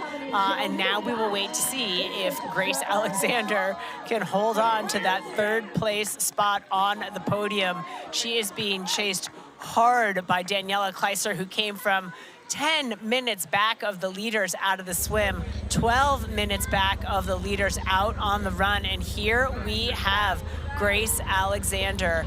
I don't see Kleiser in the background, but she's got over a K to go here. Yeah, at last check, it was a 1:10 gap. Sorry, no. 1:10 gap between Grace and Daniela Kleiser. But yeah, this is, if we can get a clear image, that this is the more telling. I feel like Grace has this one locked and loaded. I mean, it's hard to see now with all of the age groupers out on course. Of course, we had 2,500 age groupers racing here today in Maryland, and the pro women's race just closing now with Lucy Charles-Barkley taking that win, Chelsea Sedaro in second, and we await Grace Alexander or possibly Daniela Kleiser for third place, back with Alice Alberts, who is in sixth. We believe Lisa Bakaris is still sitting in fifth place. But a phenomenal race here from the women. Yeah, I don't see Kleiser there in the background. A bit of work left to do for Grace Alexander, but it looks like she may hold on and be safe here as she looks her way towards the finish line. It's deceiving because you can hear it from so far away and it's just not quite there yet. But yeah, great performance, steady again. Typical Grace Alexander, just super strong swim, super strong bike, super steady run. Really not a weakness for her. Her game is elevating bike and run. She's always been a standout swimmer, and she's just getting stronger and stronger. Super duper consistent athlete across the 70.3 distance. Yeah, and a great race for her. I think she'll be really happy with this performance. Her partnership with Chelsea Sedaro on the bike was a great one. They were sort of holding steady with Lucy Charles-Barkley. Got out of the water around 2 minutes back, ended up getting off the bike around 3 minutes back, so only losing a minute to Lucy. And now on the run, holding on to that third place by all accounts. And yeah, a solid result in the bank for her. She's had a great year. She was the winner at 70.3. I'm blanking. The one with no swim, which was a great confidence boost for her, given the fact that she is known for her... she won Chattanooga, yeah. Chattanooga, yeah, sorry. I was drawing a blank on there. I was going to say Louisville, but it wasn't Louisville. It's Chattanooga with no swim. So, like I said, that's a confidence boost for her because was at one point in her career just known as a super strong swimmer. So to win a race that didn't have a swim, she won the St. Anthony's Triathlon back in April. So she's off to a really, really good start and going to finish on the podium here today. Yeah, I'd say that's a super successful year so far for Grace Alexander. And I think, as you said, she's just elevating her game on the bike and run. That's always the goal, but to execute and put those races together, always wonderful to see. She makes her left-hand turn, takes a good look over that left shoulder to make sure she has this position secured, but you see there's still a fair amount of urgency. It's hard to see when there's a lot of foot traffic on the road to, that look. Sometimes you just see people and you're like, I don't know, is one of those people someone chasing me down? I don't know. But yeah. You always feel like when you're in the front in a situation like that and someone's closing, that they're right there. Yeah. They're right there. Right I on mean, your shoulder. she's pretty safe here. She's got one more turn left to make. I'm pretty sure she's going to be all right, but when you're in that position, you just never know. It's about 35 seconds. That was at mile 12.5. I still don't see her in the background there, but I'm reminded by our support team about my comments about Daniela Kleister's transition, how she stopped, put the headband on, stopped, put the sunglasses on, bent over. Like, that was 20 seconds right there. Would that be the difference between Daniela Kleister being on the podium and not? I think so, Didi. I mean, like, you get within 30 seconds of your athlete, you have another K, you find another gear. Yeah. In my opinion, I think that's something that I'm sure her and her team will go back and look at and be like, okay, we can do better here. Yeah. Right? Like, and as we talk about the Ironman Pro Series, every second matters for that, but every second matters for podiums. Yeah. And podiums are important. Like, the difference between third and fourth is enormous. It's podium and not podium. It's like the most heartbreaking position on. But take that further down. It's differences in prize money. Certainly, it's differences in sponsor rewards. Many athletes getting podium bonuses, nothing for fourth. So I mean, it trickles down. For those that don't know, it's not just the difference in prize money and the bragging rights for being on the podium. There's huge financial incentive as we welcome third place Grace Alexander across the line, who breathes a massive sigh of relief. Yeah, that gap just kept coming down, and at our last count, it was around 35 seconds. So, yeah, I think she'll be really relieved to have snuck across that finish line in third. And again, a great day all around, like a phenomenal bike ride, and then onto that run and holding on. But Diana Kleister, a really tough swim for her, 10 minutes back, fought her way up to fourth, almost a podium finish. So fourth place for Diana Kleister. And let's see what she ran today, because she is renowned for very fast. 1:15.24 unofficially there on the tracker. So 1:15.24 for Daniela Kleister. Yeah, that tells me that it was a little hot. Or, I mean, they had cloud cover, thankfully, but it's just so humid and sticky, and it's just hard to race fast when it's so hot. So, Chelsea Sedaro's time of 1:17.26, I would have thought she would have gone a little bit faster too. So, just tells me hot conditions. On contrast, so the men ran 1:10s. Yeah. But, men are dipping under 10s now and running 7s and 8s. So, I think the flat bike course. A lot of those men were in a bigger bike pack too, which, again, I'm not saying that's easy, but it does take a little sting out of the legs versus if you're in 1s and 2s as the women were for most of the race there. But yeah, phenomenal racing all around, fast racing all around. We're going to check in with our women's podium in the Hyper Ice recovery zone.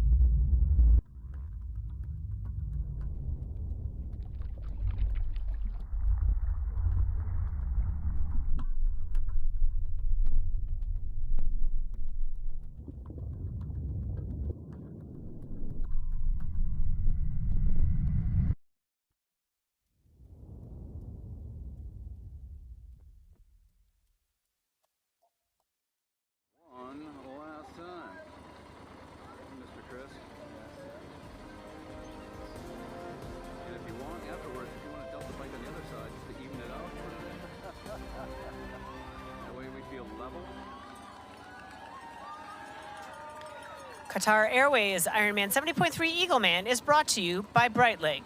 Aspire for the ultimate finish line reward. And by Nirvana. Enhanced athlete event experiences powered by Nirvana. We're with sixth place finisher Alice Alberts, but we missed Lisa Baccaris. She finished fifth in a 4:09.03, so another great performance from Lisa in that fifth place, but we are with sixth now. Alice Alberts about to come across the line here in Maryland for Ironman 70.3 Eagleman. Yeah, taking some high fives for Alice Alberts. She hasn't had the smoothest year of it either, battling some heel injuries. I think that showed itself today. We know Alice to be a better runner than she was able to show today, but wow, she turned in the fastest bike split of the day. So it is in the tank for Alice Alberts. She will get it together by the end of the season, and I think we'll see the complete package as we move towards World Championship season. Yeah, the business end of the season, we like to call it. You know, racing well throughout the year is important for your confidence, but it's not the be-all, end-all. When you come to Kona, Nice for the men, those races are. And we're going to go down to the high price recovery zone with our post-race interviews for the women. Back in the Hyper Ice recovery zone here at Qatar Airways Ironman 70.3 Eagleman with our women's champion, Lucy Charles-Barkley. Lucy, it has just been a day out there. You were out in front the whole entire time. What is it like to race off the front, knowing that you've got some great ladies behind you? Yeah, it's pretty tough. I mean, it's definitely my style of racing, going from the gun, but you always feel like you've got the target on your back, and I wasn't really sure of the gaps behind. I was just trying to like put my head down and push and focus on keeping the power going, because it's so fast and flat. You just can't let up the power, or you just feel like you're going to go backwards. And with this flat course, you still have to work. I mean, you don't have anything to work for you. It's just you. Yeah, for sure. I mean, it couldn't have been more different to my last race in Lanzarote, the Ironman. It's like so hilly. You work the climbs and you can have like a little rest on the downhill, but here there's no respite. It's just like constantly trying to push that power, and it's pretty windy out there, and the road surface in places is pretty tough. So yeah, it was a much harder bike ride than I anticipated. Absolutely. Well, you came off champion and also with a course best. I mean, how does that feel coming here to Eagleman, coming with that, and then going into the rest of your season? Yeah, it's a really nice bonus, definitely a good confidence boost. I hadn't planned on trying to push the run that hard, so it was nice to have a good hit out on the run and get some confidence there. So yeah, overall super happy, and yeah, a really good day out there. Well, congratulations, Lucy. Thank you so much. We're also going to bring in our second place, Chelsea Sedaro. So thank you, Lucy.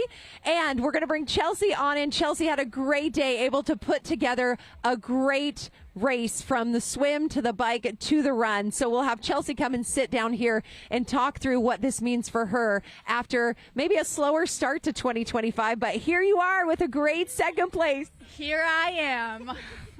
You are here. So Chelsea, tell me, it was a slow start. Texas, you were sick, and St. George had to drop out of that. To put this together today, what did that feel like? Yeah, this has been a rocky year for me. I am human, and I live with somebody who goes to preschool, and so I've picked up pretty much every preschool virus one can get.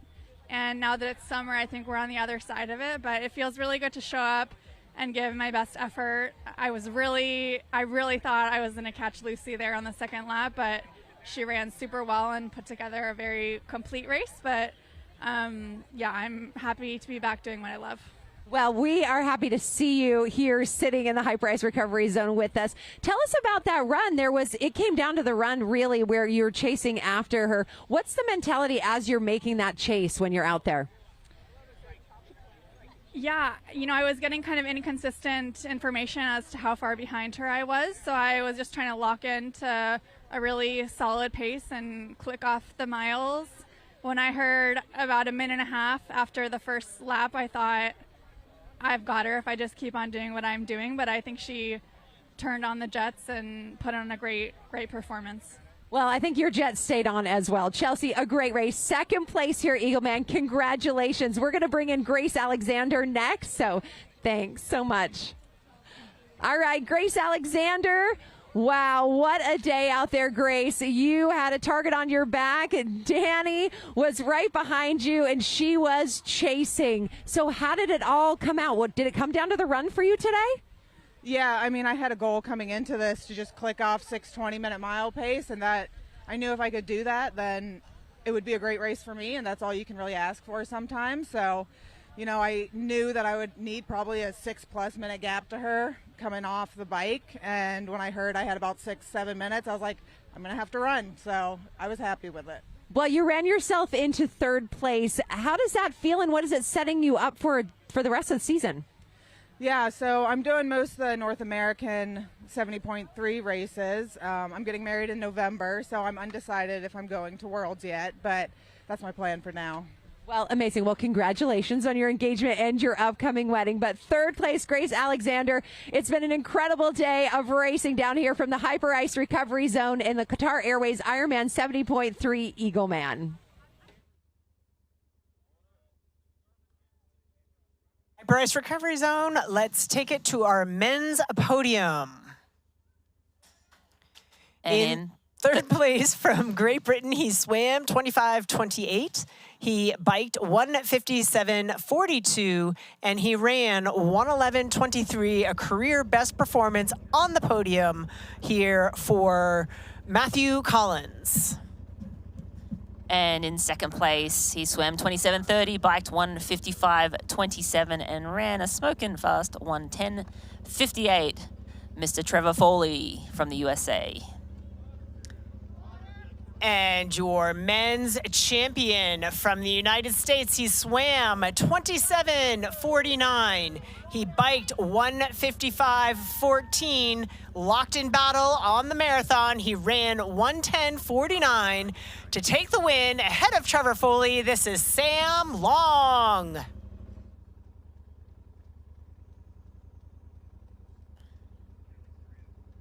And the athletes will either enjoy their athletic brew or maybe it'll be a beer shower, but either way, a well-deserved podium finish for these 3 men. Yeah, there was a little chit-chat there as to whether we were going to dump or drink. I think a gentleman's agreement there for the men's podium. But what a performance today for a tough swim condition, for the 2 relatively weaker swimming pros to end up on top of the podium. And, of course, that career day for Matthew Collins. Oh. Sorry.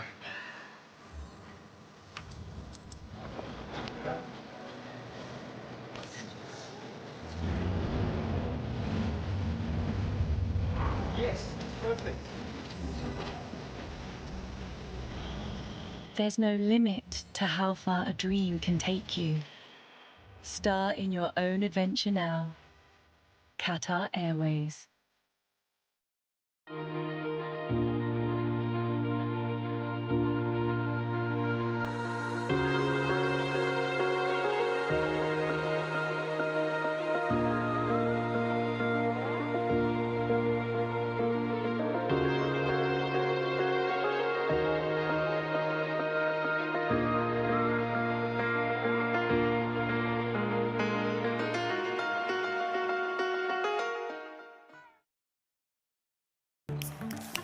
What do you want?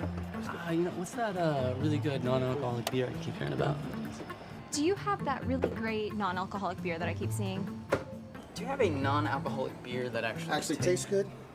It's athletic. You're holding it. You mean athletic? You're looking at it. I think you mean athletic.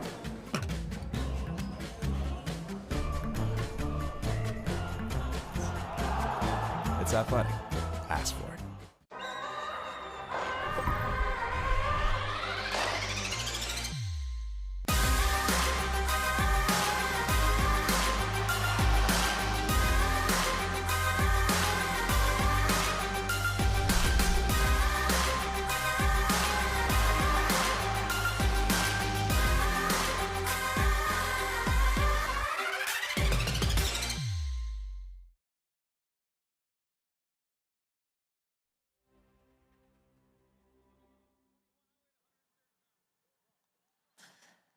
Qatar Airways Ironman 70.3 Eagleman has concluded, and we had a phenomenal day of racing on the men's and women's side. Sam Long taking the victory for the men and Lucy Charles-Barkley taking the victory for the women.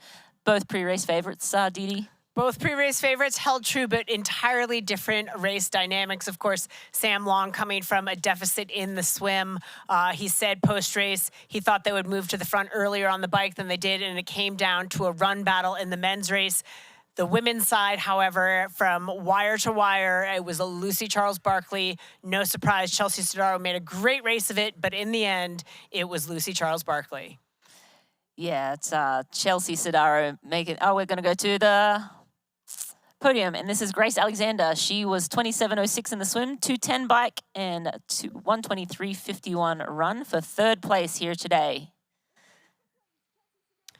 And in second place, she swam 27.09. She biked 2:10.03. Came away with our second fastest run split of the day at 1:17.26. From the United States in Boulder, Colorado, this is Chelsea Sedaro. And our champion for today, the Qatar Airways Ironman 70.3 Eagleman champion. She swam a 25.10, biked a 2:09.09, and closed it out with a 1:19.18 run. Miss Lucy Charles-Barkley. Let's hear it for your top 3 women at this Qatar Airways Ironman 70.3 Eagleman. Record-setting performance for our women's champion. Fastest on this course ever, Lucy Charles-Barkley. So congratulations to her and all of the women's podium. And they will enjoy, they're going to throw it at the cameraman. Let's not get it on each other, enjoying a little bit of athletic brew there. Grace Alexander partaking in a little bit of post-race beer, well-deserved from the women. And of course, all of our age group athletes still out on the course, so be sure to download that Ironman Tracker app to track your favorite athletes. Let's take a look and see how today unfolded. Rinny? Yes, the men started at 5:45 local time here, and the men got off to a fast and furious start. Ben Canute and Greg Harper taking it out quick. Yes, the Chop Tank River living up to its name today. While it looked quiet in the inner part of the river, once the athletes got to the outermost part, you can see that texture on the water made a tough go of it.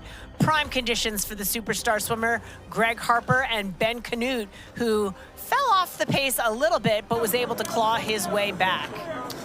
Yeah, 20-second gap at the end of that swim. He made quick work of that, and the men basically exiting transition together. But this is Greg Harper. First out of the water, super fast. In through transition, we saw Ben Canute with a very fast transition and onto the Zoot bike course. Fast. Yeah, yep. Ben Canute would erase that 20-second deficit after Greg Harper juggled with his bike a little bit there. Canute would take to the lead and hold on to that lead through the very early stages, biking away from Greg Harper in the early miles. Ben Canute would ride alone for quite a while. Yeah, Ben Canute out there solo, just riding and pacing his perfect race. He was eventually overtaken by Robert Callan and Anthony Costas and the group with him. Yeah, so the chase group of Robert Callan, Luke Jones, Anthony Costas, and Matthew Collins was in there as well, formed the first chase group. The second chase group further back included the likes of Cameron Worth, Trevor Foley, Jackson Laundrie, and Sam Long. And here's the move. Robert Callan goes to the front. Ben Canute didn't want to take any more turns on the front, and Robert Callan was able to then create some separation between himself and this first chase. Yeah, that was the big move for Robert Callan. He would accumulate himself a significant lead moving in off the bike, and the two chase groups by the end of the bike would converge as one, with Sam Long gunning the way into T2. Yeah, Sam Long, Trevor Foley, Jackson Laundrie, and among others, bridging up, and that pack coming into transition together. Yeah, that pack was about 8 strong in pursuit of Robert Callan, and we here in the booth were licking our chops knowing it would come down to a phenomenal foot race, and we were not disappointed.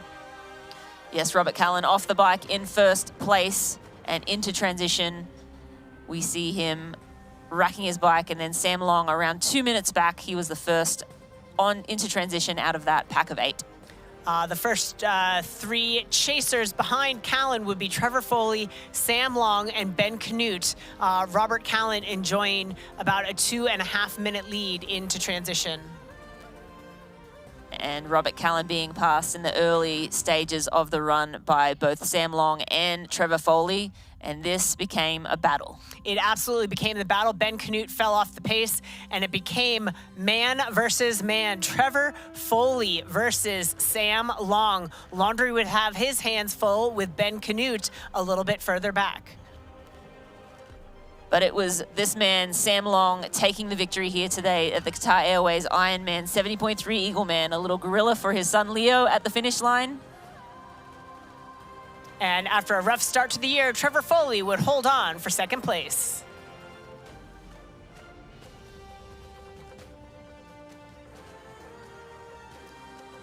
And Matthew Collins would round out our men's podium in a career-defining day here, his first appearance on an Ironman 70.3 podium. And here are your top 10. Behind Matthew Collins, Robert Callan would hold on for 4th, Jackson Laundry in 5th, Luke Jones in 6th, Ben Canute in 7th, Anthony Costas in 8th, Paul Schuster hanging on for 9th, and Cameron Worth rounding out our top 10. And you see those points diminishing at 1 point per second. So Cam Worth at around 2,000 points in that 10th place position after his penalty on the bike, 2-minute penalty he was served. Penalty on the bike definitely cost him, and World Championship slots going, I believe, to Cameron Worth and Paul Schuster. Here's Elizabeth in the middle of the perfect workout for her. To create it, we analyzed her biometrics and genetics, her recovery rate, injury risk, and aerobic potential, her recent training sessions, the temperature, humidity, and elevation, the demands of her next race, and billions of data points from athletes just like her. With TriDot, Elizabeth gets faster. And what does she have to do? I just opened TriDot and did my workout. TriDot. We do the technology, you do the training. Beyond the finish lines, our commitment goes the extra mile. We are the Ironman Foundation. We've given back more than $55 million to support our mission of leaving a positive impact throughout race communities. Without our amazing athletes, volunteers, and givers, we wouldn't be where we are today. Together, let's continue this journey of impact. Join the Ironman Foundation and be a part of something extraordinary. What is the feed? Well, the feed fuels the world's best athletes. Hydration, gels, chews, recovery, supplements. You got everything you need. We make your next workout even better. Whether you're training for the World Championships or hitting your next PR, we are here to fuel your success. Fuel your workout with feed. Shop today and get a personalized bottle at thefeed.com. We're not here to sell you on this life. You already chose it. No shortcuts. No hype. Just work. Same as you. Built to outlast. Endure. 40 years in, and we're just getting warmed up. Welcome to the Ohana.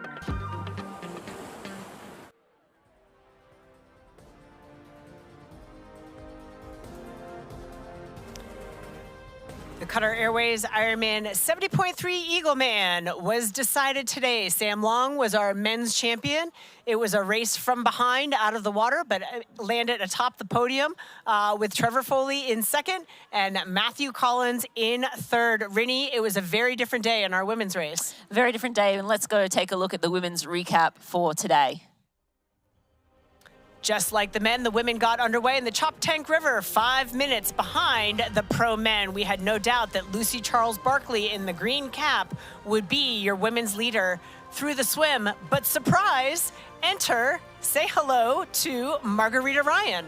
Margarita Ryan rolling in here, and we were very confused about who this was, but she showed us a few times that she's a very great backstroker, but she was able to go with Lucy Charles, even took a turn on the front for a moment, but Lucy Charles and Margarita putting big time gaps into the rest of the field. There we go, a little backstroking just for measure. The backstroker out of Virginia Tech would take it to Lucy Charles-Barkley, but the veteran would not be had. First across the mat, and your swim leader, Lucy Charles-Barkley, out of the Roca swim course. And Lucy Charles-Barkley, all business out of that swim. You see Margarita enjoying that moment, giving a little cheer and a lot of smiles out there, but great to see that. And then the chasers would come. It was Grace Alexander and Chelsea Sedaro catching a ride on the feet of Grace Alexander would come out in 3rd and 4th place. Yeah, great swim from Chelsea Sedaro with Grace Alexander there. We had out onto the bike Lucy Charles-Barkley making quick work and putting her nose in the wind, taking this lead and running with it.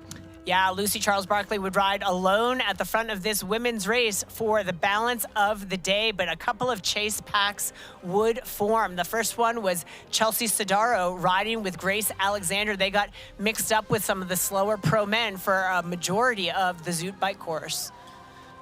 Yes, and then chase pack 2 was led by Lisa Bakaris and Alice Alberts. These two women also in amongst some of the slower pro men.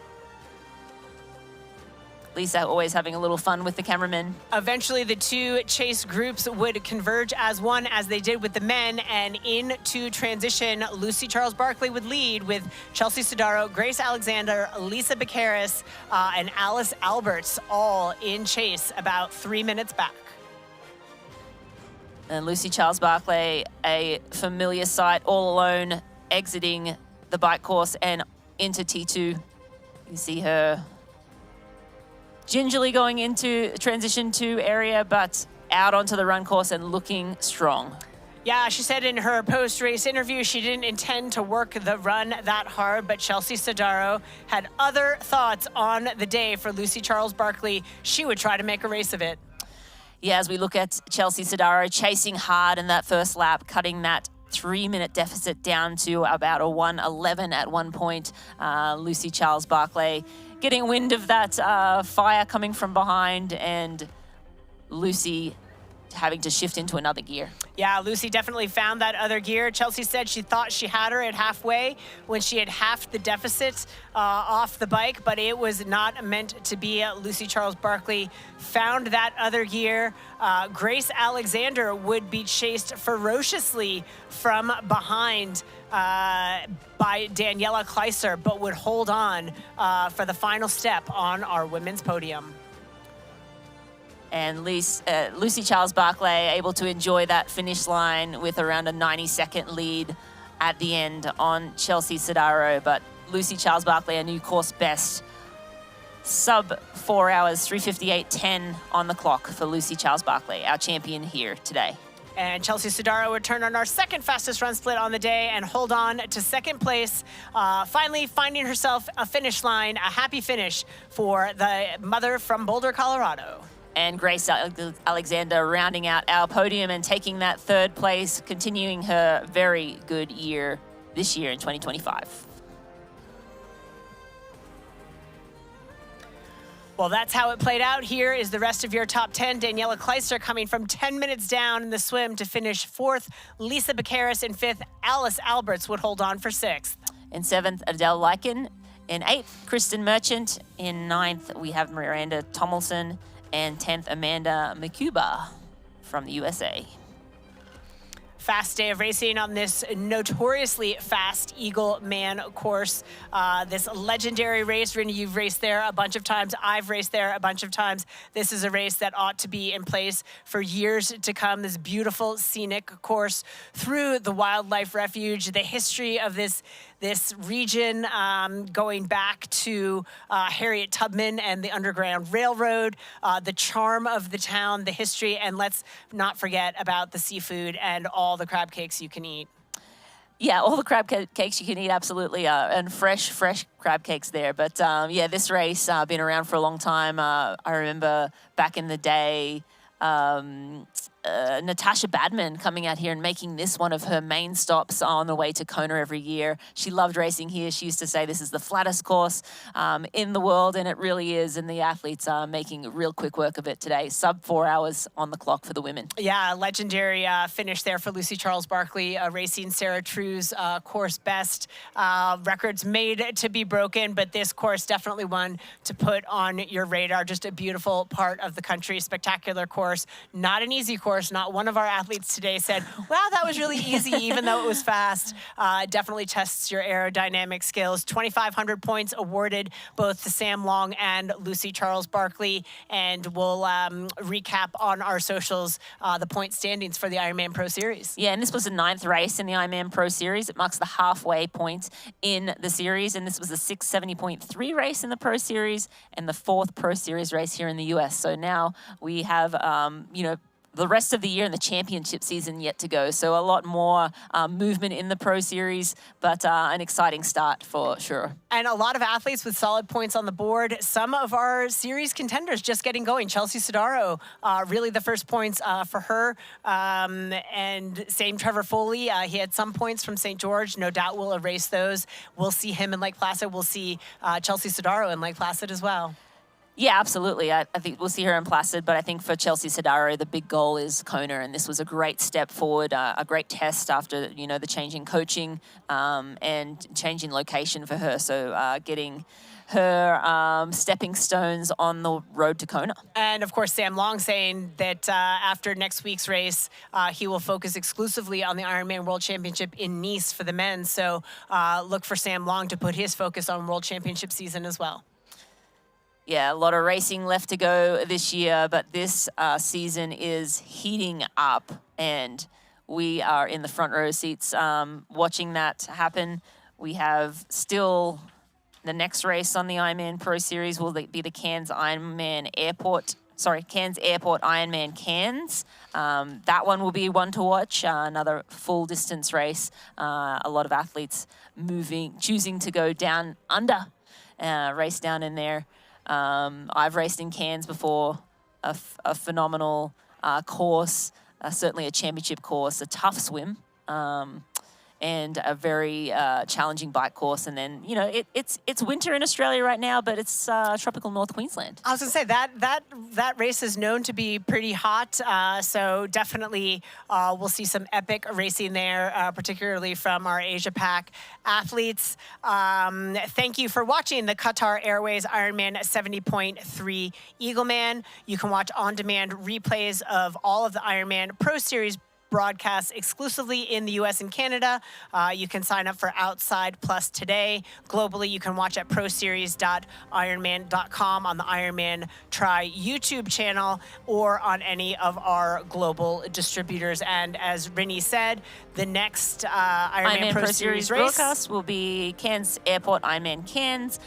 Due to the time zone difference, coverage begins Saturday, June 14th at 5 p.m. Eastern Daylight Time and Sunday, June 15th at 7 a.m. Australian Eastern Standard Time.